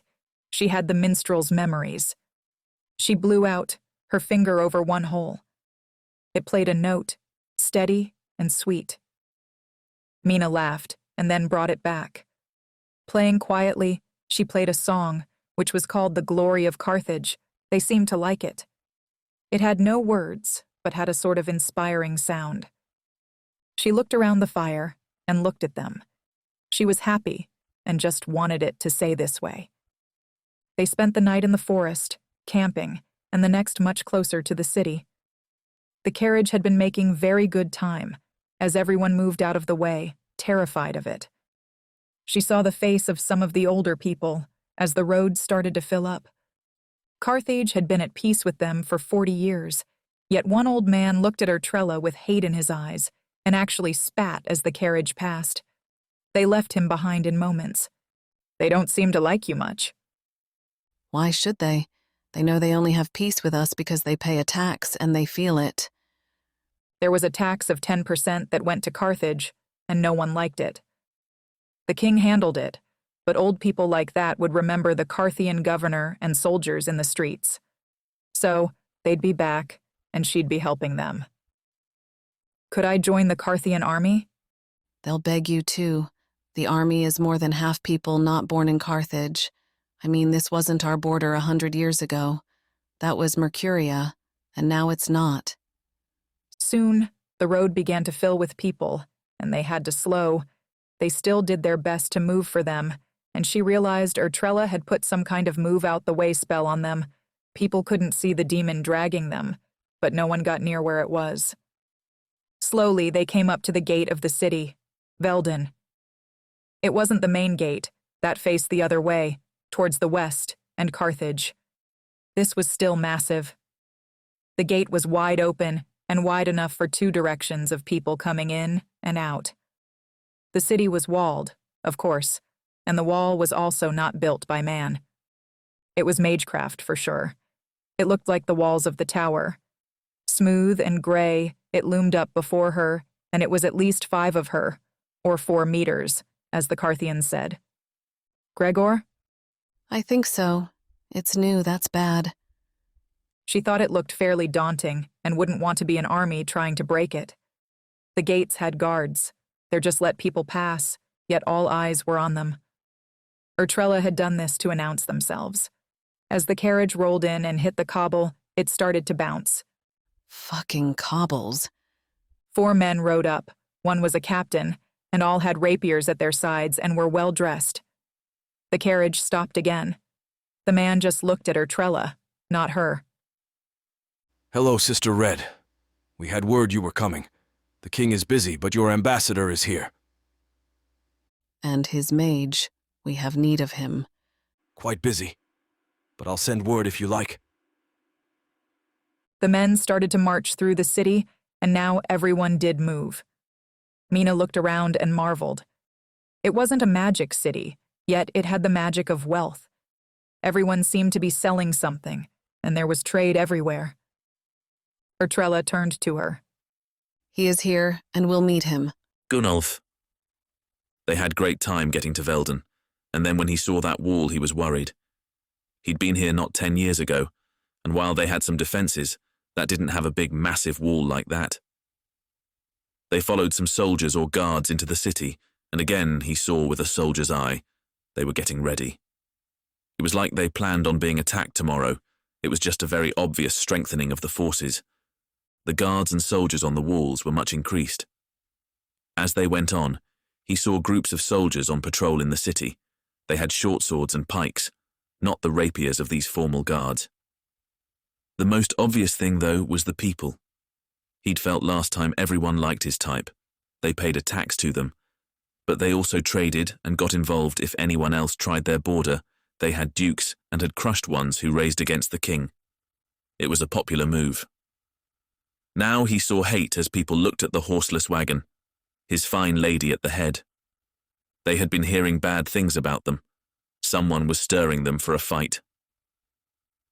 The men led them to the palace, and it was indeed a palace. He'd not been invited before and once again saw how important Ertrella was. She was alone, and that was because any more of them, and it would be seen as a threat. The carriage stopped, and the men got off their horses. One came to the side. He helped Mena and Ertrella down, and even opened the door for Gunnolf. He looked refined and like he was more to welcome. He offset the growing feeling of a military build-up. The man stood and waited until an older man came up. He was finely dressed and bowed to them, the ambassador. He didn't really look Carthian, except his skin colour. He was fat and had thin hair. Gunnolf almost laughed. What an example he was setting. Ertrella bowed back and then other men left. Welcome, Sister Red. We received your letter. Thank you for following the guideline. Things, as you can see, grow more tense. The man was on the ground and he'd know, what do they plan? The man looked at him, his mace his size, and just answered. They intended to stop paying the tax or drastically reducing it. That was a declaration of war, and now he understood it all. If they stopped paying, then the Carthians would have no choice but to invade or strike back. They had a lot of countries, duchies and cities like this, and couldn't have even one standing up and saying no. Yet if they came, and Gregor was here, with better defences and more soldiers, it would be a bloodbath. He had no doubt they would win. They would keep sending men until this nation was a footnote in history. That's stupid, he said almost to himself. Yes, and it's that mage Gregor. He has made the king bold. The man just looked around and saw it was just them. He spoke in Carthian, and Gunnolf knew he'd misjudged him. If you need any help in removing the problem, I am here to help. The man then had them led inside. Some horse came, and were attached to the carriage which was taken away. He saw how they'd be staying at the palace. It was an honour, but also he knew so they could keep an eye on them. He was shown to a different room and lead away from Ertrella and Mena. He knew it would be having a long bath and maybe have dinner with Gregor. Ertrella. The one thing she hated about being a soldier was when command didn't feel the need to tell you what was happening. She had thought stopping Gregor, getting the staff, and even invading this place was a nice if happens. She expected to take the staff home, and then they either got more tax or could decide what to do. Now she saw her orders were from people who knew they'd be marching on the city in a few months and wanted all chance of success. She'd take what help she could from Gunnolf and from Mena, but this was growing into her mission, not theirs. The ambassador showed her to a maid, who then went with her to a bathroom. There was a large metal tub filled with water. She looked at a table near her. There were fine clothes. The ambassador. King and his wife will attend you at dinner. That was nice and made her worried. She was someone, but not this important. The king had met her once, and that was 5 years ago. She came and went, but he never dined with her. She stepped behind the screen and looked at the water of the bath. It was warm and inviting, and something about it was just off. This was all wrong. Ertrella put her fingertip in the water, then she pulled it out and tasted it. It was bitter, not some weird things for cleaning, not soap, but a slow poison. She walked back out, and the girl looked scared. She grabbed her head. Speak the truth. I added it. He told me to. Bloody idiots. Now she had no choices. And the others I came with. They will be poisoned already. The girl was scared to say it, but did and put her hand on her face. Take me to them, the closest first. She packed the words filled with the power of command, and the girl did. She rushed out the door and lead her up the hall. Gladly she was close, she ran into the room, and she had her boots off and was about to step in. She shoved with her hand, and the tub was thrust away and hit the wall. Mena's foot hit the ground. Get your boots on, it's a trap. She waited for Mena to put her boots on, and they ran through the house. Now everyone was yelling, and she knew that guards would soon be on her. Ertrella ran down a hall. She saw in front of a door were 2 guards. They drew their swords, rapiers. He's in there. She and Mena ran, and as they went to the men, both flicked their hands either side. Though we're shocked as something grabbed them and threw them out of the way. She ran into the room and looked. She screamed out loud. Laying in a metal tub was Gunnolf. He opened his eyes when she came in. What? As he said the words, she saw from behind her the girl, maid who had followed them. She had a needle in her hand, and she stabbed into her leg and then Mena's. She turned and grabbed her neck, but felt faint. She wavered on her feet as she looked. The girl smiled at her. She put her hand to his head, and all went black. Mena! She saw the girl smile and stab them with a needle. She made Ertrella sleep. She was a mage. How? Another of his children. The girl walked to her. She flicked right, but she stayed strong and spoke. This is one of your tricks. Like it? Mena knew it was Gregor. The girl spoke in such an odd way. He closed his eyes and she felt a wave of sleep on her. He hadn't touched her. She just felt it, and it hit her like a wave. She didn't know how long she was asleep for, but it seemed like a long time. Mena woke, and she was in the back of a wagon. She was alone and chained to the floor, with a leash of invisible chains. She'd been in one of before, or Gunnolf had, and she had the memory of it. Taken to the keep, it was a prison wagon. Mena looked at the leash. It was thick and strong. She cursed herself. Ertrella had saved her. But what of Gunnolf? Was that water poisoned? Was he dead now? All she could hope was Gregor wanted them alive, so what he could torture them. Mena knew that Ertrella would be his main target, but still he was a monster. The wagon bounced along a road and she knew he was taking them to his keep. He'd joined with that maid girl. Had she agreed to that?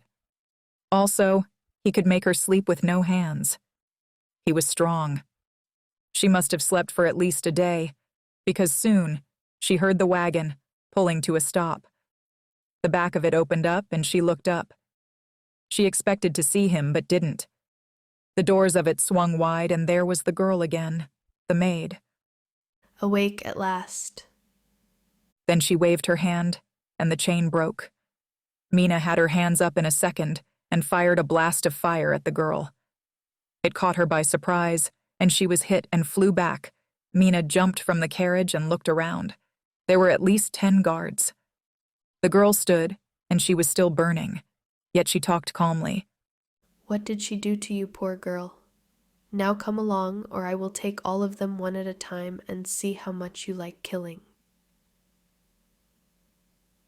As the girl spoke, the flames stopped, and she began to heal. Mena looked around at the guards. They had pikes pointed at her. He could be in anyone, it seemed. This had been so stupid. Yes, it was stupid, she gasped. He read her mind. She had no wards for it up, but hadn't felt it. Come now, I want to meet you properly. Mena was led at pike point and went along with the guards. They were at some country manor house, yet compared to what she had seen in these last days, it was only big. It was faded and broken. It seemed scary. She was led to a door that was vast and led to stairs downward. As she walked, she got flashed of Laurelie's memories, the dungeons. The maid walked ahead of her, talking. Behind her were all the guards. They came in groups of 2, but there was a lot of them. She looked left and right as she went. Her heart dropped as she saw into them. In the cells, with thick wooden doors and a few bars to see in, were people. Some teens, some adults, some male and female, but all had a similar look. "Your children?" Mena asked. "Of course, I need mages for my work, and the White Tower keeps track of theirs. Still, now I have you and her," he said. "Is he alive?" she asked. She was more worried for Gunnolf, hadn't been bathing in the stuff, and was not wanted by this man. "I doubt it," he said. She was led into an open room. Again, it was one she knew. She saw Ertrella was there. She was strapped with leather to a wooden cross. He went to one that stood next to her and strapped Mena to it. She let him. What was the point? Then the girl stopped smiling. The control was dropped. She looked at her and started crying. "Sorry," she said, and she ran out of the room. As she ran out, she passed Gregor, who was walking in. He stood as from her memories, not aged a day. He looked at them both like bit of meat. This will be fun. Gunnolf! He felt a horrible drawn-out pain and woke. He was laying on the ground. The pain was his throat. He put his hand to it, and it came away bloody. It had been slit, so deep they thought he was dead. The poison in the water helped, made him sleep, but he was a warded one, and Gunnolf sat up. As he did, the pain was growing less and less. He knew he was healing. He thought of Mena and Ertrella. He had them. Gregor. He heard laughing, and it was odd. He looked and saw. He was behind the keep, in a vast garden, and 2 soldiers were digging a hole. They were a bit off, and they were behind a tree and hadn't seen him sit up. Left for dead, they'd let him bleed out and then bury him. The wound in his throat closed, and he stood. The bastards had horses too. They'd taken him far out to hide it. He had to help them. He had the girl Laurelie's memories. The blessed girl had escaped his manor and knew it well. That's where he'd take them. Gunnolf dusted himself off and checked. His mace was gone, his dagger and all of his gold. He walked towards the 2 men and yelled out. "Hey, idiots!" he yelled as he walked. One was standing by the hole and one was in it digging. He ran to the one near it. He was drawing his rapier, and Gunnolf held it in and hit him as hard as he could, with a hook fist. The man toppled into the hole and landed on his friend. He saw by the side was a shovel. He picked it up and let the 2 of them climb out of the hole. They stood. One was the captain, who'd showed them from the gate. "How are you healed?" "Magic. Look, I will kill you, or you can live and tell me where they are." The man just thrust his sword at him. Gunnolf didn't do a thing but swung the shovel overhead and brought it down on his skull as hard as he could. The rapier blade just went to the left of him as it hit the ward. The man's skull cracked with a dull thud, and the handle of the spade broke too. He fell back dead into the hole. Gunnolf looked at the last man. He dropped his sword. Lord Gregor has them. He planned it all. I can show you on a map. Where are my things? Back in the keep. And does the king know about all this? The man looked scared and then at the body of his captain. There is no king.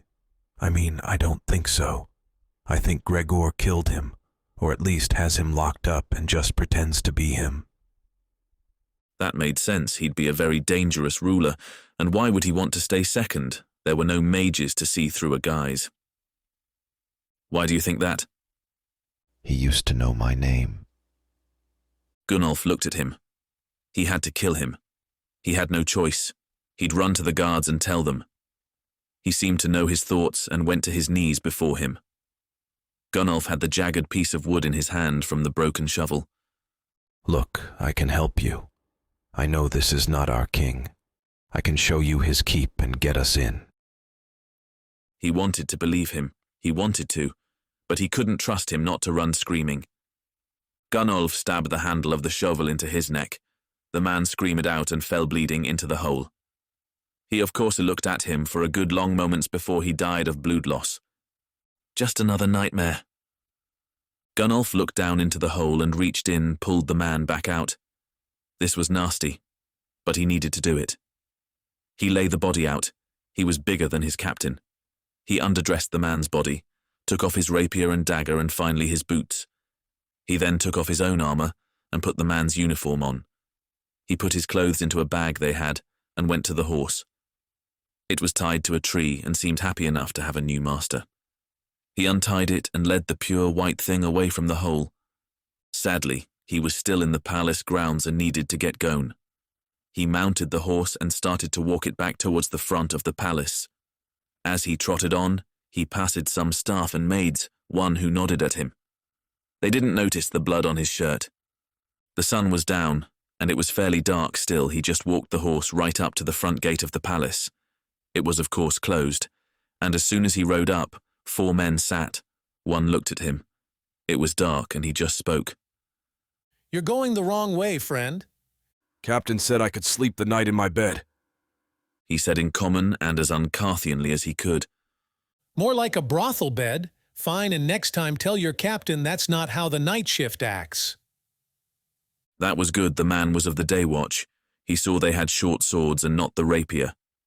These were more like soldiers.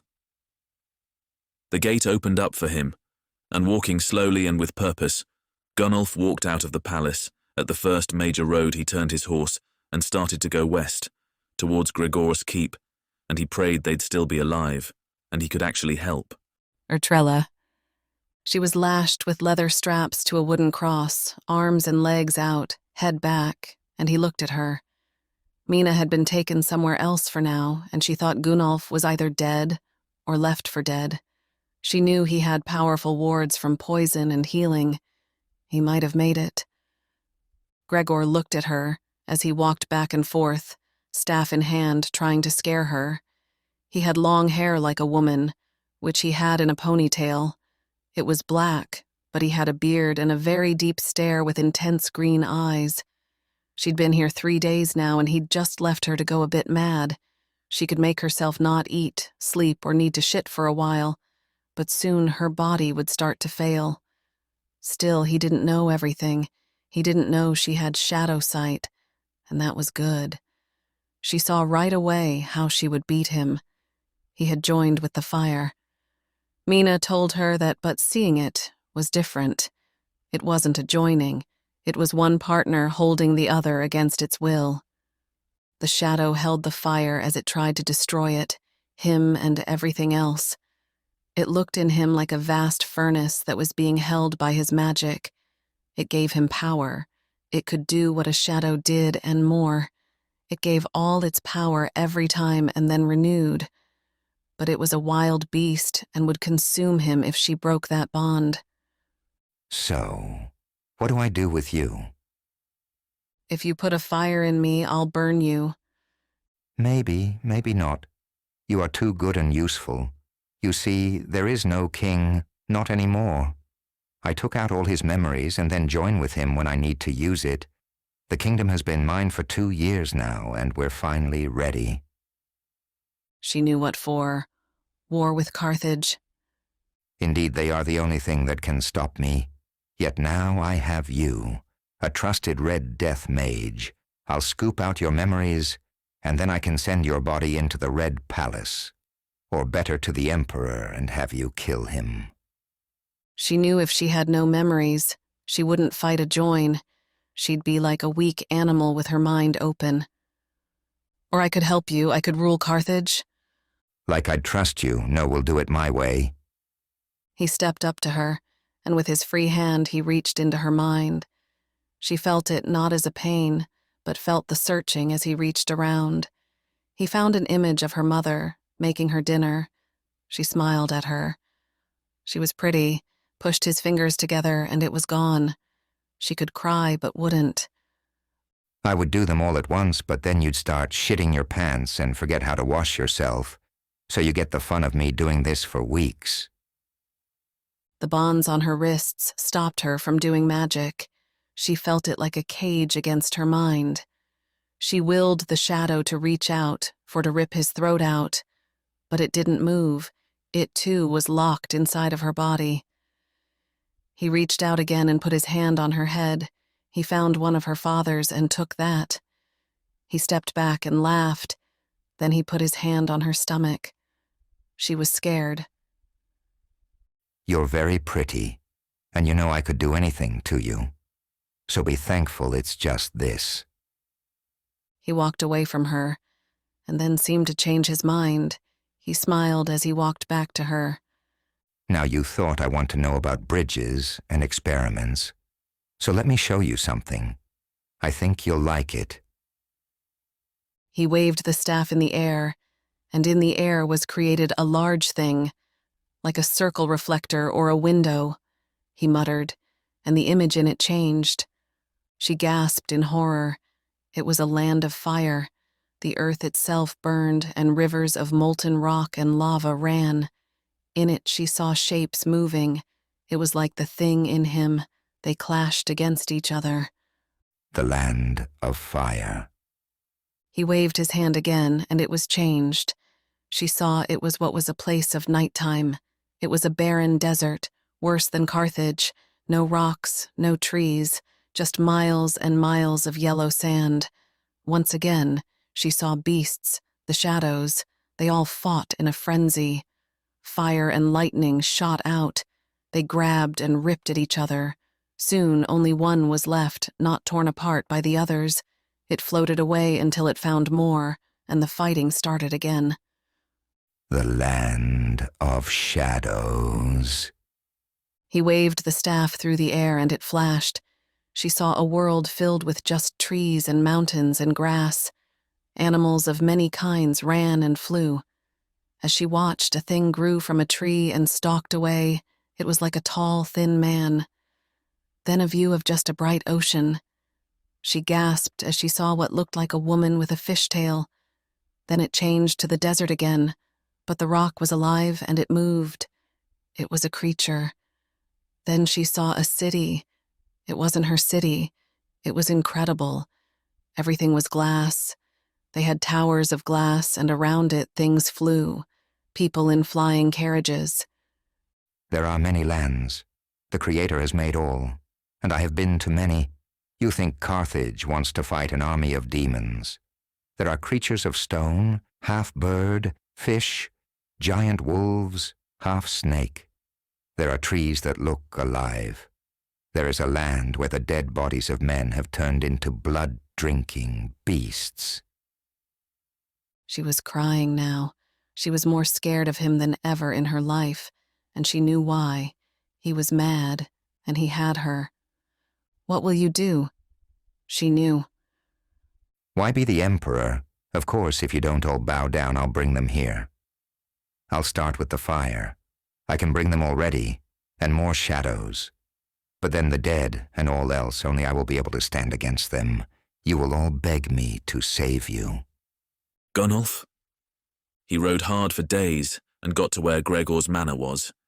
He owned a vast area of land, and it was used for farming. He was much like a duke, and indeed probably did hold that title. Gunnolf rode fast along the trade road. He passed some people in fields, people on the road with wagons going to the city, and even a handful of guards.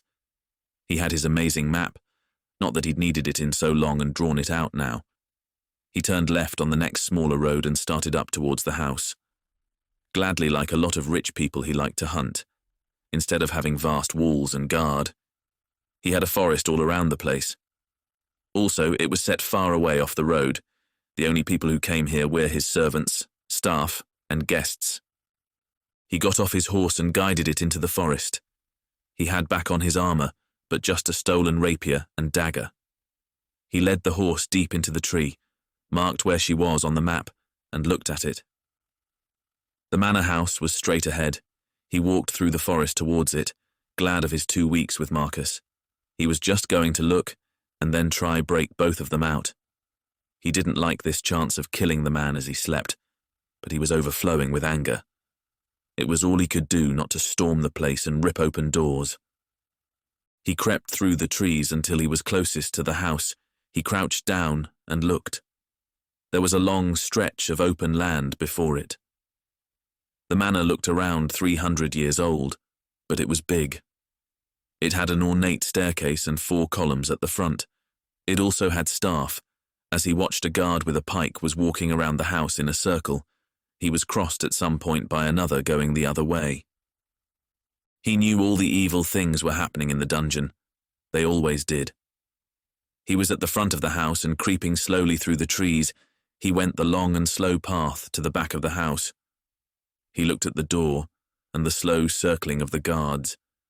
Every time they went past, they turned and looked right at a big double door that seemed to lead down. That was it.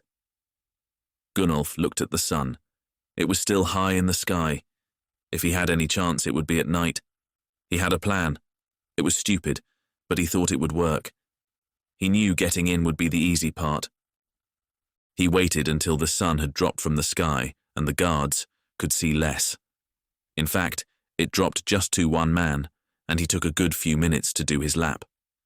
When he disappeared from sight, Gunnolf ran to the doorway. He pushed it hard and saw it was locked, circle keyhole, and made for a fine key. This was a good test. He closed his eyes and thought, burn. He called all the heat into his finger, and it burned hot. The skin was red, and he pushed it slowly at the metal hole. The keyhole melted slowly, and he tried not to scream in pain. He bit his lip quietly and took it. He opened the door and closed it again. As he had his back to it, he heard the guard passing. He looked at his finger. It was starting to heal and had some melted metal on it. Still, it worked and fast. He was a mage too, with one painful gift. He crept a few steps up the hallway and froze. All along the path were rooms. He looked up into one and saw a girl in one. He stared at the bars, but it wasn't either of them. He went to the next and the next. He had to check them, but just hated Gregor more. These were his children. Worse, Loralee had known a few by name, and also the ones who hadn't survived what he did to them. He crept along the hallway and got to a large door. This one was locked, and he opened it up. His heart dropped. Both Mena and Etrella were there, both tied to wooden crosses. He was so mad it was hard to think of his plan. Yet he ran to them with his hand out. He had 4 bloodstones. They were his own wards for magic and mind control. He guessed he'd stop them for using magic, but maybe this would help. Mena was out cold, but Etrella woke up. She was gagged, and he took it off. She looked at the stones. It won't help yet, but later. He fed them to her, and she swallowed them down. He then went to Mena and did the same. She was still asleep, but he made her. Then he went back. He pulled out his dagger and put it to the leather of the band holding Etrella. He cut it loose, and he saw hope in her eyes. Then he heard her laughing. He turned around, and standing behind him was Gregor. He knew him from Loralee's memories. You think I don't know when someone is in my house? He tossed the dagger at him as hard as he could. It flew through the air and the man just let it hit him. It sank in deep in his heart. He pulled it out. No blood, no pain. He threw it to the ground. Guess you don't want to be left out. He had the staff in his hands, and he saw a fireball had grown in Atrella's hands. She had one free. The man waved his free hand and said sleep. He'd given away his wards for magic and mind control, and so the black wave hit him. Mena. He'd taken her to her own cell, and now he came into it. Gregor. He walked over to her and, putting his hand on her head, smiled. You have two shadows. It's very interesting and a clever idea. I guess you could say I have two, but one's different anyway. Last night your hero friend came and got captured. I have plans for Atrella, but you, I have no plans for. Yet your experiment finds me thinking. The land of the shadows is but a bridge away. There are many of the beasts, and maybe we could see how many your mind can hold before it breaks. She was scared. No part of her thought that was good. She knew it would be way too much power and she'd be lost to it in a heartbeat. He read her thoughts and smiled. You think it's a risk? But it's one I'm willing to make. We can find out how to cage them better, if leashes work, how to restrain their will but not their power. That is the goal, all of the good without all the need to crush and control. And them. He's nothing. I'll keep him locked up, so he doesn't get lucky and free anyone. Shut up. Now let's start with what we already have. You have that second one all chained up, not using its full strength. So we'll change that. Before she could say don't, he had his hand on her head and was finding the creature and the cage. Now it was free. She felt the hope in it growing, and then he had the cage in his mind. He didn't break it, but said open, and it broke a doorway in it. The shadow rushed out. It was just a construct in her mind, but it had held part of its mind. Not she saw it was the larger part. Now the thing was rejoined. It flushed her. She felt filled with power and wanted to kill him. She needed to get free, get that staff and steal all his memories. Gregor let the bonds on her wrists go slack. They fell off into the floor.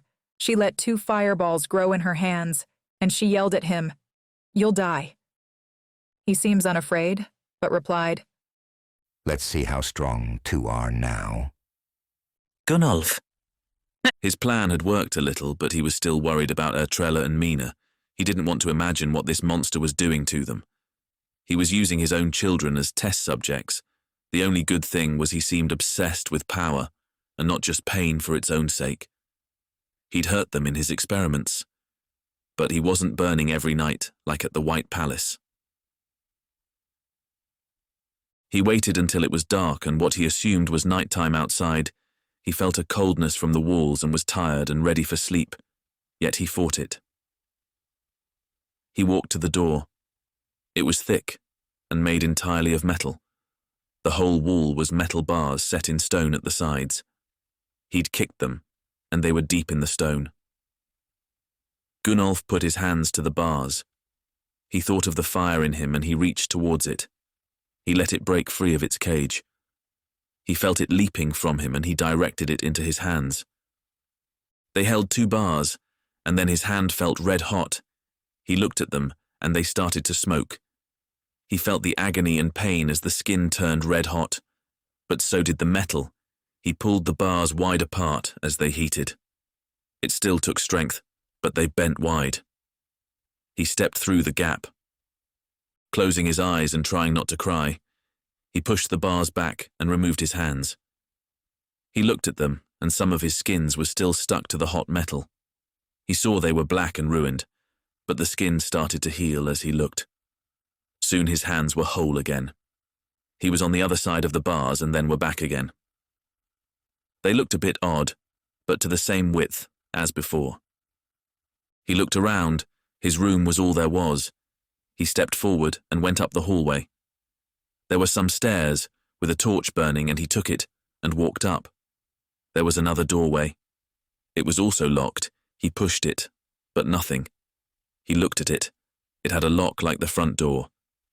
He let his finger heat up red and pushed it in. It melted, and this time he couldn't help screaming a little as the metal melted onto him. Shoving the doorway, he walked through and let himself heal. Now he saw them. He was filled with rage. Both Mena and Estrella were in the room. Estrella was tied to a wooden cross with leather binds. Her back was bare and covered in cross marks of a whip. Her tanned back was streaked with bloody marks. He ran to her, and picking up a dagger from the table, cut the leather that held her. The bands had some stones. Her eyes opened as he pulled her down. As soon as she was free, she started to heal herself. "Thanks," was all she said. He went and freed Mena, who didn't wake up. He just lifted her and put her over his shoulder. She hung down limp. She looked bad. "You okay?" I will be. Should we try find him? "No, let's just go." He knew the way out, and he started to turn. They ran onwards down a long corridor. Either side were doors and doors. He knew the once children were in there. Still, he wasn't mad enough to free them. They were poor, abused things, yet poor, abused things that would probably hurt anyone they came across. They had magic, and would lash out with it. Onwards they went. Soon they came up against a door. It had a lock, and he looked at her. "You or me?" How have you done this? Those bars? He grinned, and letting his hand go red, he grabbed the chain and it to begin to go red, and when it did, he pulled the links apart. The chain fell open. Gunnolf shoved the door wide and they ran outside. As he did, he heard laughing. He turned to look at Estrella, and as he looked, she changed. From his woman into the form of Gregor, he saw his long hair, smiling face. He even had his dagger. Suddenly, Gunnolf smelled something foul. He threw the thing he'd thought was Mena down. When he saw it laying on the ground, he saw it was a week's dead body, one of his children. No, Gunnolf still had the dagger and he drew it, stepping back. So that's how you did it? Harnessing the fire. Very impressive for a common. You'd be dead of fever and madness if not for that stone healing you again and again. Gunnolf thought he could run, but he'd never get a chance to get him again. The mage seemed to be reading his mind, though he was supposed to have wards against that. Come back. I want to run some tests on you. Behave, and I'll let you have a few more days with her. A few more days before what? Gunnolf said, thinking his death. When all her memories of you are gone. Gunnolf couldn't have run. The man just motioned with his hand and he was shoved back through the door. He kept shoving him and moving him until he went down some different stairs and it opened out to nothing. Where a cage should have been was a blank wall. Gregor grinned. "Wizard cells," he said. Taking a white piece of chalk from his pocket, he drew the 3 lines of a doorway. The stone seemed to cut around the line and he pressed it open. Gunnolf was shoved in, not by his hands. The wall closed behind him. He looked around and was in a cell just like his. He was alone. He wondered where Estrella was and what he was doing to her. Estrella. He planned to take all of her memories, and that made her more scared than torture. She was a mage, yes, and now held the rank of commander, but as rank and file she'd gotten the whip, been tested and trained for torture. She would rather he rip out her fingernails, they would grow back. No, he wanted her memories. Once they were gone, so was she. It was worse than death. Gregor stood before her, and he wore his work clothes. He had a robe that was red, and she knew it was to hide stains. Still, he drew no blood. He put his hand on her head, and with fine skill he located the memories that made her. Now he had her and the girl. He spoke openly of his plans. He had no friends. The servants were dumb and mindless. He'd tinkered with them too much. He reached into her mind and chuckled to himself. This is a good one. His mind had found her first memory of seeing Gunnolf, of him beating Yoland. She felt such pride that he'd done it and freed the girl from that monster. She'd stood between them and the rest of the guards. She was willing to fight for them. He simply rubbed his fingers together and it was gone. She was with Gunnolf, but a lot of what she felt was gone. She could cry, but she wouldn't. He went through her mind and took him away piece by piece. Every kiss, everything else. He took entire days and weeks of them. He didn't need them to make her walk and talk like a normal person.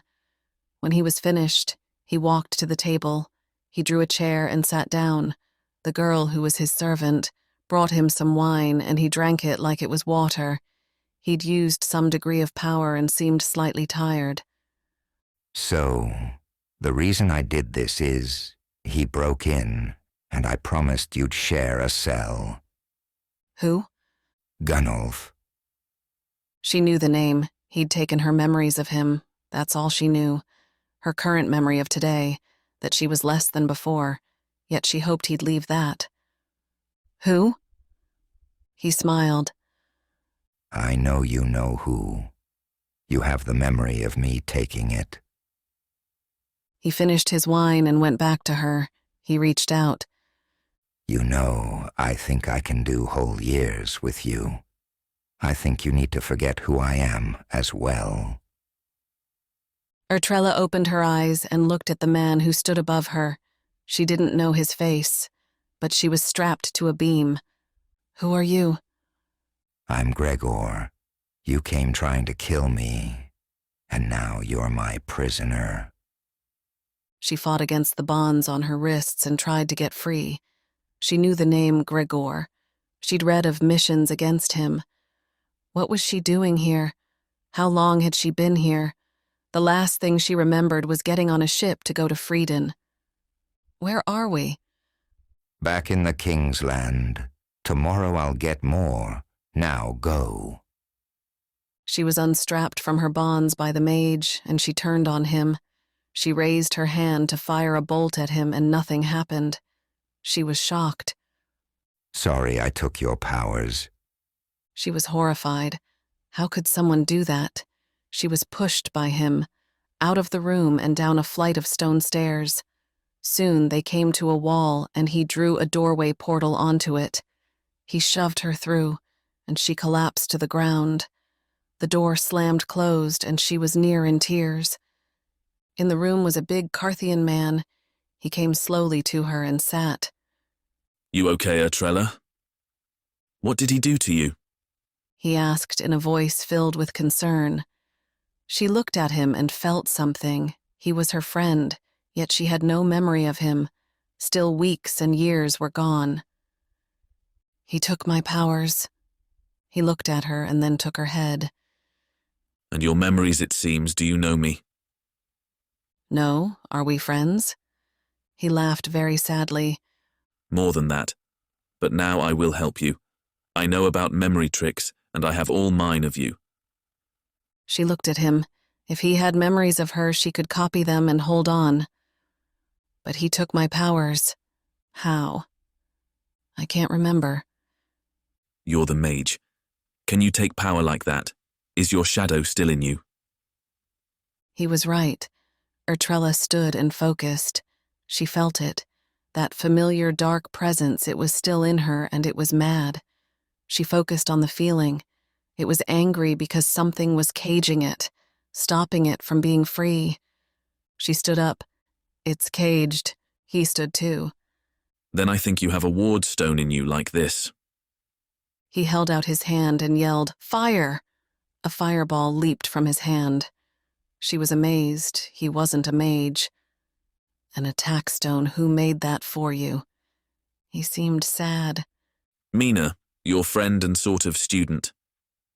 She was mad now. She had no idea who Mena was or him, but he seemed nice. Ertrella wasn't going to let this happen. Have you seen me naked? He laughed. Yes, a lot. She felt some confidence. She had a plan. Okay, we can do this then. As she stood, she took off her clothes before him. She stood naked. Now run your hands over me very slowly and try find it. If you're warded against magic, you might feel it. He happily, it seemed, ran his hands over her arm, then down her leg, her stomach, and around her head. Then he stopped. She felt it too. Her bald head had the slightest bump. She needed not have stripped. Still, as she felt his hand, she had remembered their feel, the roughness. She dressed and put her fingers to the spot. Under her skin was a stone. It was blocking her magic. "We need to get this out." Okay. He went to the wall, and as she watched in shock, his hand started to glow red. He screamed in pain as his skin burned. Yet he held it to the thick stone. It too heated, and he pulled a piece off. As it cooled, he shaped it, banging it on the floor. He held a piece of stone up to her. It had a sharpish edge, better than his teeth. His hand began to heal. "What are you?" I have a fire demon in me and a healing ward. Lucky for me. She knelt before him and winced as he put the stone to her head and cut.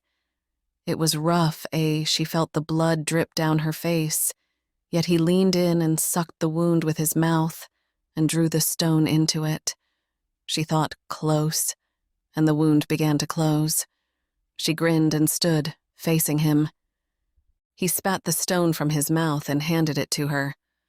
I guess you'll have to keep putting it back, or pretend you have no magic around him. I'll put it back, but now I can find myself. Can I look at your memories of us? Of course. And if you want to store some in me, you can too. I think that would work. He was a massive genius. She could put all of her memories into him and keep them safe. Ertrella put her hands to his head and thought of herself. She saw herself through his eyes. As she stepped in, saving him from the line idiots, he'd beaten Yolland, then meeting her and coming to her tavern, they drank and talked. She felt his lust, and then got to see them through his eyes. He loved her and thought he was so very lucky. They spent weeks together, traded letters, and she saw them coming here, the betrayal, and him trying to rescue them. She opened her eyes and looked at him. "I love you too," she said, and kissed him hard. Mena. The problem with mages and very old mages like Gregor was they didn't sleep. He went from one task to another and never stopped.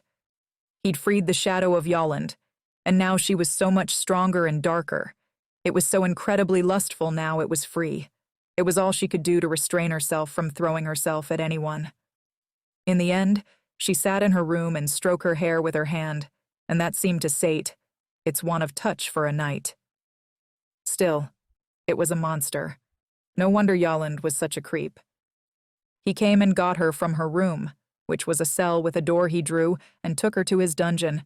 She could use her powers, and she threw a massive fireball at his back as he walked, but it hit a ward, and only served to make the stones hot. Gregor just pointed to the cross of wood.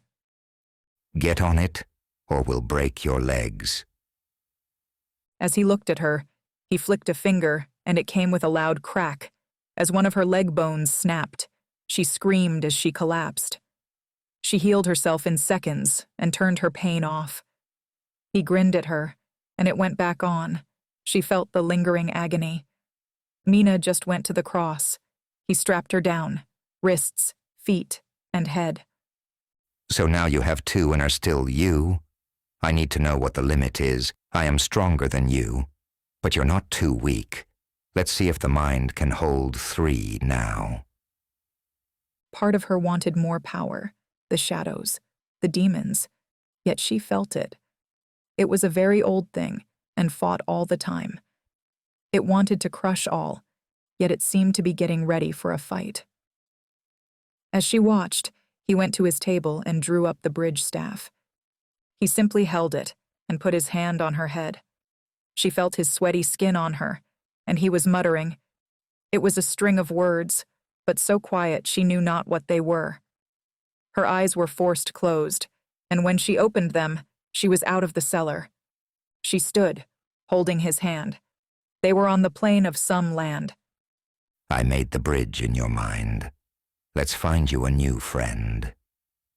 Mena looked around and thought she should have been cold. It was dark around her, No moon hung in the sky, only a vague light, and the land was like that of a desert at night. Under her feet was sand and a few black rocks, yet it seemed all very dead. As she looked, the man whistled as if to a dog, and then she saw it. A shadow loomed out of the darkness. She saw it as a darker thing. It was a few meters off, and she near screamed as it regarded her and them with yellow eyes. It held a spark of intelligence, or at least hunger. It rushed towards them. Good our first contender, but I want a strong one of you. As the shadow rushed at them, he dropped her hand, and without a word, fired a withering blast of lightning at the black cloud. It stopped, and the bolt hit hard against a shield wall. It looked like any ward she'd seen. It fired back with fire of its own. It was a steady stream. The fire hit, and she threw up her own wall. It reflected off her and burned him. She watched as he stood burning, but just fired again. His lightning bolt fired right into the fire and smashed into the shadow. She heard a horrid and loud cry, but it turned and fled. He laughed. His body was burned and disgusting, but as she watched, his skin started to heal, and he was fine. That will bring more. Don't help me. Just stand away and shield yourself. She was glad to do just that. As she watched, she saw something coming up, and Mena felt a feeling of dread. It wasn't like a shadow. It was like a storm cloud. A vast black thing, and as it approached, lightning crashed inside it. He clapped. Big boy, come on. He fired a double blast of lightning at it, and Mena saw it didn't guard or ward. It just hit it. The thing wanted to see how much power they had. It was pushed back a bit, yet no howl. It fired back with lighting of its own. 1 bolt, then 2, then 3 and 4. It had no hands. Yellow eyes. But it was just a formless shadow. As the bolts hit, he warded, and Mena saw the power of both. The bolts were of such anger and hate, yet the shield blocked them all. Still, Gregor had hands. She raised her hand and let a bolt burn, and turning, she fired it at Gregor. It hit him in the back and threw him to the ground. She ran forward. As he laid on the ground and fired at his body, she was screaming, and the thing had stopped its advance. It helped her. They both fired bolts into his body. She laughed, and it howled as they kept the lighting firing. 6 bolts, as she watched his body slowly ripped apart and then faded away. Mena looked up, panting. The shadow loomed before her. Both held lighting ready. She saw it eyes, and saw it wanted to crush and control. In her, she felt the other Yolland's thing was scared of it, and said no to her. Still, she wasn't being a perv all her life. Mena opened her arms wide and yelled, "Come in!" The shadow joined with her, and she felt it as a force of hate and strength. It crushed Yolland's demon and her own in moments, and she woke. Her eyes opened, and she looked at Gregory. She was caged again. He laughed. You think that was me? 3 and you're fine. Okay, we'll try 4. Gunnolf. His plan had failed. He wouldn't be freeing anyone. Yet in true Gunnolf fashion, by blundering in like an idiot, he'd managed to save Ertrella. Maybe not her body. She was still a prisoner, as was he and Mena. But he had saved her mind. He had been locked in the cell for 5 days, or 5 sessions of sleep, and her being tormented. Every time she came back, she thought she had no powers, and no idea who he was. Gregor always took the memories of the day, and thus his own, for her. Yet she'd written on the wall in her hand, "Trust him." When she came back, she would go into his memories and find them of her and him. Yet now he was taking much more. He'd grown tired and now just took years and years at a time. The last time threw her into the room, she huddled on the floor. She looked up at him, seeming scared. Since when was she scared of some man, even one she didn't know? "Hello, I'm Gunnolf. He took your memories, read that." She read in her hand, and touching his head, she found herself again. Now she cried as it came back. He had it all, her childhood, training, Lives, loves, families, pain and killing. She boxed it up, so it was a little vaguer to him. But he knew it all. He knew how they had trained her. As she took them, she gasped. I'm 133. How old did you think you were? 20? I just finished my service and was going to the keep. He'd taken all off her magical training, but gained it all back. He had it all. The human mind had lot of empty rooms, it seemed. He loved her more now, because he cared for her, and she suffered. But now he knew her life. She was sweet, given what she'd been through. Did he say when you're leaving? I think tomorrow he'll leave me thinking I'm a child and then just ask me to let him join. It will work. Kids are trusting. And if I fight, I'll have a weak mind and no training. They were both scared. Gregor would go in her body and try to kill the Emperor or something bad for Carthage, and he was trapped here. Also, if he took her straight after he took her memories, he'd have them, but have no chance to get them back to her. Will he take Mena? He'd not seen Gregor himself, but heard of what he'd done to Mena. He gloated she now had 6 shadows in her and was insane. He left her in a cell and said she was broken. He would leave her behind. As they talked, the door opened in the wall. Hello, children, Gregor said, walking in. You're a smart one for a big dumb idiot, so I know you have been helping restore her. He turned to Trella. And it's fine, really. You'll suffer more, and all your memories get packed into one day, so they are easy to kill. So we're going to go right after I take you down to nothing. Just enough to walk and talk. He grabbed Gunnolf's arm and threw him toward the doorway. He was so strong he fell to the floor and was lifted up by unseen hands and shoved along. He finally was in the dungeon room. You have taught me more than anyone, not to underestimate people. He tied Gunnolf to the rack and pulled out a knife. He waved it over him and stopped at his heart. He stabbed it in. He flinched and bit his lip as the blood dripped. He then picked out a stone with fine fingers. It was a fire ward. I'll take all of these. I don't want you melting walls to escape. He took them all away one by one. The healing ward he took last of all, and when it was gone, the other wounds were healed. Now I could kill you and her memories would die, but that's no fun. I'll be back in a few months, or I'll send for you once I'm emperor, and you can be reunited with her. I wonder, will you be attracted to her if she has the mind of a child? Probably men are animals, I am told. Gunnolf fought the bonds but couldn't do anything. He felt the fire in him. It was making him sick now. Already he felt a fever growing in him. Gregor read his mind and laughed. Oh yes, I forgot. That will kill you in a week. Oh well. Bye then. He put his hand to his head, and he felt the darkness come to him. Mena. At first, she felt strong, dark, and good. Well, not like a good person, yet healthy and planning. She had 3 of them in her.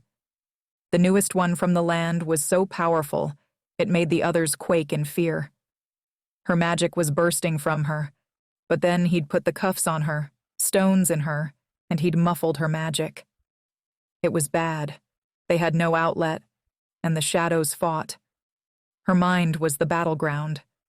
The weaker ones got put down, but the stubborn things raised again the next night. It was like a war of thoughts. She'd get hit by lust, and then it would wash out, and she felt calm. Then she was taken with rage. She knew not which was from which demon. Then it got worse. She went to the plain with Gregor again and again. He forced the next ones into her. No joining, no acceptance. She didn't want them, and soon she had 6. The last time he'd shut the door on her, he smiled. I guess 3 was the magic number. She didn't need the viewing glass to know her eyes were black, and she wasn't even a human anymore. If he hadn't so many wards in her, she'd destroy this place. Get out. But she did. She ate the food that was slid in on her tray. Like the animal she was, she grabbed it and ate. He threw her raw and bloody meat, and she ate it down. Her mind was gone. All was a storm. The 6 of them all fought an unending battle in her mind now. Her emotions were a flux. She was angry all the time, and at the same time sad. Mena punched her hands bloody on the stone of the walls, while crying and enjoying the feeling of it. She managed to laugh. She was the most powerful magician now, and she was going to die. Alone and scared. He'd told her his plans. He had no friends. He'd go to Carthage as Ertrella and kill the emperor, then pretend to be him, or just rule. He hadn't decided yet. She knew she should worry about Gunnolf, who was here now, and Ertrella, but she didn't care about them. Then she did. Then she wanted to bed them, then kill them. She sat in the corner of the room and cried, her head hitting the wall. Then she hit it harder. Maybe she could kill herself. The door opened, or rather the wall did. Ertrella walked into the room. Mena knew as soon as she walked in, it wasn't her. Men walked differently to woman, even a tiny pricked idiot like him. "Gregor the High," she spat at him. The spit hit her face and she whipped it away. The walk? Okay, I'll practice anyway, I'm off. I'm just wanted to check on these. He grabbed her wristbands, thick metal with ugly stones, and she had some in her body. He closed his eyes and charged them a bit. Good for a few years. Oh, Gunnolf is in the cell over, so if you yell really, really loudly, he might be able to hear you. "Fuck you," Mena yelled. She swore now. Or number 4 or 5 demon did? He laughed with a high female voice. It was hard to watch. What had he done to her to make her let him in her? Then the concern was gone. Who cares? In moments he was gone. Mena was alone, and she walked to the wall. It was thick, she knew that. Nearly a meter of solid bluestone. Irradiated cold. She could yell out, but why bother? She walked back to the wall and sat down. She let her mind go calm. She gathered her thoughts, or tried to. But they were at war, even if she had no wards. She didn't know it, she'd be able to do magic. They were far from working together. She put her head in her hands. She didn't cry, she wasn't sad. She was angry. So bloody angry. She'd wait if she had to. He'd come back and she'd kill him. Or next time they delivered food, she'd try grab the maid bitch. Mena sat and waited. She rocked back and forth slowly as she did, muttering to herself, she'd kill him, and then everyone in the world. Gunnolf. He'd woken back up in his cell. He knew Ertrella was gone. Not only gone, now on the road with that psycho, but gone in her mind. He didn't know how far back he'd taken her, but he guessed to a child or more. He'd said he just wanted her to be able to walk and talk, and not fight him with magic. So who knew? Gunnolf guessed it took time to erase over 100 years of memories without sending the person mad. He was weak, and felt it. The fever was in him and his body was hot. He lay in bed or on his straw and blanket and sweated all of the time. He knew he'd die soon and that was bad. He didn't want die like this. Mena gone, Ertrella gone, his Carthage in dire peril. He stood and wavered on his feet. The bastard had made him weak, and now he saw how he had relied on the magic. Before it, if he got sick, a dagger wound was a very serious thing. Now he could let the fire burn him and know his skin was healing as it burned. It hurt, but less as the ward stopped some of that as well. Now he was just what he was in that tavern, a fighter but one trapped. He went to the wall that was the door and hit it. It was thick. He put his hands to it and thought of the fire. It was a mistake. His skin started to heat, and he stopped it. He'd not heal if he burned this time. Walking to the side wall, he knew Mena was there.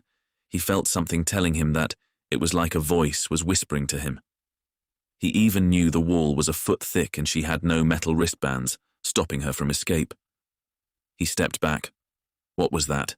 Maybe her shadow told him. He put his hands on the wall and felt. He knew she was there. Gunnolf looked around his cell. He'd die in here and soon. The fever was bad, and it was getting worse every day. If he could save Mena, then maybe this would be worth it. He felt the shadow saying he could. Of course it didn't care about him. Gunnolf looked at the blue stone. It was cold and thick and old.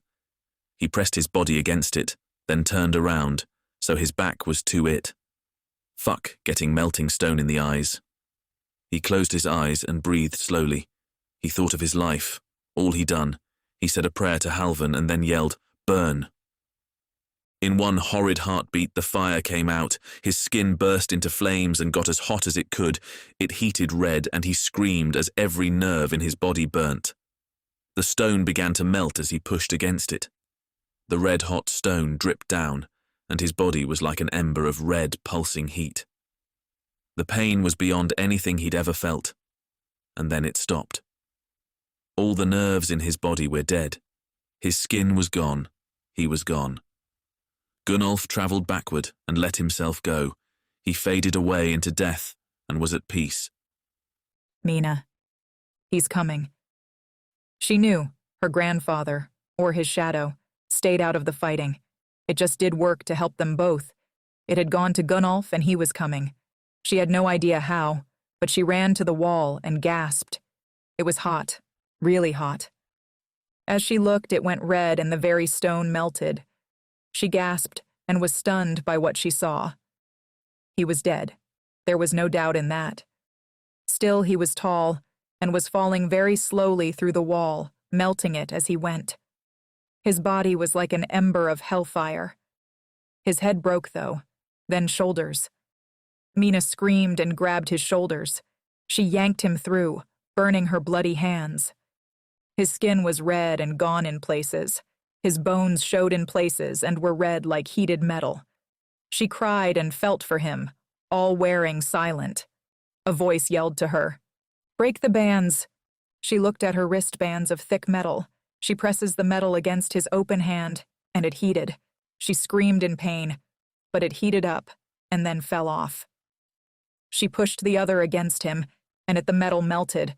It burned her like fury, but fell off too. She felt the magic in her. All 6 of them came together now.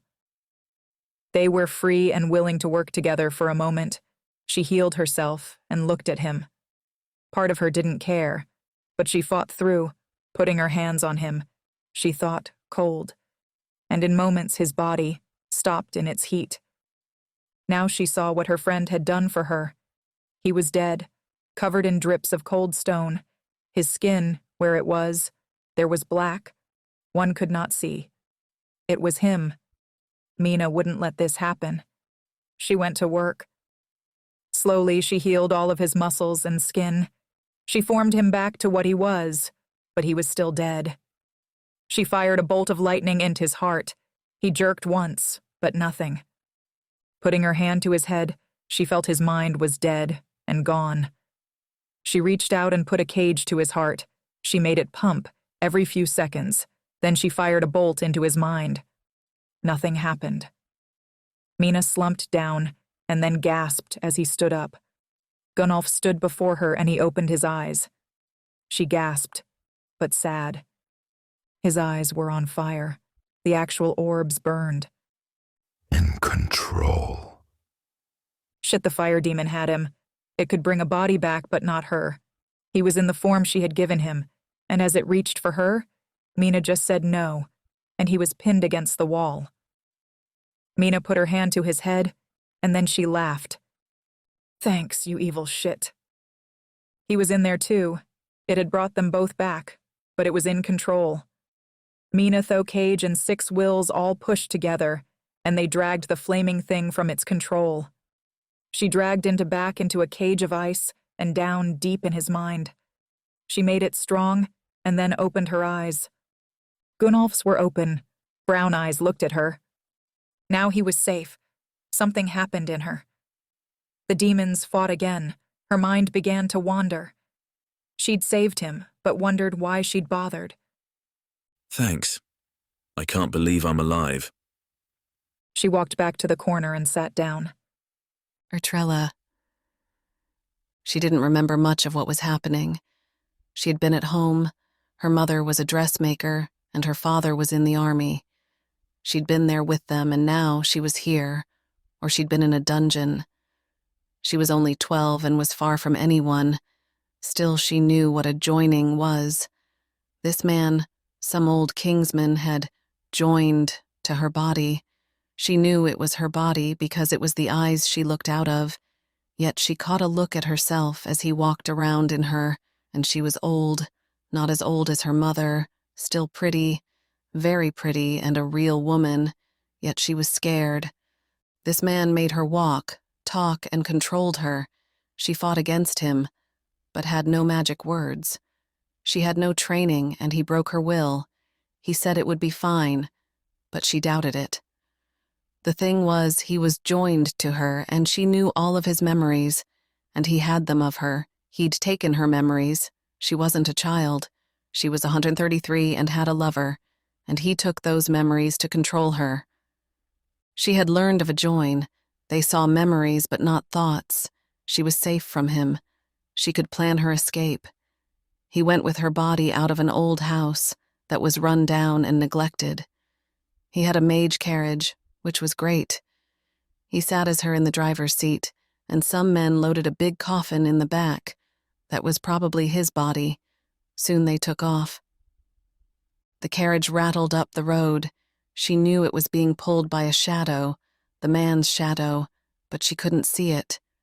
The red mages said they would teach her shadow sight, but it took years and years of practicing. Still, she knew even he couldn't do it. She had all his memories, and they more than anything else scared her. He would surely kill her when he was finished with her body. Ertrella knew that the man, her lover, was called Gunnolf, and just a man, but a fighter. It was funny she'd been with him too, her mind. She'd only kissed a boy. But she wasn't 12, she was actually 133. He would not likely get free, but she had to hope he would. He'd tried to save her, and he had a mage Mena to help, though she was mad. Ertrella knew she'd written letters to her man. He was a Carthian. She wondered what she could do. She tried to move her hand and managed to lift it up. It went back down. You are there. Don't try anything. She felt him gathering control of her. She couldn't do anything. She had no powers or no words. She'd had no training. The road held only a few people, yet he traveled with no one else. No guards, just himself and the coffin. They rode onwards and he spoke. So, you know we're going to New Carthage. That was where she lived, or had as a child. Now, she didn't know where they were, but it wasn't Carthage. From the tree and the heat, it was quite cold. See, assume it was Kingsland to the east. To do what? She said, but the words didn't come out. He must have heard her, though, trying. To kill the Emperor, you're a captain, and I'm your prisoner. She was a captain. That was great. Still, he was a fool. The keep and the Emperor would have more red mages than she had fingers, and they'd see this. They sensed strong magic. Ertrella tried to calm herself. She'd be fine. They would free her. She loved the tales of the Red Death, the powerful mages she would join. They'd help her, and then she'd go back and free her man. Gunnolf. Mena was broken, or gone mad it seemed. She'd done something, he knew not what. Yet he was alive. He'd died in that wall. He'd felt himself going, and then he was dragged back by a fiery hand. Now he stood in the cell and looked around. The wall of stone was melted in the middle. She sat head in hands, actually rocking back and forth. Gunnolf knew she could do magic, but maybe he'd made her mad. Still, he had faint flashes she'd saved him. He went to her and sat down. You okay, Mena? We should go. Where? As she looked at him, he could cry. Her eyes were like a storm. She seemed so defeated. After Ertrella and Gregor to kill him. Suddenly she leaped up. She was filled with a fire, and running to the wall that was the door, she turned and punched it. He gasped as the stone cracked like it had been punched by a god. She hit it again and it smashed. She pushed, hit and kicked until the stone wall was in ruins. They walked into the corridor and he looked at her. Her eyes were a storm again, and she sat down. As she did, the maid came running into the corridor. She had a bloody crossbow, held in shaking hands. She pointed it at Gunnolf. That's not your cell. An idiot! He stepped to her and she fired with a terrified look. As the bolt hit him, she ran. The shaft sank deep into his shoulder and he screamed. It was a yell more, or anger, really a maid. He picked up Mena and threw her over his shoulder. She just slumped like a dead body, her eyes open but not caring. He walked down after the girl and to the dungeon. Please, he though. And then he saw it. Bless you. Laying on a silver tray was a handful of bloody stones. He turned Mena to them. Which one is healing? She pointed at one, and he took it. As he held it, he felt better. He set her down and watched as she went to find the nearest corner and sat in it. He pulled the barb out roughly and screamed out again. Blood flowed and he held the stone. It stopped and began to heal. He grinned finally. He saw a knife scoring his hand, shoved all of the stones in the cut. It healed, and he felt protected again. He walked to Mena and picked her up again. At least she let him do this. He went with her out the front of the manor. There were no guards, and the maid was gone. He went around the back of the place and found there was a stable. He saw a single horse and 3 mages' carriages. Mena could use one, but not now. He opened the stall and let the horse out. It was white, with a black spot on its chest, and very well trained. It just stood next to him as he put a saddle on it from a wall, draped Mena over the back and climbed up. As he sat, he said to her, "Hold on to me." She did, but didn't look at him. He had no idea where she was. Gunnolf started to ride as fast as he could, going back home. Mena. She felt the bumping of the horse and the warmth of Gunnolf's back, and was happy for a second. She was free. That was good. But she wasn't really free. Her mind was at war. She had 6 of these things in her mind, and all they did was fight. She was here too. They were meant to listen to her, but her will was weak compared to 6. She'd done some amazing magic when all 6 acted as one. Yet they wouldn't do that often, only to escape, and because she felt such a fear for Gunnolf. Now she looked, and she saw her mind was laid out, like lands. 5 of the things fought. The oldest one didn't.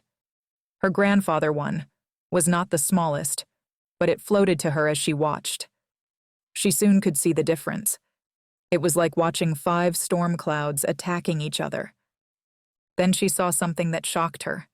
There wasn't a war of everyone against everyone. It was everyone against one.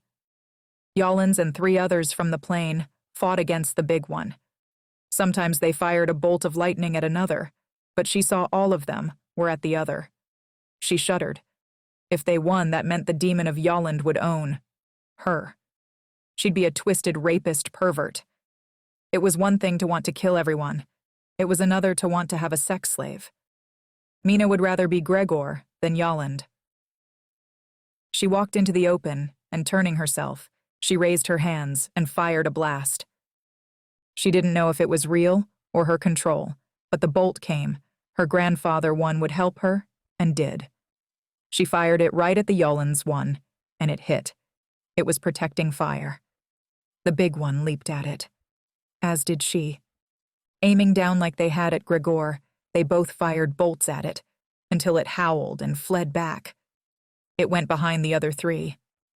Now she fought the shadows, like they were mages, but her and the big one had a link of mind. They all fired attacks at them, fire and lighting. She warded them both, the shield guarding them and blocking both. It fired back at one only. It was unprotected, and while in a group, they fought alone. The bolts hit it, and it howled. Mena thought of a solid blast, and it did it. It turned all 4 into one stream of lightning. It was massive and deadly. It turned itself, and the bolt hit the two as well. They all stopped then. There was no more battle. She stepped forward and raised her hands. Lightning leaped in them, and she spoke and turned back to the big one. He's in charge from now on. You all stop being assholes, or I'll lock you in a cage with a fire demon. She felt them railing against her mind. Suddenly they were back up. Mena remembered her book, Little Deaths. You could kill one of these things, and it was too easy.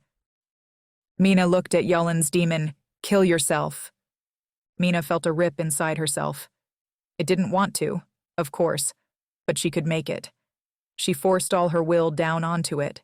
She thought of her hate of Yulland, this rapist beast, and as she saw it torn like black paper and faded away before hers, like a black fog in the sunlight, if left with a deep howl of pain, she felt so much better.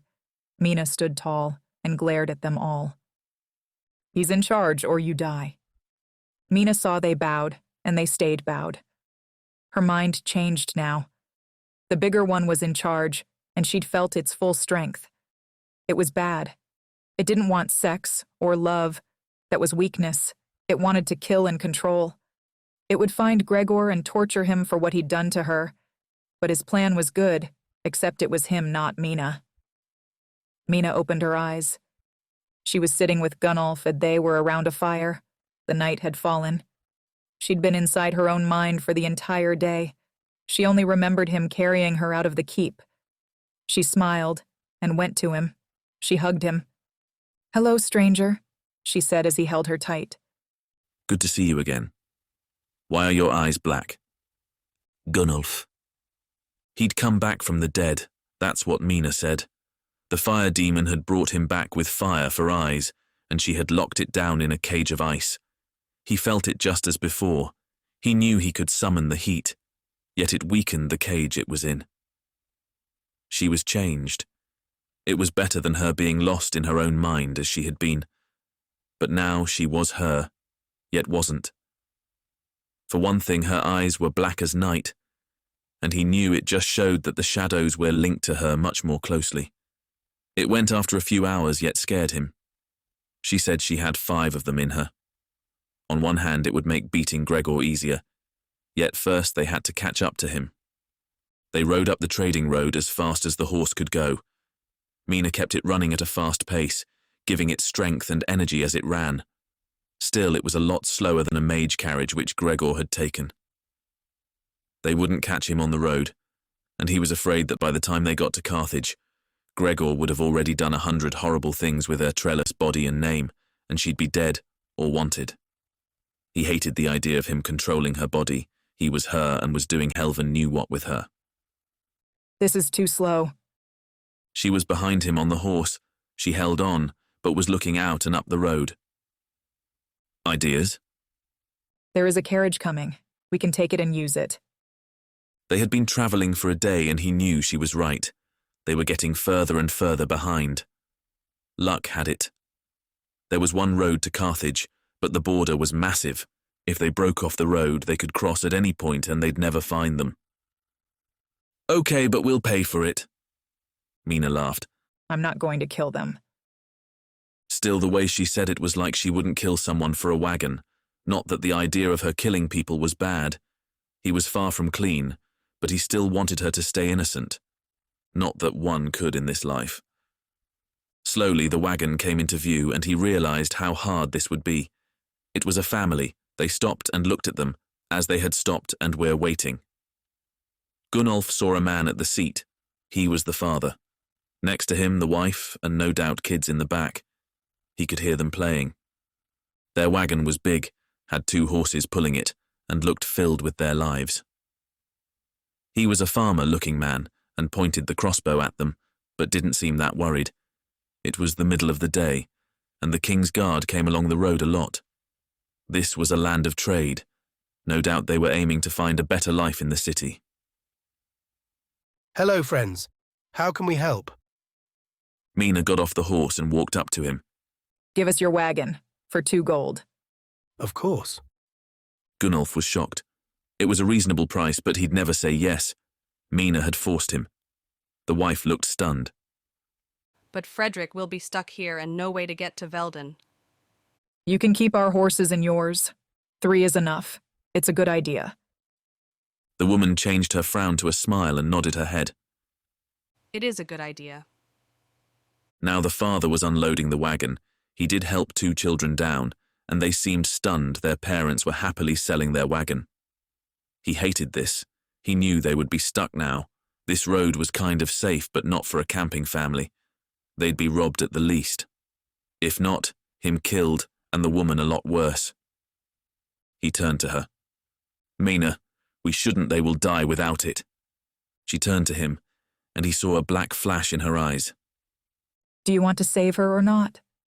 He had none plenty worse things than this. He just watched them unloading things, and then the road filled with another wagon. A fat man was coming up behind them. He was stopped by the people in the road, unloading. He was coming from Carthage and looked like trader.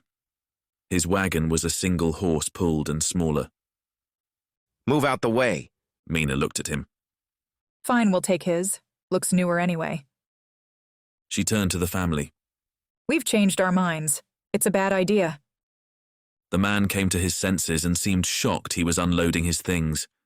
He looked at his little blonde daughter and just put her back in the wagon. They rode past the family and to the trader. He had 2 guards. They pointed crossbows at her. Keep moving.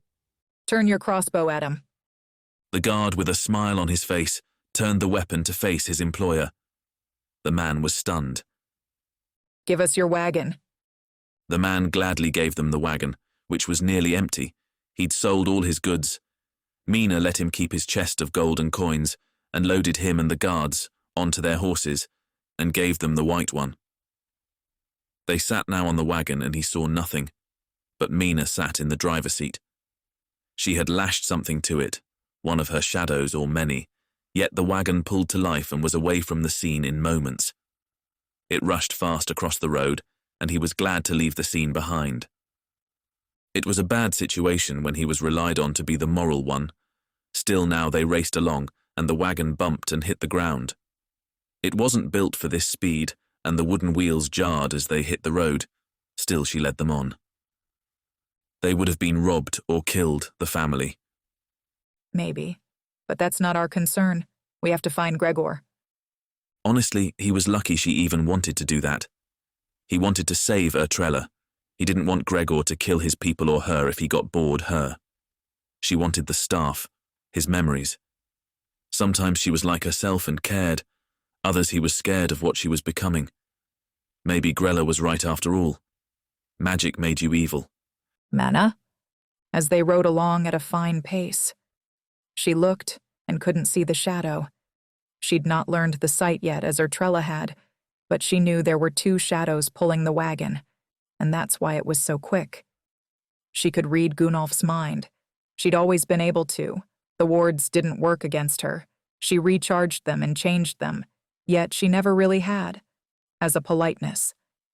Now she was in and out. She wanted to use her powers as much as she could, to get better and stronger. His thoughts were just idiocy. He was worried about her. She would have left that family to starve or be robbed, but more likely be saved by some city guard. He'd killed men and women for money. Who was he to judge her? Besides, she was more important than some idiot family.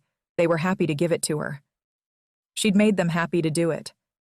Her power had forced them, but now she saw, was that so different from them really wanting to? Not to them. It made her think of Eric, the boy who had tried to trick her into loving him. His real sin was that it was too weak. Was there a difference between being born attractive or being born with the magic to do it? Why was guys disgusting, but not real change?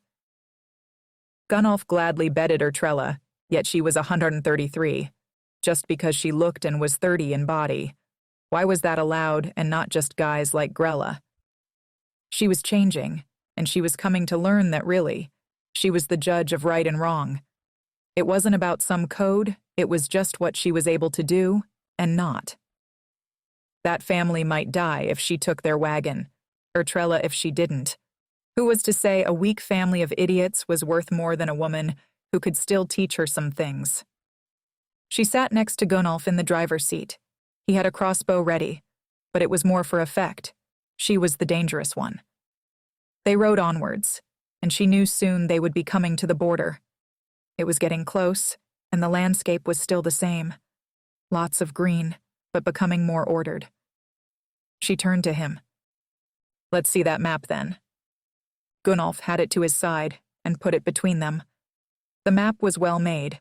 It showed what you wanted to go to, but you had to say it. It was showing the border was close only a half day if they kept this pace up. She wished it would tell her where Gregor was. She was sick of not knowing, and she wanted to. She passed him the invisible reins. "Just aim straight." He held them tight and moved over a little. Mena closed her eyes and let her mind go. She opened her hearing and her thoughts and reached out her power. She sent her remaining shadows across the land, and she found what she sought. It was a crow flying towards the border. Mena slipped into its mind with a quick thought of join. She flew onwards and moved down. Like before, she felt the wind, the power of her wings, and the sharpness of her eyes. The bird was a bit old, and she aged it younger as it flew. Its feathers grew blacker, and it flew faster yet. Ahead, she saw a wagon. It was going at a very fast pace, and she knew it was them. He'd know it was her. There was no doubt. She could fly high and avoid his gaze and maybe his power. She flew up and gazed down at the fast-moving wagon. She only saw a black-haired woman with a red robe driving. In the back was a coffin. It must hold the body of Gregor, no doubt seeming like it was dead or restrained. Who knew? Mena heard a screeching and looked up. Coming down from the cloud was an eagle. It was huge and flew at her crow, talons extended. She knew he was in it. The bird had no mind, or words. She couldn't throw a fireball with it, but she turned it and tried to fly, but was caught by the eagle. She opened her eyes, feeling the pain of being ripped by claws. She opened her eyes and looked at Gunnolf. "They are close too, and I know what he plans." "What?" Would they be expecting her to bring him dead or alive? "Well, dead preferred. If she goes back with him, they will lead her in triumph right to the Emperor's door." "That's what he plans then. I saw a coffin which no doubt houses him, and he is in control of her." "The journey from the border to the capital is at least 4 days. Do you think we can catch up?" "Of course." They would either stop him killing the Emperor or not. She didn't really care. Either way, she'd get his memories, the staff, and her revenge. She'd wanted to train at the Red Keep, but he had, and she'd just take it. She patted Gunnolf's arm. "Never fear, I am stronger than him." Gunnolf? He'd feared Gregor. He'd known he was mad, but not until he saw the checkpoint did he realize how bad he was. A mage as old and as powerful as this wasn't human. He was a demon unleashed onto the earth. Gunnolf saw the smoke and smelled the fire before he saw it. They came fast on their carriage and were forced to stop before they reached the archway. There was more than one smashed wagon, dead horse and broken person on the ground. He leaped off with Mena at his side. They walked past a wagon and he looked. There were 3 men, traders it seemed. All had been hit with a fireball that had blasted their wagon and horse off the road. All was charred and flaming. He looked to the checkpoint and walked in a daze. It was like a scene from another land, a land of death and fire. The well-ordered gate and road were nothing more than a melted mass. He'd reduced the stone to a molten and now cooled mass. Bodies of tens of people laid around. Some soldiers, some traders and small folk. It was hard to tell. A burned skeleton was hard to identify. He knelt now and felt tears welling in his eyes. It was so far beyond anything he'd ever seen. It was murder and carnage on a level of the inhuman. Mena had her eyes closed and she opened them again. "They ride onwards. We should follow, if we can get our wagon past." She had no feeling, and he was so very close to grabbing her skinny neck and breaking it. His rage seemed to snap her out of her coldness, and she really looked for a moment. Tears welled in her eyes as she saw a horse burn to death, and then back to nothing. That fire is strong. No shit. He looked down the road but couldn't see them. Over 20 soldiers were gone. He looked and saw the red robe unburned and went to the corpse. Its face was burned as if with the hand of fire, and he was gone. A red mage, and what hope did Gunnolf have? He was nothing compared to Gregor. I can stop him. So she was reading his mind. Great. She'd take his power and be as bad as him. She didn't even care he thought that, but went to the wagon, and with a flick of her hand started to clear the road. Gunnolf turned and looked at the fallen men. This was what the world would be like if Gregor won. He had to stop him. He heard a shriek as Mena had a carriage shoved off the road. She turned to flick at the bodies. Touch them, and I'm not coming. She stopped and looked at him. Fine. Let him get away. We are losing our chance. He ignored her and going to the mage. Picked up his body and carrying it from the road, he laid it down on the ground. He went and got them all, one by one, and piled them up. Mena was now there with the wagon. She looked at him. They have been burned already. I liked you more before, once you were scared and people helped you. Stop being such a bitch. She seemed to think about something, went to say something, and then she drove off. The carriage was there, and in a moment, it was halfway down the road. She was going after them alone and right. Then he didn't care. She didn't need protecting from the world. Maybe it did from her, but she wasn't helping shit. She'd probably save Ertrella just to rip her memories out. He needed to stop Gregor. He wasn't letting Carthage burn. He went to the bodies and bowing his head, he said, May Lord Helvan look on you with pride and guide you home. He put his hand to the pile and let his skin burn. It hurt, and he liked it. He screamed in pain and rage and anguish. At this moment, he stood back and let the fire go out. His skin started to heal. He was still a tough enemy. He just had to beat this shit. Gregor had killed all these men, his own children, taken Mena, taken Ertrella, and would probably kill the Emperor. He was killed Gunnolf. He was so far beyond needing a blade. Gunnolf had to think, what could he do? The main issue was travel. He couldn't catch him, he couldn't stop him, but maybe he could save Ertrella. He didn't need to be there, his knowledge did, but that was all. Gunnolf walked away from the pyre and started to search up the road. It was dark and grisly work. There were 5 smashed and broken wagons. Killed by Gregor, he saw no one had tried to run. He looked off to the left and he smiled. Bless you, a horse was eating some grass at the side of the road. Not a witness, but what he needed. Gunnolf looked at it. It was grey and had armour. It might be the captain's horse.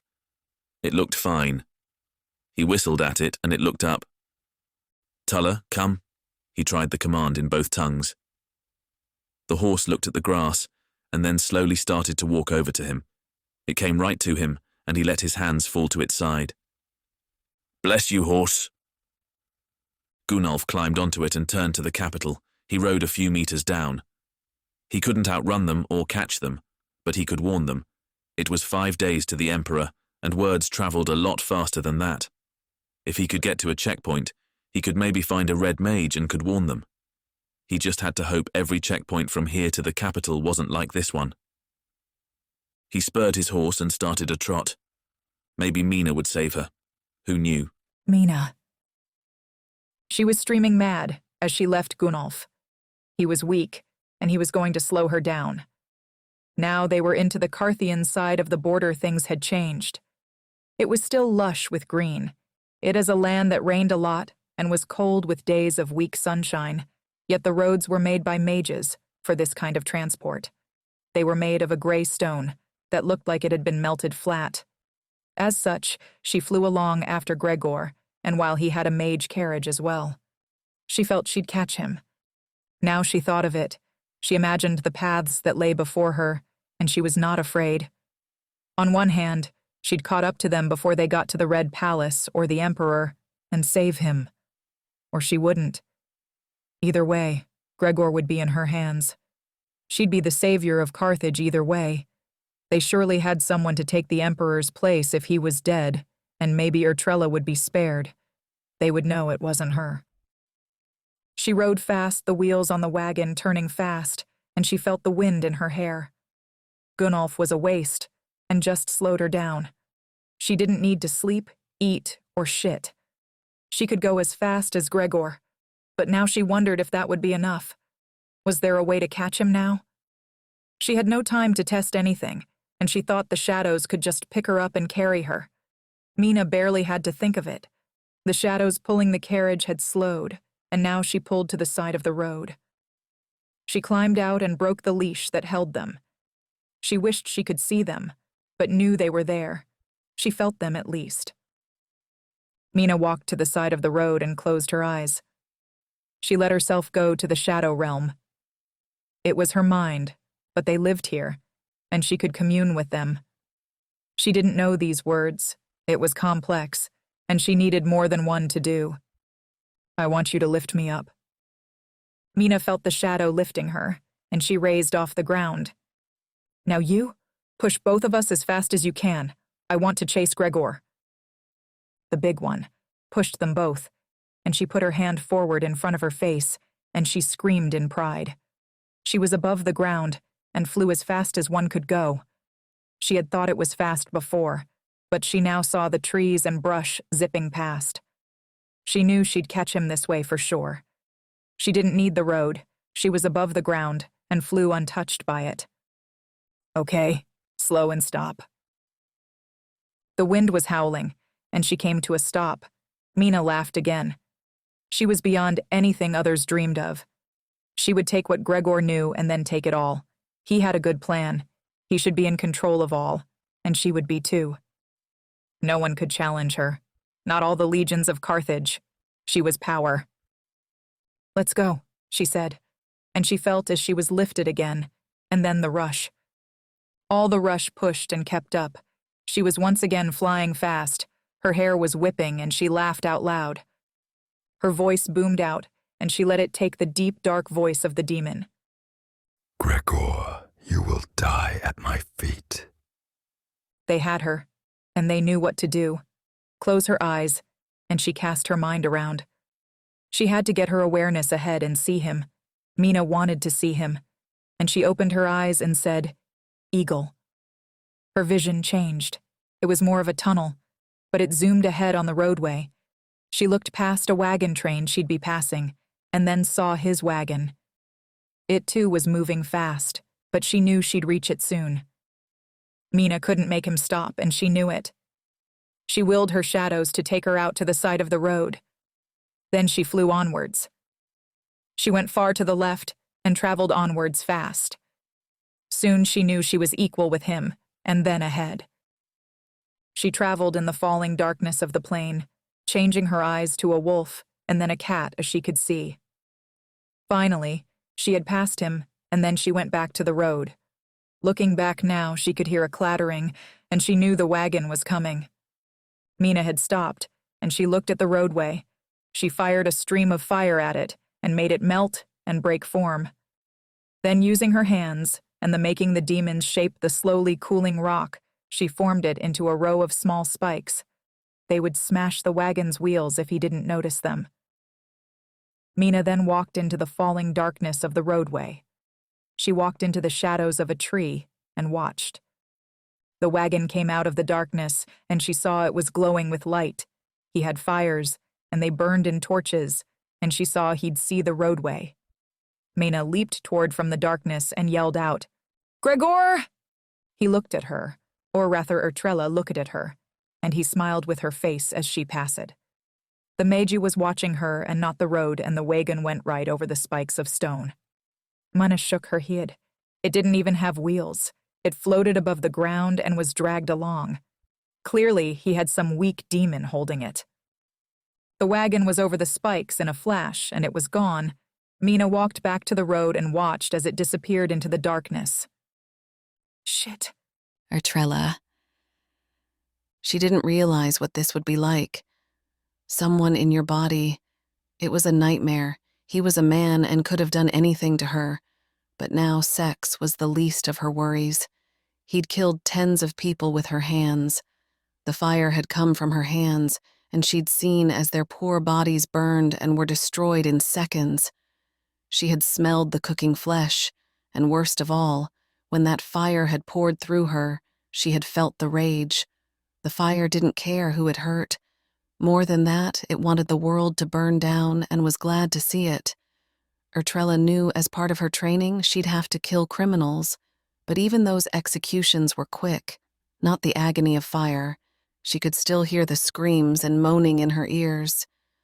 They had come far past the checkpoint, past some young girl who tried to stop them with a trap of some kind. She got a flash of her, a memory he didn't kill. It was that females of her race weren't taught magic, that was all. She looked like she was a Friedan or a Kingslander, not tanned like her, but pale. "That was Mena, your student," he said in her voice. They didn't sleep or eat or stop, but kept a horrid pace. She thought, never sleeping must do something to the mind. How did she get ahead of us? "A single mage can go very fast. She may have left your friend Gunnolf. The magic I sensed from her was very powerful and dark. Maybe she killed him. She felt terrible. That wasn't true.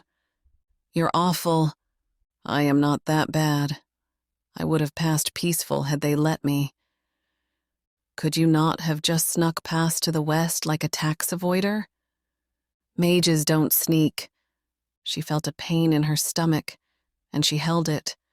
Her stomach was flat, and she'd not eaten in days.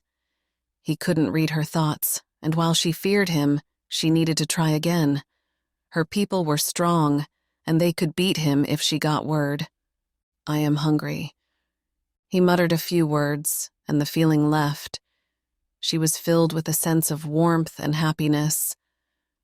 Tricks won't a body fail without food and water. He sighed. "Not mine, but yours might. I do feel the drain of keeping it going," he said to himself. She had a good sense of where they were. She was 13 and had been at school since she was 10. She knew about the history of New Carthage and the Kingsland to the east of the capital. They were about 4 days, but in between was more than one town. "We can stop for food and some rest." "Thank you," she said. Not that she felt it. Still, after another half-day of travel, she saw the road to the north, and it had a sign of carved metal and was mage crafted. It said, Julianatine, 2300. They took the road without him slowing. "How far to an inn?" "The town is about 2 miles. That was how many people lived there, and it was pretty small.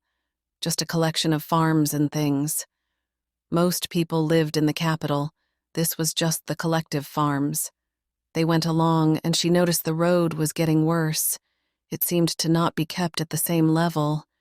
Yet soon they were seeing the neat lines of farms at the side of the road. Neat lines that were of different color. Different crops, she knew. They passed big things that rose up from the ground, and she knew were grain holders. They slowed down, and she saw a food hall. That sells food. He said a few words, and the wagon pulled to the front of the hall. It was large and white-painted and a big building. They climbed down from the seats, and she stretched. Or he did, it felt good. The building had no guards, and she walked inside. It was full of people, at least 50 or so, and she saw them all eating at long tables, and a few heads raised to her. "What is this?" "It's the food hall. These are communal farms. They share everything and give all back to the state for a set wage." "Why?" "For the glory of Carthage, watch this." She took control of herself. It was a test, but one she could hide. She stepped forward, raised her fist, and shouted, "For Carthage!" "Carthage!" 50 voices shouted out and went back to eating. "Act like a fool and I'll burn them all." As he spoke, a man walked up to them. He was the foreman she saw and had a black fist on his shirt. That was good. She grabbed his wrist. "Well met, brother. How is the crop?" Gregor was letting her take control. "Well, Sister Red, What brings you? We had no word. I have the body of Gregor the High with me. I bring him to the Emperor. Everyone was listening, and he had her slide her hood back, showing her bald head. I am Ertrella the Red. The man actually hit his fist to his heart so hard it must have hurt. She wanted to leave now. She knew he'd help and tell the capital of her if any were left alive. I have a hard ride. I was hoping I could take some supplies and leave. Of course. We always have 10% for emergencies. We will load you wagon for you. Anything else? Gregor took over. What have you heard of the border? The man laughed. Only they will be shitting now their mage is dead. Gunnolf! He had ridden for hours, and now his horse had slowed down to a much slower and ragged push. To give it credit, it had run almost all of the previous night, and now the sun was up and breaking through the cloud it was failing. He had water and food and had raided the bodies of the dead and taken all that wasn't burned. He slowed his horse and pulled it to the side of the roadway. It was breathing hard, but he put his hands on its body and felt its huge breath in and out. It was a clever beast, and it had pushed itself to the wall but not over. He pulled off a saddlebag that was full of water and went to it. Now slowly. He let it drink and then pulled away, giving it time to recover and then drink more. The animal was fine, but he was a man chasing a mage and was lost to it. Mena was lost in the storm of her demons, and no doubt as dangerous as Gregor. His only hope was to find a red mage, not dead, and get a message to the capital. He couldn't catch up to Gregor or Ertrella, but he could get a message to her allies and have 100 red death mages waiting for them. He drank some water and then feed the horse some grain. It ate slowly, and he knew he needed to walk it, or its legs would lock up. He started to walk her along the road. As he went, Gunnolf started to hear a sound which horses, and he was stood to the side as they came. He saw as 4 men of the army came riding hard past him. They were from the capital, and 2 went onwards, and 2 stopped. They passed and swung back. He didn't know them, but the uniforms well enough. They were of the 20th Legion and had light horses and no much armor. They were scouts. One looked at him. He had a scar down his face, under the chin, and the other was aiming a crossbow at him. "Well met, brothers," he said in Carthian. "Who are you?" They were on horseback, and this was not their job. They probably had orders to check the border. Gunnolf, former legate of the 23rd Legion. "Well met. We have word of some trouble at the border, you know about that." He knew if he said yes, they'd make him come, and that was miles in the wrong direction. "No, it was fine when I went. I was headed home, family in the capital." "Why are you walking?" "She's tired." They seemed bored now, and he looked like an ex-soldier coming home for a bit. Maybe wanted, probably, but what did they care? "Fine. Helven bless your blade," the Scarface said, and turned his horse. "Yours as well," Gunnolf replied. The 2 men rode off, and he kept walking his horse. They would make the checkpoint in a day and double back. There was no way. They would not question him about it. He wasn't a mage, but as far as they thought he was a foreigner, and that was enough. Also, they'd send for a legion or a half, and it would be marching from the capital in a day's time. He could assume that Gregor would be smart enough to avoid them, but not him. He climbed onto his horse and started to ride it away from the road. It was lots and lots of trees. Sort of like when he had gone to visit Grella, he'd get off the road and they would never find him. It was too big a place, and he was good at this. Gunnolf pulled out his map and looked at it. It showed the forest, the capital, and the road to it. It never showed Gregor, but might show people who weren't shielded. All red death mages. As he watched the map filled in, and he saw as it filled. His heart dropped. They were all at the capital and far away. He had no way to warn them of the coming storm. He thought of his own blood. He could tell his father, but he was no use. He lived far away. Gunnolf stared at the paper. Blood of the Black Fist. The Black Fist was the Emperor's line, and often his cousin's, second cousin, brothers and uncles got decent jobs because we're blood connected. Gunnolf saw as little marks started to pop up, a few at the capital and the keep. Probably the man himself, and then one popped up, and it wasn't that far from him, maybe 2 days' ride in a town called Juliantine. He'd been there. It was a farming town. Bless you, friend, and your famous relative. He patted his horse and urged it onwards. Just 2 days' hard work and you can be famous. Mena. Gregor had tricked her, or she'd let him slip past her, and now he was gone.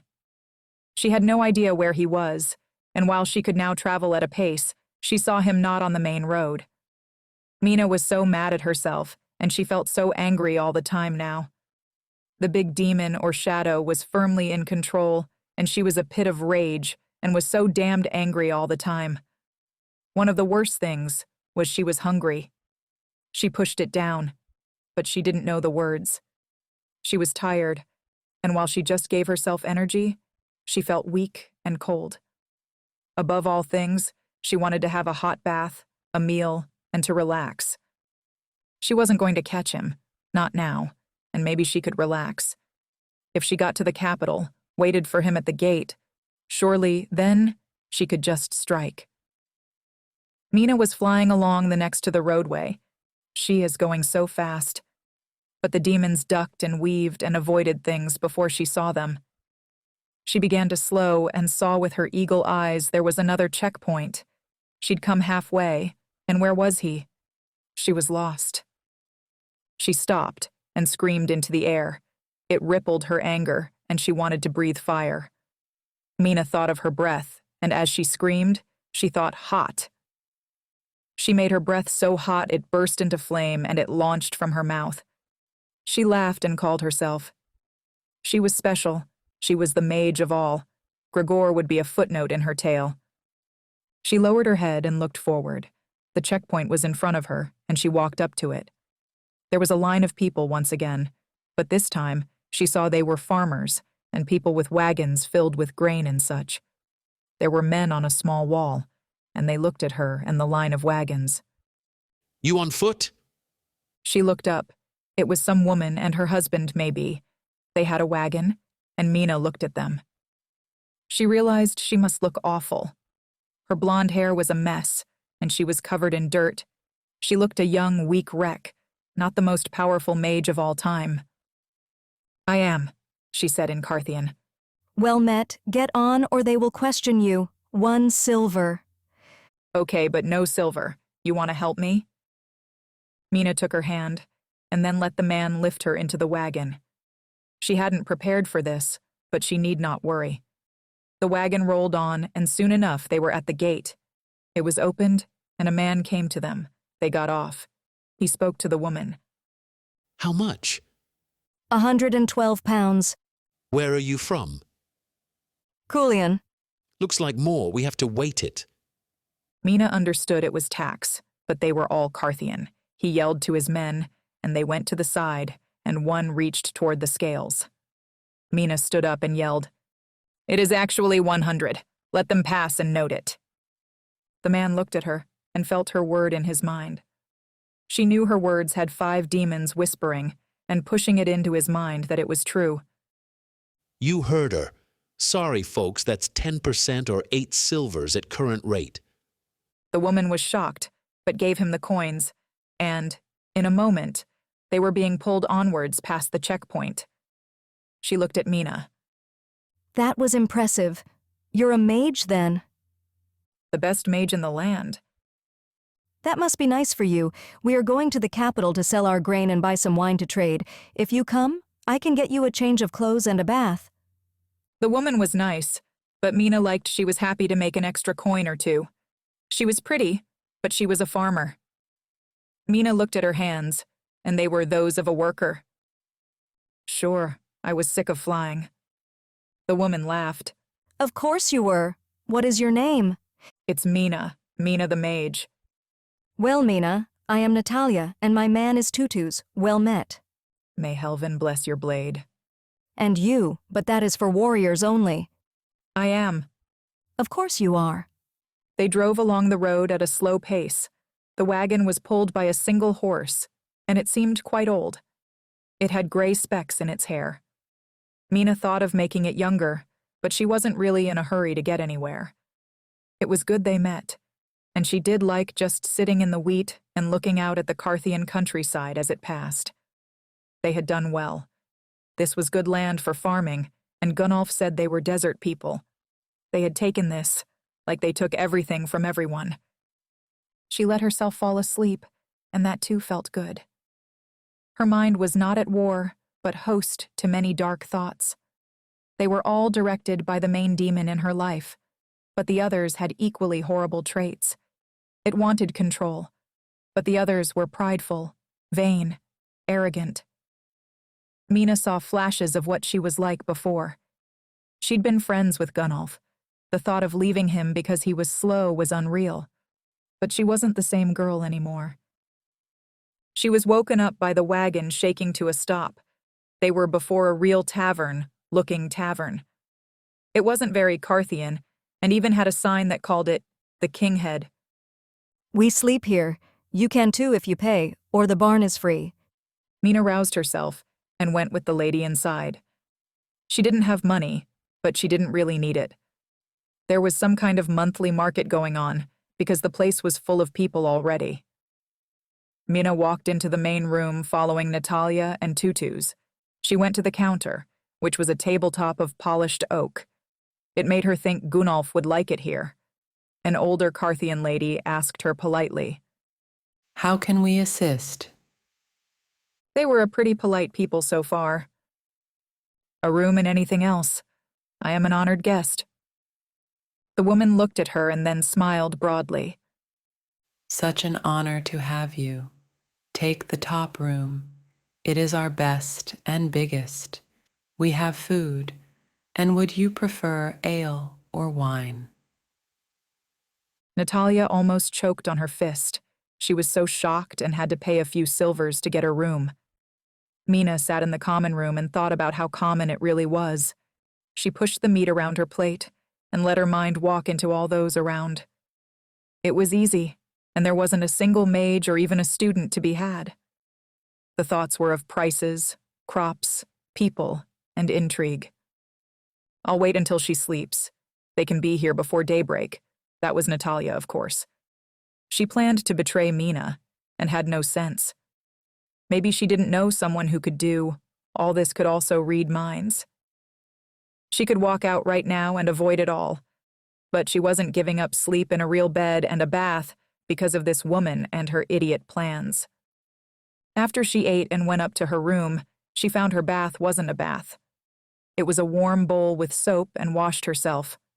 She was dirty, and she felt a lot better clean. She then got dressed back into her dirty travel clothes and climbed into bed. She knew someone was coming. It was a question of who and why. She told grandfather to wake her when she was in danger, and after a few hours of good sleep, she was woken by a feeling of worry. She opened her eyes and looked out. The room was dark and empty, and she saw as the door slowly opened. It had been locked and sealed with a spell. It was weak, but enough to let her know it was mage's. It was a simple feeling for fear and dread. Demons loved that. She was more interested than afraid, and she tried to watch without sitting up. The shadow was her friend. She cast her mind out and felt two minds, but no thoughts. They were shielded. Mena saw footprints, but no people. She saw a faint shimmering in the dark, and then her hands and feet were lashed to the bed. They had made a leash and bound her. "Cat," she said, and she saw them. A man was creeping back and raised a shield. Then both were plain to see. She was impressed. They had been near invisible. Red death mages. A man and a woman, and one had a shield that could be seen, and she had a sword drawn. "Hello, girl. Care to give up, or would you like some pain?" The woman said in the King's. Mena tried to sit up, but the leash was lashing her to the bed. She strained her head up and yelling, "Break!" She forced all of her will onto the leash that bound her hand. It came free, and she flicked her hand at the man. He held his ground, but dropped the shield. "You can't beat me." "We already have." Then she whispered something, and Mena felt a bolt of power go through her. She screamed as the leash turned electric, and she turned off her pain. Mena looked at them and let her eyes go black. She screamed her hot fire breath and lit the entire bed. It burned, and she made it to hot and broke free from it. She stood untouched by the flames and the burning around her. What are you? Yelled the girl, and she leapt at Mena. As she did, she vanished, and the sword hit her. It cut her right down the chest, and she staggered back, bleeding. The girl then followed with a cut right at her neck. Mena jumped back and was shoved by a demon. She hit the wall, and putting both hands out, one at him and one at her, she yelled, "Lightning!" The bolts fired for her hands in a steady stream, and she saw both got a shield up. The lightning rippled into the shield, and she saw the pain and strain on their faces. The man was falling, and Mena looked at him. So weak and childlike, he was a boy really, maybe only 17 and barely a man. She looked at the girl. She would crush her like an insect, and once again, she saw she was younger than Mena even, and scared. She stopped the lightning and looked at the girl. She had brown hair. "You know Ertrella?" Mena asked in Carthian. She is my cousin. "Fine, I will come with you, but you both have to admit right now I am the better mage." The boy was shocked and drew his sword out. Doubt it. Mena let one of the demons lift her up, and then using his voice, she shouted, "Do it or die."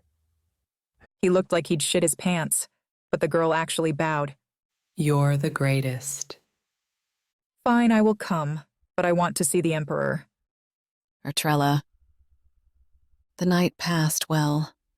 No one didn't believe she was who she said she was. Many people came to look at the corpse of Gregor, and once again, it convinced them all it was real, with its rotting look and also the smell. She thought she knew the odor, and it was indeed a dead body, surely someone made to look like him.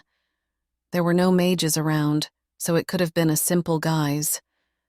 Still in the morning they left, and Gregor was even happy. The leader of the farm was called Wallace, and he'd given them a path to the palace, which would lead them past the checkpoint and was a shortcut across the river. "Good of him to help us," Gregor said with her voice. He was still always in her body, and she hated that he could do anything with her. Good thing he was something like 600 years old and well past wanting sex. "My people are kind," she said with some pride. It was more they did all that they wanted others to do, but it wasn't bad. People were nice and expected some loyalty for just being Carthian. It was them against the rest, after all. They rode on his mage wagon, and Ertrella was starting to see the shadow. She wondered if the mages had indeed taught her shadow sight as they told her, and was it still there? She gazed in front of the carriage, and she thought she saw a faint outline of a dark cloud. Maybe it was coming back. "Do you have the shadow sight?" "Never bothered. It's a long process. You had it. It might come back. I can see that outline." He saw what she did, of course. They rode in the wagon along the road from Juliantine, and soon it turned to the west-east, and they took it. The road was not paved here, but hard-packed dirt. It still was well made, and he only had to slow a little. "Your country is a lot more organized than mine." She thought about what to say. "We are a serious people." He actually laughed with her mouth, but it wasn't like hers. It was just once, like a statement. Huh. True. After another half a day of travel, and the weak sun was now high in the sky, she saw they were approaching the river. It wasn't a major thing and not large enough or deep enough for boats, but it caused grief for travelers. She knew its history. This river flooded a lot and tended to wash the bridge away, and now it was gone. Just stumps of rotten wood. The army didn't take this road, so it was left to ruin. "That is bad. I expected a bridge." They rode the wagon up to the river. There was no one else around. This was an unused path, given no one wanted to cross the river on foot or dragging a horse. It was deep as her in the middle and fast enough. So, mage, can you help? Of course, I am just thinking of what is the best solution. Demons can't really hold back water, I have tried, but they can do this. They had stopped and he got off from the carriage and walked down to the water. He put her hands in the water and calling on his power. He thought, called, and the water around his hands started to freeze. He focused his will and she watched as the frozen water started to spread into a bridge. Now he actually laughed, and it kept spreading. Once he took his hands away, it failed. She saw as the ice melted and formed as water again. She felt why he was tied to the fire and could not make it cold enough to hold. I could do it, if I knew how. Shut up, he said, and she felt the fire building in anger.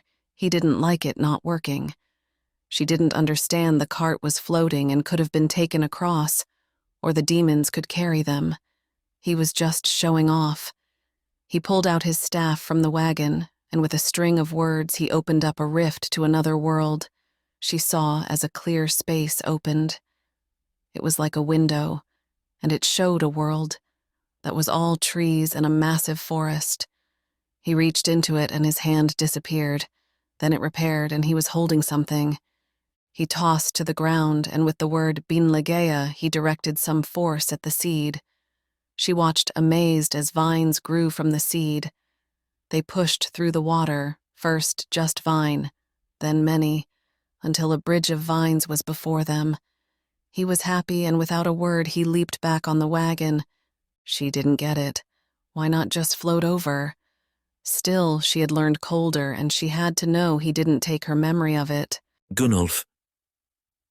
Carthage didn't have a lot of animals.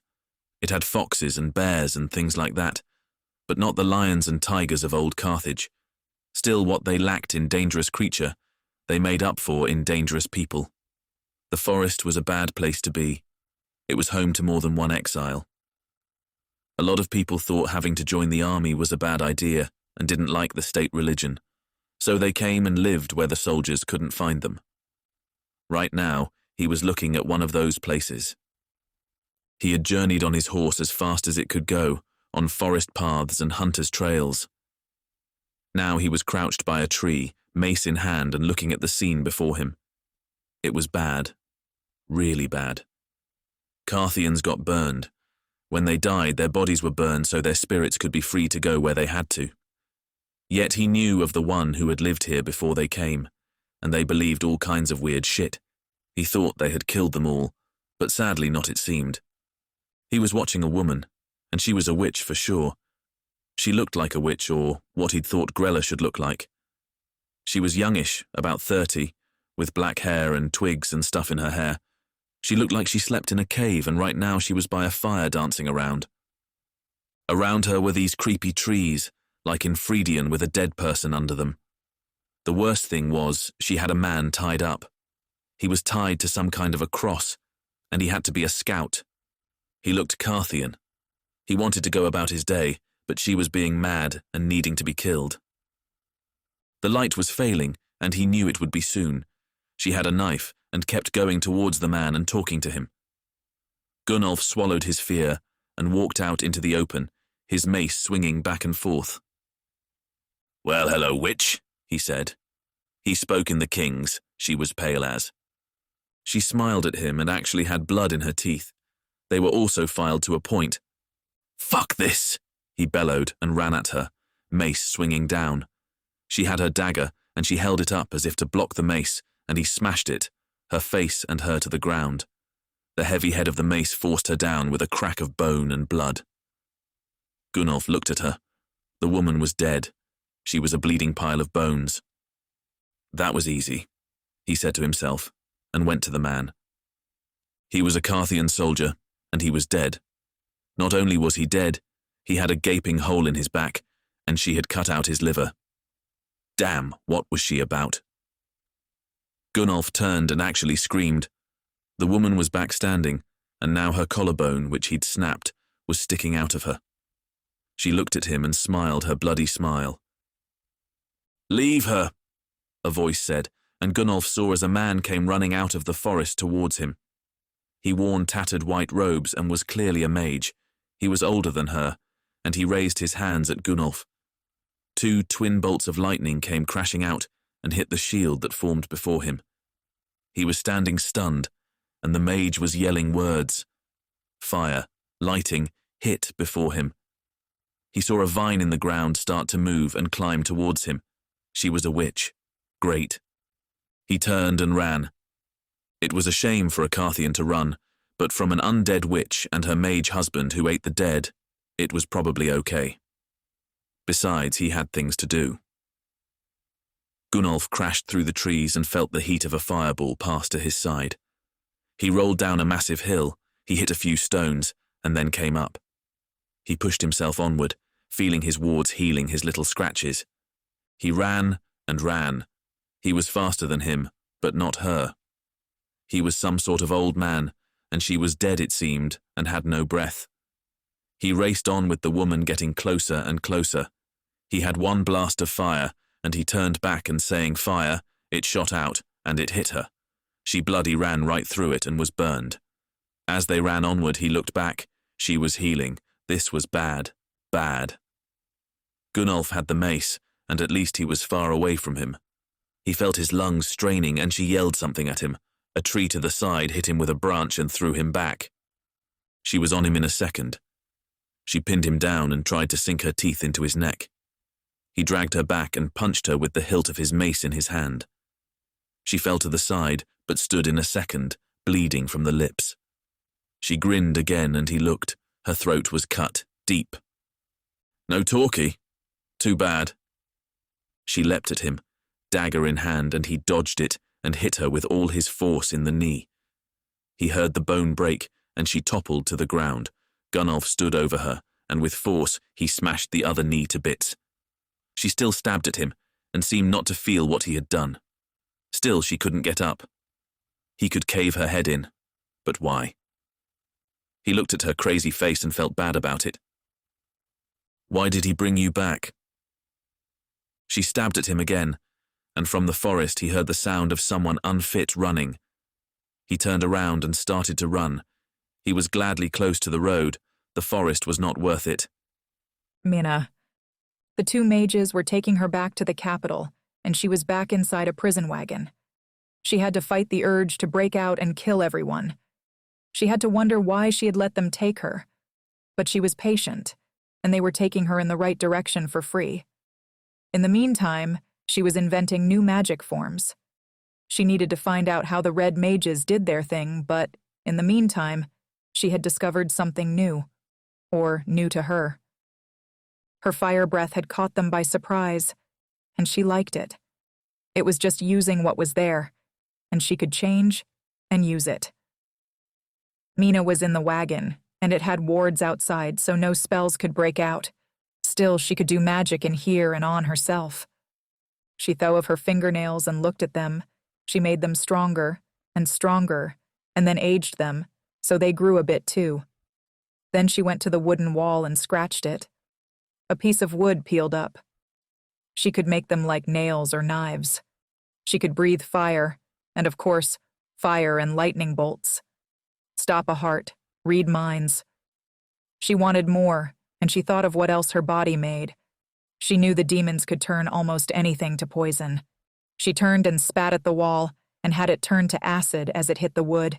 It burned as it ran down the wood. That was fun too. After a full day of traveling in the mage wagon, and Mena almost ripping it apart in sheer boredom, she felt it stop, and she was greeted by a blast of cold as the doors opened to the nighttime. She stepped down and out. Mena looked and saw a fire near her, and the 2 mages. Now they were not so young, they were at least 25-ish. What happened to you? So, the soldiers show some respect. They don't like a child telling them what to do. Mena tried to read his mind, but couldn't. She was taken by them both towards the fire, which was ringed with men, and into a tent, which was set up. It had a few spears in the ground outside. As she walked in, she saw there was another red death mage. He was older, maybe 50, and dark-skinned. Well met, brother and sister, so this is the rogue. He came to Mena and slid some cuffs on her. They were metal and heavy with stones. She felt a drain on her like a blanket had been cast over her. She glared at him. A sign of respect for your skills. She guessed that was okay. In the tent was another man, and he seemed the commander. He was about 40, well-dressed, and had a golden sword at his side. He had the 2 marks on his shoulder to show he was a major. Mena wanted to show respect. Gunnolf would, but she didn't. She just stood there. So now what? Now you tell us about all those dead people at the border. The major said, clearly mad she hasn't given him even a nod. Gregor the High is alive and going to kill the Emperor. You should warn him. She wanted them to help her. She knew it was her against him, and 100 of these red-cloaked fools would just get themselves killed. Really, we have a lot of reports he is dead, but here you are a mage and quite rude and breathing fire. She looked at him. Are you calling me a liar? That was part of being a Carthian. If someone called you a liar, you could fight them for it. The god Helvin would judge the fight and supposedly bless the truthful with strength. It was shit, but she'd burn this man up. Rude was she. She'd show him rude. He walked away and spoke to his mage, then back. Yes, you are a liar. Fine. I challenge you to a duel, and will prove Gregor is alive, and he killed those men, she said. The man nodded. I hate killing women, but what choice did you give me? They walked out of the tent. Word quickly spread of the duel, and in moments, she was taken by the hand to a vast circle and was ringed with people. She went to the older mage, hands out to get the cuffs off. He handed her a sword instead. No magic, sorry, he'll bless you if you are true. Shit, she thought. She had trained a lot with Gunnolf and had his memories, but she always fought as a mage, making her hits harder, healing herself and being faster. He was a major, and she knew that meant 10 years of training. She walked to the middle of the ring of bodies and faced him. Now he had his helmet off. He looked quite handsome. He had blue eyes and short hair. He seemed sad and pulled his sword out. It was short and gold-handed. He handed it to a soldier and was given back, one that looked the same, but old from use. How many people have you killed? More than I can count. So more than 10 then, she said back as if to Gunnolf, teasing him. He laughed at her jibe. You can forfeit, you know. He is alive and comes for your bloody emperor. No. I think they tried to grab you. Maybe you were scared. Who knows, but you are too dangerous to live. Sorry I knew some of those men. Mena put any feeling aside. She had 5 demons in her, and while she might not have magic, she had rage, patience, and cruelty. She could use them. The man cried out, Lord Helvin, bless the truthful, and he slashed his blade at her. Mena raised her own and blocked it. The sound rang out, and she felt the pain and strain right down her body. Damn, he was strong. He slashed again, the same, fast and hard. She blocked again, and pulling back, slashed herself. He jumped back and slashed down at her leg. She lifted it as the blade swung under it, nearly cutting her leg off. She put it back down and kicked out. It hit his shins. Then she rushed in. She elbowed his nose, which broke with a crack, and followed with a slash that ran down his chest plate with a shriek. He stepped back and held his bleeding nose. Cowards' moves, he said, and spit some blood out. There was a murmur from the soldiers, and she knew it wasn't popular. She didn't care. He was massive. He leaped at her and brought his sword down. She knew to block would be stupid and rolled to the side. His blade hit the dirt next to her, and she stabbed into his arm hard. She saw the blade go in and out of his muscle. She stood panting, him on the ground. Mena stepped onto his chest and pointed her sword right into his stupid face. The blade was so close, she could slide it in, and it would be done. He looked at her. Finish it, or I was wrong. Mena pressed the blade to his face. The demons were screaming for her to kill him. but she pulled back from the edge. "Say I am the best and you can live." He said it, after she stabbed his arm, and then she helped him up. The mage came to her and took her cuffs off, and took them off. Where is Gregor now? Gunnolf. He had lost his horse in the forest. Hopefully the poor thing wasn't lunch, and now he trudged along the roadway towards Juliantine. He still had his magic map, and it showed he was close enough and just had to keep going on the road. It was a secondary road, smaller than the main one. It was made of dirt, not paved as they called it. As such, he saw the dust of the horse before he saw them. He thought of hiding in the trees, but it was just more danger. Besides, it was his damn county too, and he had no need to fear soldiers. Gunnolf had walked another mile before the horse were behind him. He stopped and looked. Crossbow had a friend, who also had a crossbow. Scarface was there, and so was another man. Scarface was the leader, it seemed, though now had marking of office. Still there, uniforms were clean, and yet they looked angry.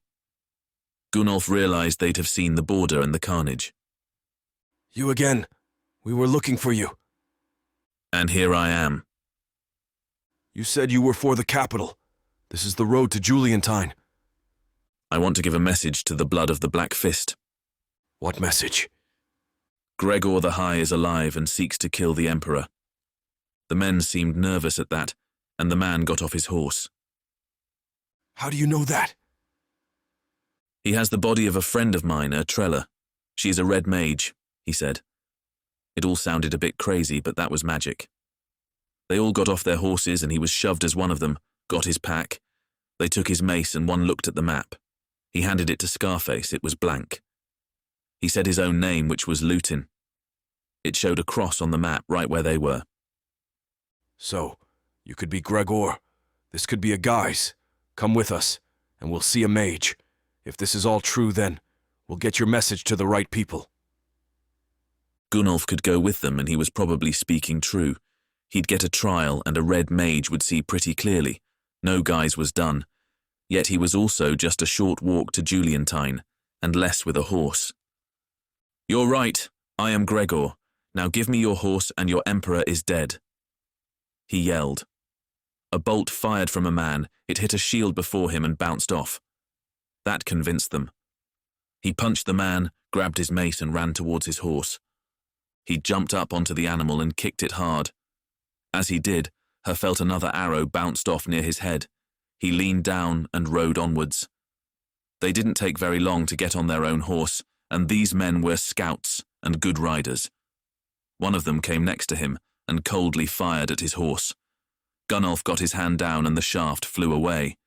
He had no offensive spells left. Then he realized the fire might have something left. He'd never tried it more than once. He raised his hand at the men and yelled, "Fire!" It was a damn weak bolt, a little more than a puff of fire, but it had torse, which felt the heat, reared and threw him off. Gunnolf kicked his mount, and it passed the falling stead. He still had one on his tail, and he turned to see it was Scarface, who had stolen the other man's mount. In a way, this was good. If he could escape, they might in fact warn the Emperor. Sure, he might die, but that was just another day for him. He rode on hard towards the town, and he saw a sign to his left, which actually read Juliantine. He rode onwards, and saw he was passing the neat lines of farms. They had his map, and all he remembered was the man had been in the town hall. He assumed the most powerful job. He heard an animal shriek, and he was going down. The prick had shot his poor horse, and it collapsed to the dirt. He was thrown by it and hit the dirt hard. He felt his arm break. A tooth broke his lip, and he slid in the dirt, like a bag of shit. Gunnolf moaned and got himself up. The horse was dead, and he held his mace. He felt the wound starting to heal, and his bone actually cracked back into place. Scarface was still riding down hard, and he had another arrow in his weapon. He fired it, and that's when the shield gave up. He felt it hit his shoulder, and he fell to his knees. He saw people were running out of houses and buildings. They had pikes and bows, bloody helpful idiots. In seconds he was surrounded by blades and panting faces. He looked around and saw a man with a black sash on his arm. Would you get a message to the Emperor for me? The man seemed shocked, but then he saw Scarface was marching up to him. He had his crossbow and Gunnolf saw his future. The man cracked him hard in the face and all went black. Ertrella. Gregor was nothing if not driven and made the passage in record time. The mage wagon flew along the road, still seeming flying and not touching it. After midday and after hours of travel, they joined the main road. The wagons, carts, and people made way for her. She was important, and they gave respect to the red mages. They had to slow to avoid driving the others off the road. He was excited, like a child, and would soon be killing with her hands. Ertrella was scared of him, but also scared he'd fail and get her killed, or succeed, take his body back, and then kill her. What is your plan? Why should I tell you? Boredom? He seemed to think about it. How many red mages are there in the keep? At least 100 if you count students, maybe 80 who are trained. It seemed like a lot. Also, the keep was where they lived and trained, and was also the Emperor's home. He lived where it was most secure. An army would be needed to kill him, and sadly for them, one was coming. Please don't kill them all. I will give them a choice. Never fear. They rode onwards, and finally she saw the city raising from the countryside. It was big, and she didn't see it all, but even from a distance, she could see spires and buildings. It had a vast wall around it that was flat stone and 30 feet tall. They rode onwards to the gates, and the road got wider. It could fit, 4 wagons wide, and the gate was wood and metal. It hung open, and while it had guards, they didn't check anything. Anyone this far in should be here. This was her city, she lived here, and now she thought of her parents. She remembered her mother. But she was going to send her to the Red Keep next year, but when was that? Do my parents live? He laughed his single laugh. Ha. I doubt it. You're 120. I don't even remember my mother's name. She'd be ashamed of you. Doubtful. She died at my birth. An evil omen. My father thought so. Now please shut up. We have company. As she'd hoped, word of her success had reached the keep, and an honor guard had been collected to see them in. She felt hope lift in her heart as she watched the men gather around her. There was a line of 10 soldiers on her left, 10 on the right, shields and spears. There was also a gathering of 5 red mages. A bald woman came forward on her horse. Well met, Sister Ertrella. I am to see you to your quarters. She felt his rage build and nearly exploded in a blast of fire, but she smiled at the woman. No audience with the Emperor? Tomorrow it is late. Of course. I have your room made up and a quick meal with your brothers and sisters. We want to hear all about it. You're quite the famous one. She winked at her and she thought perhaps they were friends. Gregor spoke for her. He wasn't getting trapped. No to bed for me, I am well tired. I will see the Emperor tomorrow. Of course. The woman then rode to the keep and she followed. News of her victory was spreading, and people cheered as they saw the wagon. She prodded him. Everyone cheers Gregor's death. Another country to take, less work, more tax. He was wrong. It was more work, but that was fine. Soon they arrived at the keep, or the Red Keep, and she could cry. He'd taken all her memories of this place. She wondered how many days and hours she'd spent here. It was beautiful and austere. It was built of red sandstone, no doubt of the desert, and at the front had gardens with yellow sand and a huge moat. As they passed the moat, she looked in and gasped. It went down and down. She saw pure blue water in it, and an animal that was called an alligator. She'd read of them, but never seen one. A man came to here and took her horse. She climbed down. Keep the body safe. The woman led her inside, and they walked past flaming torches, and she led her past a big room with a dining table and to a bedroom. The The woman pressed her hand to the door, and it swung open. Urtrella saw this just be her room. It seemed familiar and had a hanging on the wall. She went to it. As she did, the woman hugged her. Gregor hugged her back. So glad you're back, sister. You have to tell me everything. Gregor put her hand to the woman's head and whispered, "Sleep." She fell down to the ground. Now tell me, does the Emperor sleep in here? Gunnolf. One good thing about them thinking he was Gregor was they were getting him to the capital and fast. He was bouncing around in the back of a carriage that he supposed was for mages and was well beyond his skill to escape. He had used his shield wards and they had failed. His ugly ring was still healing him though, and if he'd wanted to, he could probably burn through the wood. The fire demons were more powerful than their wards, but he was getting to where he had to go, for free and fast, so he held to the seat and tried not to smash his head as they rode onwards. He hoped the man had sent his message, but he wasn't that hopefully. He'd been brought down by normal soldiers and loaded into this wagon by them.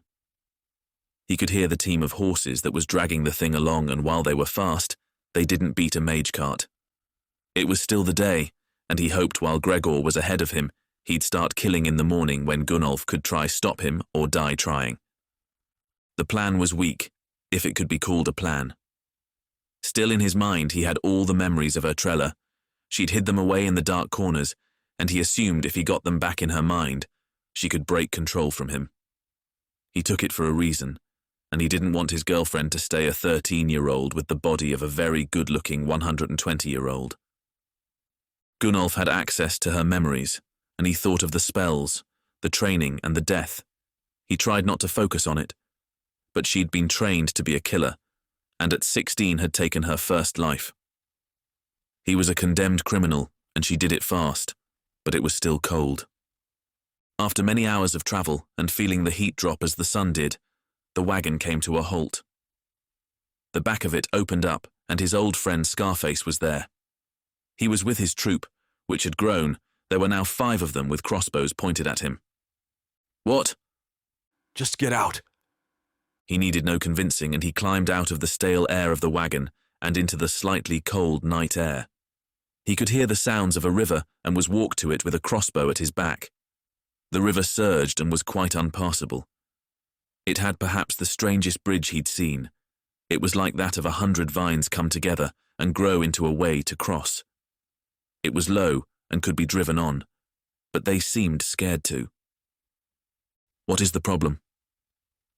Our mages didn't do that. What is it? He was scared. Bloody coward, he was casting shame on himself. What do you want me to do? Tell us what it is. Is it safe? I have no idea. Want me to go first? Yes, given you probably made it. Gunnolf thought it looked a lot more witch than mage, but he wasn't letting this stop them. It was too dark to ford the river, and it was the only hope they had. He started to walk towards it, and the man yelled out. He put his hands in some metal cuffs and pushed him onwards. Great, he thought. Gunnolf walked up to the bridge and gave it a kick. To his worry and that of the others, it moved.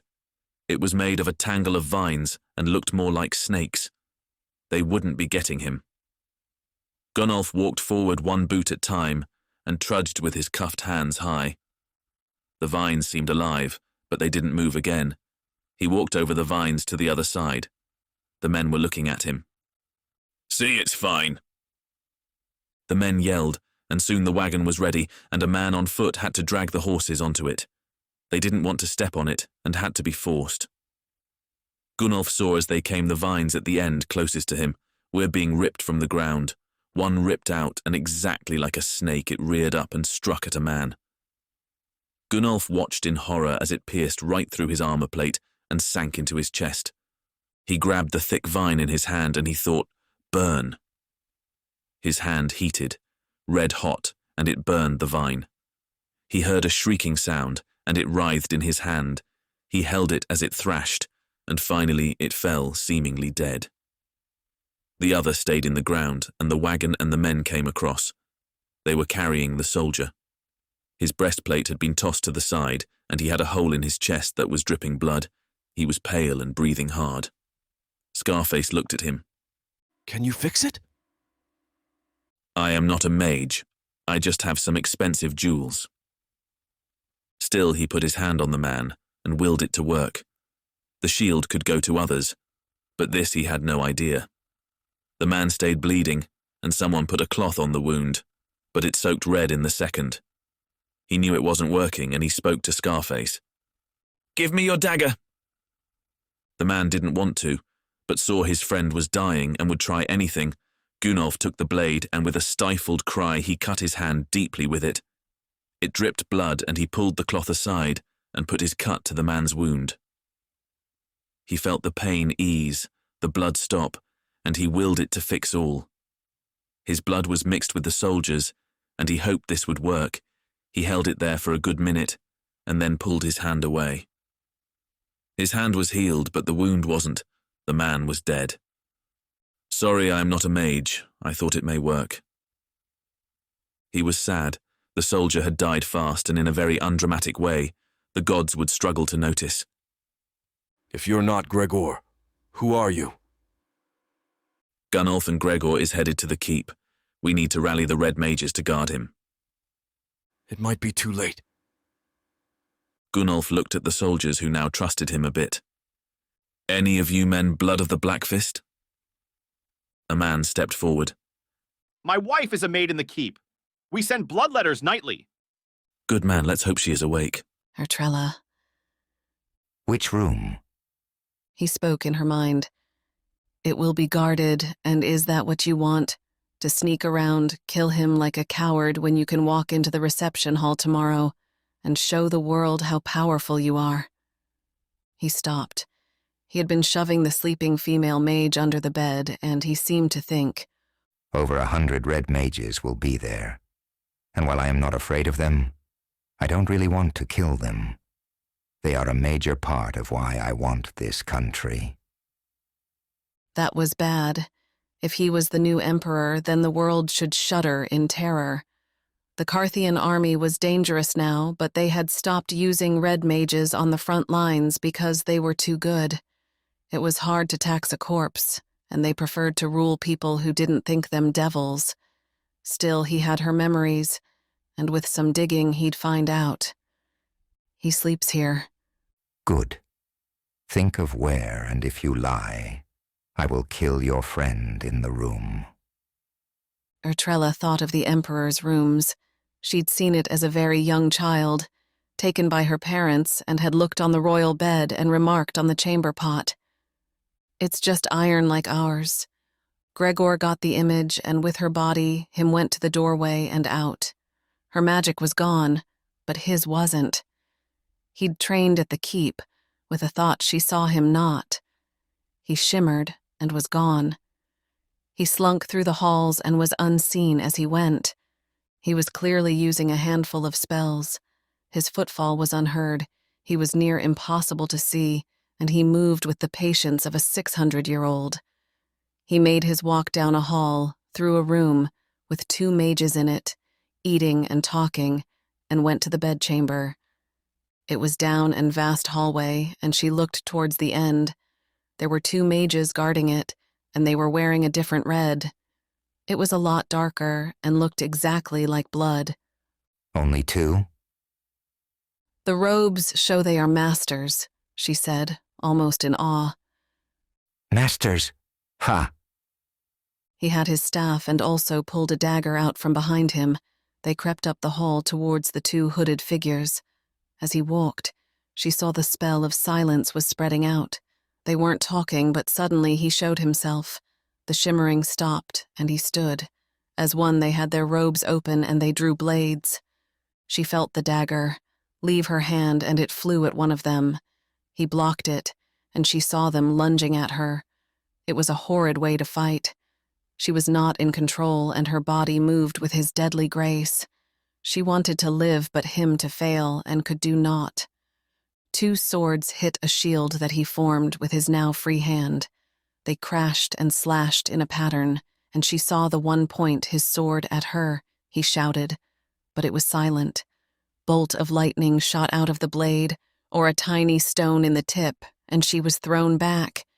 The mages followed with a barrage of attacks, and the staff was knocked aside. She felt the sword blades sinking in. In her mind, Ertrella was screaming in pain, but Gregor was calm.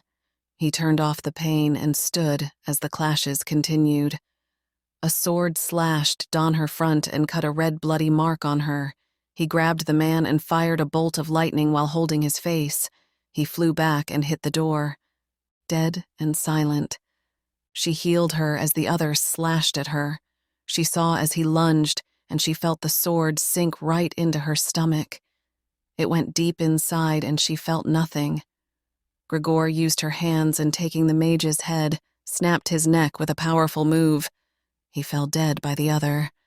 She stood and slowly pulled the sword from her belly.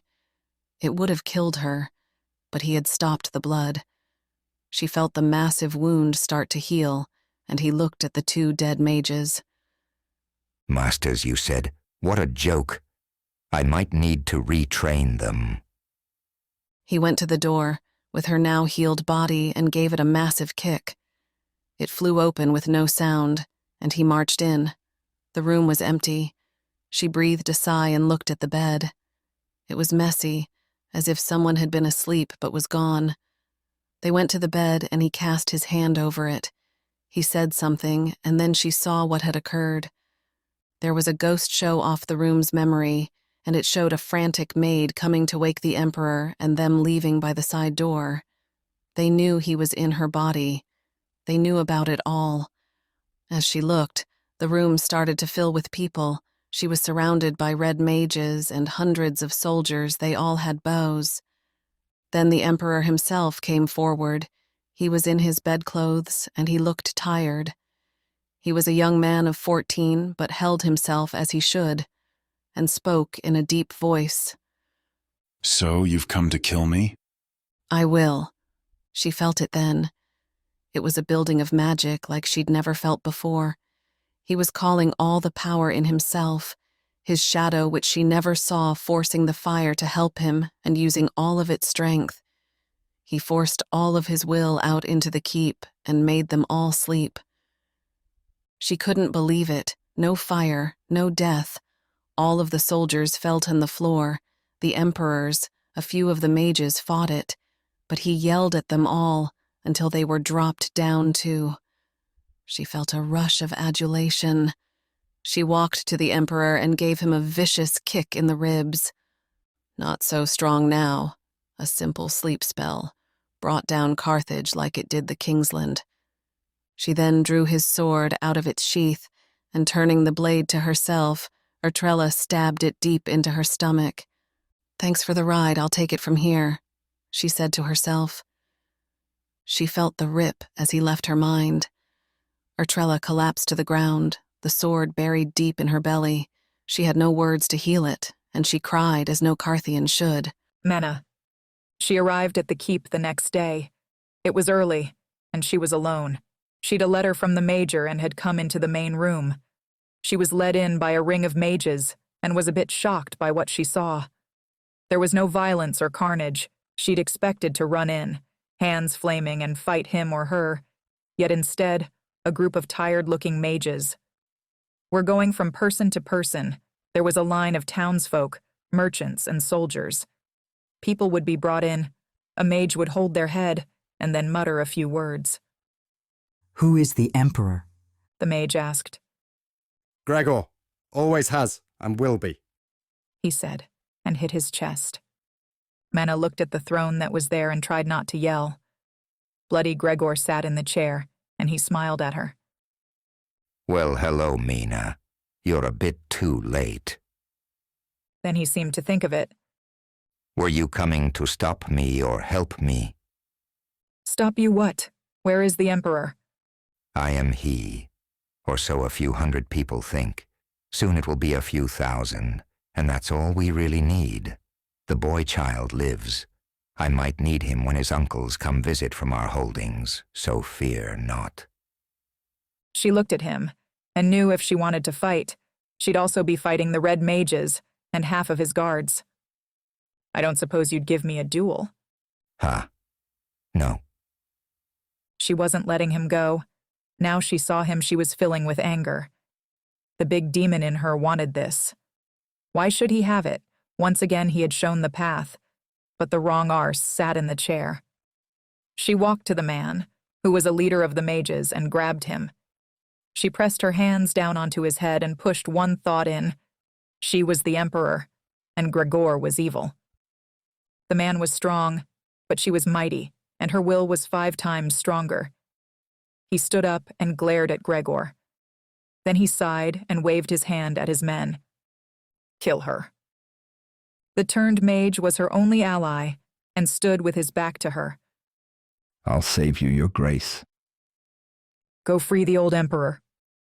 He ran out the door. The good thing about Carthian red mages was they were Carthian, and instead of 200 fireballs all at her, she saw as a ring of steel was formed. They all drew swords and started to circle her. The soldiers stood back. The mages outranked them. There was actually 76, and they rushed in at once. She knew to win she would need all 5 of her friends to help her. She cast a skin shield, had one lift her high, and with 2 hands she cast down a blast of fire. She screamed, "Fire!" as the streams leapt out of her hands. She fired the last all around her and under her feet as they ran in. All of them one-handed short swords and cat's a shield with the left, but she was a goddess, and they were logs for the fire. Mena thought hotter, and she made the fire as hot as she could. She saw the shield weakening, and some getting burned. Then many were hiding in their glimmering forms and running backward to heal. She lowered herself down and kept the blast up. She aimed it at Gregor, and Brave Soul dived in front of it and took the blast. Idiot. In rage, she flicked her hand at him. He was grabbed by a demon and thrown into a wall. She saw Gregor standing. What are you, the good guy? Will you protect them? Any that fall to you don't deserve to live. She flicked her hand at another and heard his very neck pop. He fell to the ground, little shield failing. 74 to go, she yelled. Gunnolf. They had managed to warn the emperor. The man had a wife, and she was a maid in the keep. Now she was locked in the dungeon, along with a handful of others because everyone had gone mad, or so she said. The road to the keep, he was with Scarface and a handful of others. The man with the wife was named Rictus, and he was very nervy, but the appearance of the guards assured them. They seemed as normal. He went to the doorway, and Scarface, whose name was actually Krellis, spoke for them. Turns out he was a lieutenant. Let us see the Emperor. We have news of Gregor. The man looked confused. You have a message for Emperor Gregor? Gunnolf felt a pit of worry. The Emperor is Janis. The man pulled a sword and without a word attacked. It was crazy, but the good thing was he had soldiers with him, and they had seen it. The man stabbed at him with a frontal attack, and Gunnolf managed to turn his body so it cut next to him. He had no time to bring his mace out, and instead grabbed his head and with a huge force smashed it into the bricks. He fell down in a pile, and he drew his mace. They had won, and Krellis, or Scarface, said, Let's go free Mrs. Rictus and find out what the hell is going on. She was in the dungeon, and he knew where that was. They walked down the hall and went towards the sound of shouting and banging. When he got to the door, again he saw a bunch of guard, and they were attacking the door. One had a spear, and he was trying to lever the door. Gunnolf thought he got it. Emperor Gregor sent us to help. The man took his hands off the spear. Good, we need help. There is 10 in there, and they need to be spoken to. Gunnolf didn't worry about the right thing. He pulled out his mace, and as the shocked man stumbled for his sword, he hit his shoulder. He heard it crunch, and again they were fighting. This time it was fast, and Rictus ran to the door. He yelled through it. Kel, it's me! There was a thud, and the door was opened. Gunnolf came in and looked around. This was the resistance. A few maids, one soldier with a head wound, and some gardeners. The soldier ran to a woman and was hugging and kissing her. He heard a groan of pain and turned around. His heart dropped. There, laying against the wall, was Ertrella. She had a bloody sword deep in her gut, and she looked barely alive. He ran to her, and she managed to open her eyes. She didn't know him. "It's me, Gunnolf." Hello, lover. You're big, but you might be too late. He looked at the blade and saw it was cold. She had done some spell and frozen the wound. That was smart, but she was still dying. He wasn't letting this happen. "Don't worry, I have a ward." Gunnolf grabbed up a knife, and with it, he cut and gasped in the back of his hand, right where the stone was. He put his bloody hand to his mouth and drew the stone in. She was failing fast, and he kissed her. She kissed him back, and he spat the bloody stone into her mouth. She swallowed it and pulled back. Do we like that? He was so scared, and then her catch her breath, it was deeper than before, and then she seemed to move. Pull it out. It will heal. Gunnolf took the sword, and he pulled it out of her. She screamed as it came out, but he saw the blood stop, and slowly it started to heal. She grabbed him and kissed him hard, blood and all. It was great. My first kiss. He'd forgotten she was young. "We have to get your memories back." I need a mage to do it, but first we need to save Janice.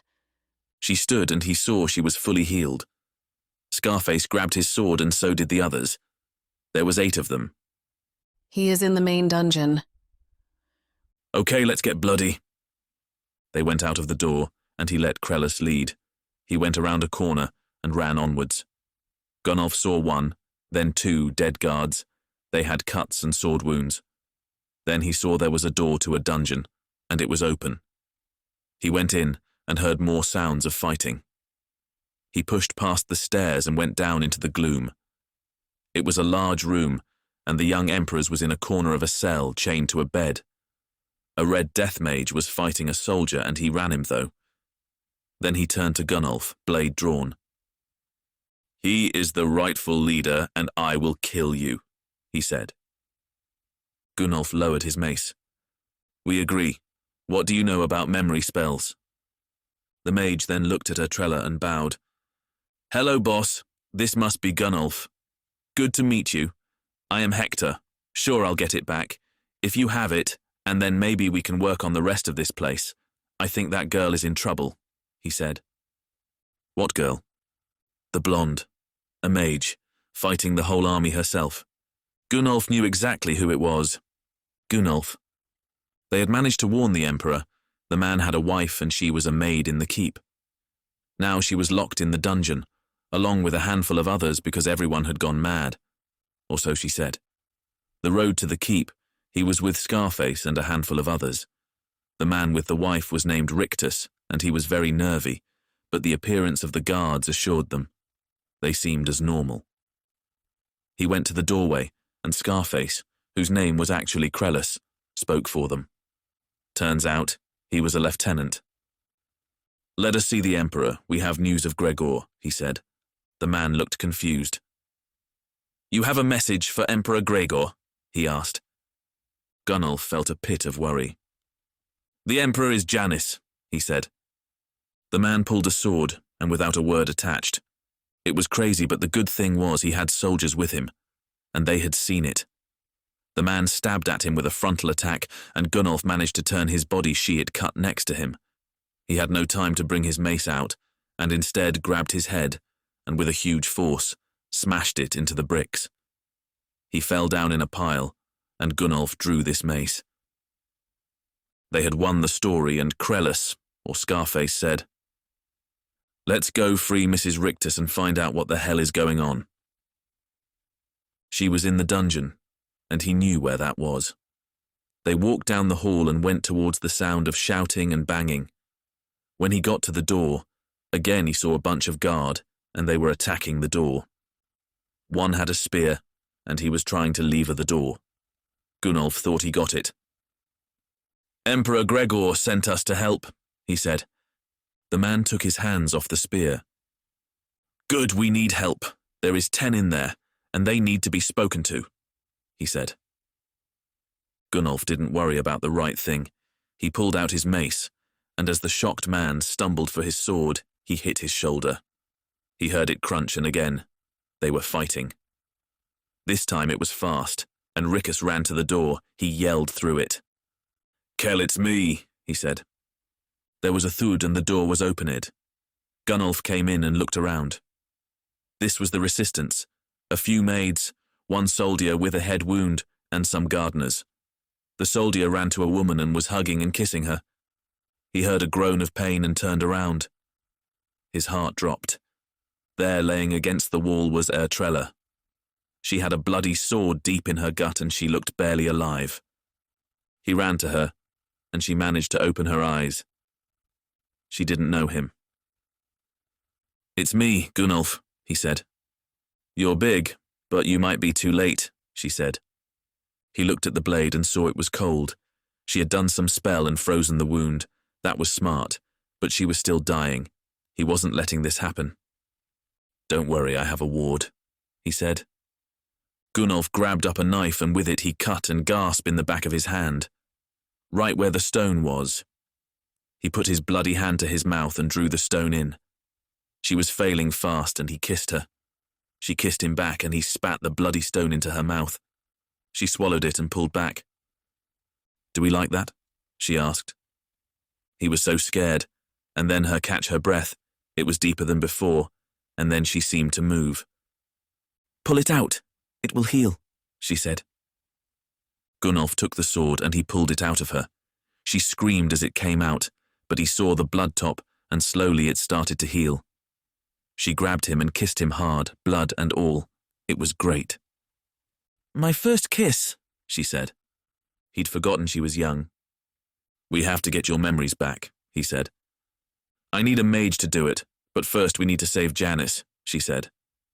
She stood and he saw she was fully healed. Scarface grabbed his sword and so did the others. There was 8 of them. "He is in the main dungeon," Ertrella said. "Okay, let's get bloody," he said. They went out of the door, and he let Krellis lead. He went around a corner and ran onwards. Gunnolf saw 1, then 2 dead guards. They had cuts and sword wounds. Then he saw there was a door to a dungeon, and it was open. He went in and heard more sounds of fighting. He pushed past the stars and went down into the gloom. It was a large room, and the young emperor's was in a corner of a cell, chained to a bed. A red death mage was fighting a soldier, and he ran him though. Then he turned to Gunnolf, blade drawn. "He is the rightful leader, and I will kill you." Gunnolf lowered his mace. "We agree. What do you know about memory spells?" The mage then looked at Ertrella and bowed. "Hello, boss. This must be Gunnolf. Good to meet you. I am Hector. Sure, I'll get it back, if you have it, and then maybe we can work on the rest of this place.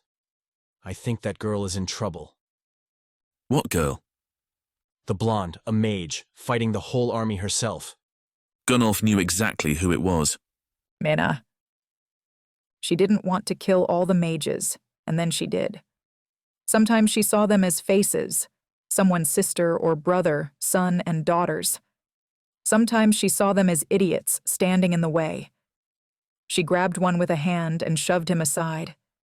She wanted to get to Gregor, but he was happy to let them die. She stamped her foot and let the wave ripple the ground like Yoland had. She then heard a voice, booming out. "Carthians, stop!" She threw a bolt of fire at a man, and then did stop, but only because they did. She looked at the red mages parted, and how but her the emperor. He was next to Gunnolf and Ertrella, and that mage she'd sent off, he'd done it. Good for him. Ertrella put her hand on the shoulder of the emperor, and so did the mage, and she spoke. "He is the rightful leader.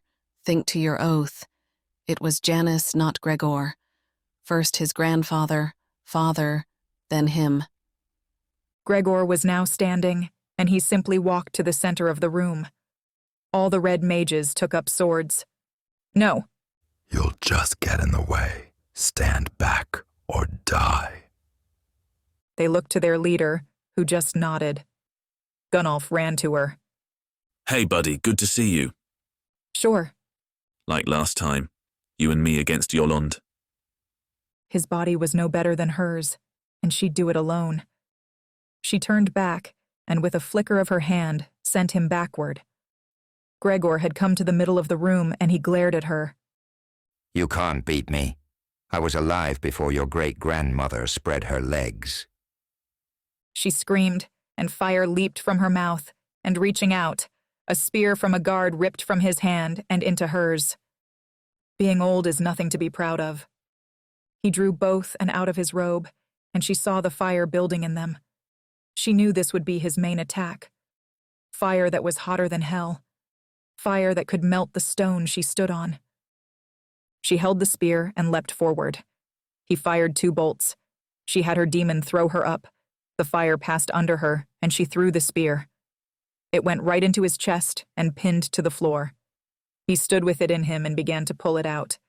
There was no blood, no pain. He didn't care. My turn, he said, and he raised his hand at her. 2 blasts of fire came from them. They hit a shield she made, and she felt the heat of it. It was intense, and she saw the rage. He turned the fire to the Emperor, and she leaped in front of him. She needed that brat. Mena was shoved back by the fire, and it took 2 hands to block it. She felt her feet getting hot, and she saw the floor was starting to melt. People around were stepping back, mages making shields. She changed her shield, so it was like that of ice, and it started to send out cold, she thought, cold. And she pushed it forward. The fire started to cool, and became like normal. He actually screamed, and she saw it break. He'd had the fire under control, and then he didn't. It was in the embrace of his own, and then it was free. Gregor came running forward, the fire stooped. He got her by surprise, and he leapt on her.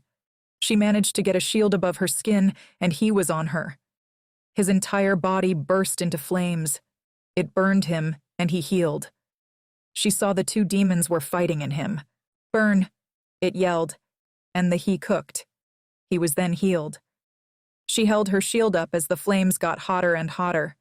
It was melting the floor, and she cried out. Mena held the shield, and she knew it would fail.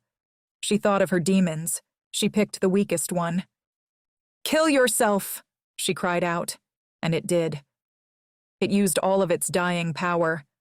Its hateful rage was the burst she needed, and the shield held. His body was burning, and then it healed, but she saw not as much. The fires were growing, and she knew she had to do it. She could be the greatest mage if he was dead. That would always be what she did. She thought of the 2 others. "Kill yourselves," she commanded, and they did. The shadows died, and in dying gave their final power to her shield. They never gave all. They always held back. She felt the fire in Gregor winning his body was charred bone, and then it healed again. Yet she saw he had nothing much left. One more push, she saw in her mind, 2 left. One was strong and could still take her to greatness. The other, her grandfather she'd called it, loyal, but weaker. She saw Gregor as his body burned. That was power with no loyalty. What had this thing done to her already? "Kill yourself," she thought, and commanded the largest and strongest. It fought the command, and she pushed back with her mind. Her grandfather helped her, and it began to rip and tear. She was filled with the magic of it. It filled her mind, and she strengthened her shield, and turning it rage to a course she directed it at Gregor, and thought, "Burn." She got up as his body was turned to ash, and the fire finally died. Mena looked around the room, and she saw the bodies of so many dead mages. Men and women she had killed. For the first time in a long time, she was sad. She felt it well up in her, the regret at what she had done. But her grandfather spoke to her. "Fools to follow him and doubt you." That was true. Mena looked at the ground as the spear was there, and holding out her hand, it flew into it, and she smiled. She still had it. She stood as Gunnolf came to her. He looked at the dust that was Gregor. Will he rise again? No, He is Ash. Do you still think they will let me train here? He laughed, but it was a sad laugh. It was the I lost my friend laugh. No, I don't. Gunnolf. He had spent a week in the arms and bed of Ertrella, and was amazed she'd been stabbed in the stomach not once, but twice, and still looked good naked. She had let her hair grow, and it was now a bright red. She said it showed she was having a few weeks off. Now he stood in the chamber of the Emperor, and he sat looking down at Gunnolf. The room had been cleared of dead bodies. The mage, whose name was Hector, had been made some kind of bodyguard. He stood at his side, and was wearing a robe of deeper red. Janice stood. You have helped me. Ertrella has helped me. Even that insane girl Mena has helped me. I am not a fool to think a mage as evil as Gregor can be stopped without bloodshed, but now I find myself with 50 less mages. Surely they can be raised. They can, but must be stripped of their magic. A mage raised is not the same as he was before the can't be trusted. Truly? Gunnolf said. He was glad they knew not he was in fact risen by his fire demon passenger. Yes, many have been lost to me. Also, as Gregor is dead, we need to push the Ostians for more tax. Be stronger, not weaker. I have need of them, but have not the recourse to spare. I am not a mage. No, but you are very hard to kill even with magic, it seems. Ertrella came in, and he saw her hair was back to shaved. She had her robe on, and a sword under it. She nodded at him. Good Legatus Faustius, well met. Well met, Your Majesty. Good to see you fully recovered. Thank you. I was just about to tell you about your new assignment. Gunnolf spoke. I am no longer in the service. The Emperor looked at him. What? We need you back, man. What were you, a centurion? Yes, Majesty, he said. Good. I have no 100 to give you, but 2 years and special assignment pay, yes? Of course, he said. And like that, he was back in the army. Janice turned to Hector and spoke. Tell them. And sat down. Gregor might have given us the staff, but what else does he have there? I read your reports of mages in prison, dead or alive, books, stones, no doubt all around his keep. We need someone to go in and bring it all back to us. The Emperor spoke. We can't have a repeat of this. Who knows if one of his children lives and will break out to cause havoc? Yes, sir. Will Mena be coming? No. She has to earn her pardon, but never fear, I like her. He walked out with Ertrella and she reached down and took his hand. This sounds dangerous. I better recharge your wards. Thanks, Centurion. I'm still beneath you. The way we like it. Mena. Today was the last day of her punishment, and it was a bad one. She'd been locked in chains, but had gone willing while they decide what to do with her. She'd saved the Emperor, but killed a lot of people. She was both hero and monster. As such, she got a beating. Mena was taken out of her cell and walked to the Arena of Shame. It was actually called that. She walked in on the sand. They had imported in and was taken to a large cross. It was a small thing for an arena and held only about 30 people. One was the Emperor himself. Who didn't like to see a young girl get literal strips torn off her? She was tied to the cross and her back exposed. It now had a crisscross of scars, and a man behind her drew his lash. It was a cane, really, thin and hard. On her wrists were anti-magic cuffs. She had to take the pain. As a mage, she could heal later, but had to endure it all, and in true Carthian fashion, if she screamed, they did it again. 10 lashes for 10 days in 10, she was purified by pain. Bullshit, but better than exile. The man knew his business, and as he'd done for 9 days now, he brought the cane down onto her white skin with a thwack sound. She grunted, bit her lip and hated the Carthians, but she imagined the faces of those she killed and thought she might have deserved it. The man was skilled and cruel. He brought that bloody cane back down within a hair if the first hit. Blood flew, and her lashed back got more and more. Soon, she was lightheaded from the pain, and when she was unleashed, she fell to the floor. She had to embrace it for good long moments while they slowly took her chaise off. She turned her pain off and was flooded with relief. Mena healed herself, and stood. Janice, the boy who owned her now, and he sat looking at her. She was taken away, and she was shocked it was not her cell, but a fine apartment. It even had a fire going and food on a tray. In a moment, Janice was at her door. He had aged himself, looked around 21. I'm so sorry you had to experience that. You saved me, and get repaid in lashes and thrown into a cell. I am so sorry. We can take the memory if you like. She was shocked. He was like a different person, but he was Carthian and she was purified. I saved you. Why do this? Because of this, I have over 20 mage families with no income and have to support them. I want more mages, and sadly you are going to help me. What else then, sire? First training and working in the keep, then you go to Freeland and recruit or rescue all the female mages and bring them back here. How does that help you? You are an untrained natural and you saved me, not them. Without you, I'd be a footnote in history. I want a division of mages like you. She had wanted training, and now it would be free, and this was nothing in the life of 600 years. Also, she could build a female-only school and crush the White Tower. What do I call you? He actually laughed. When it's just us, Janice is fine. In public, it's Sire or Majesty.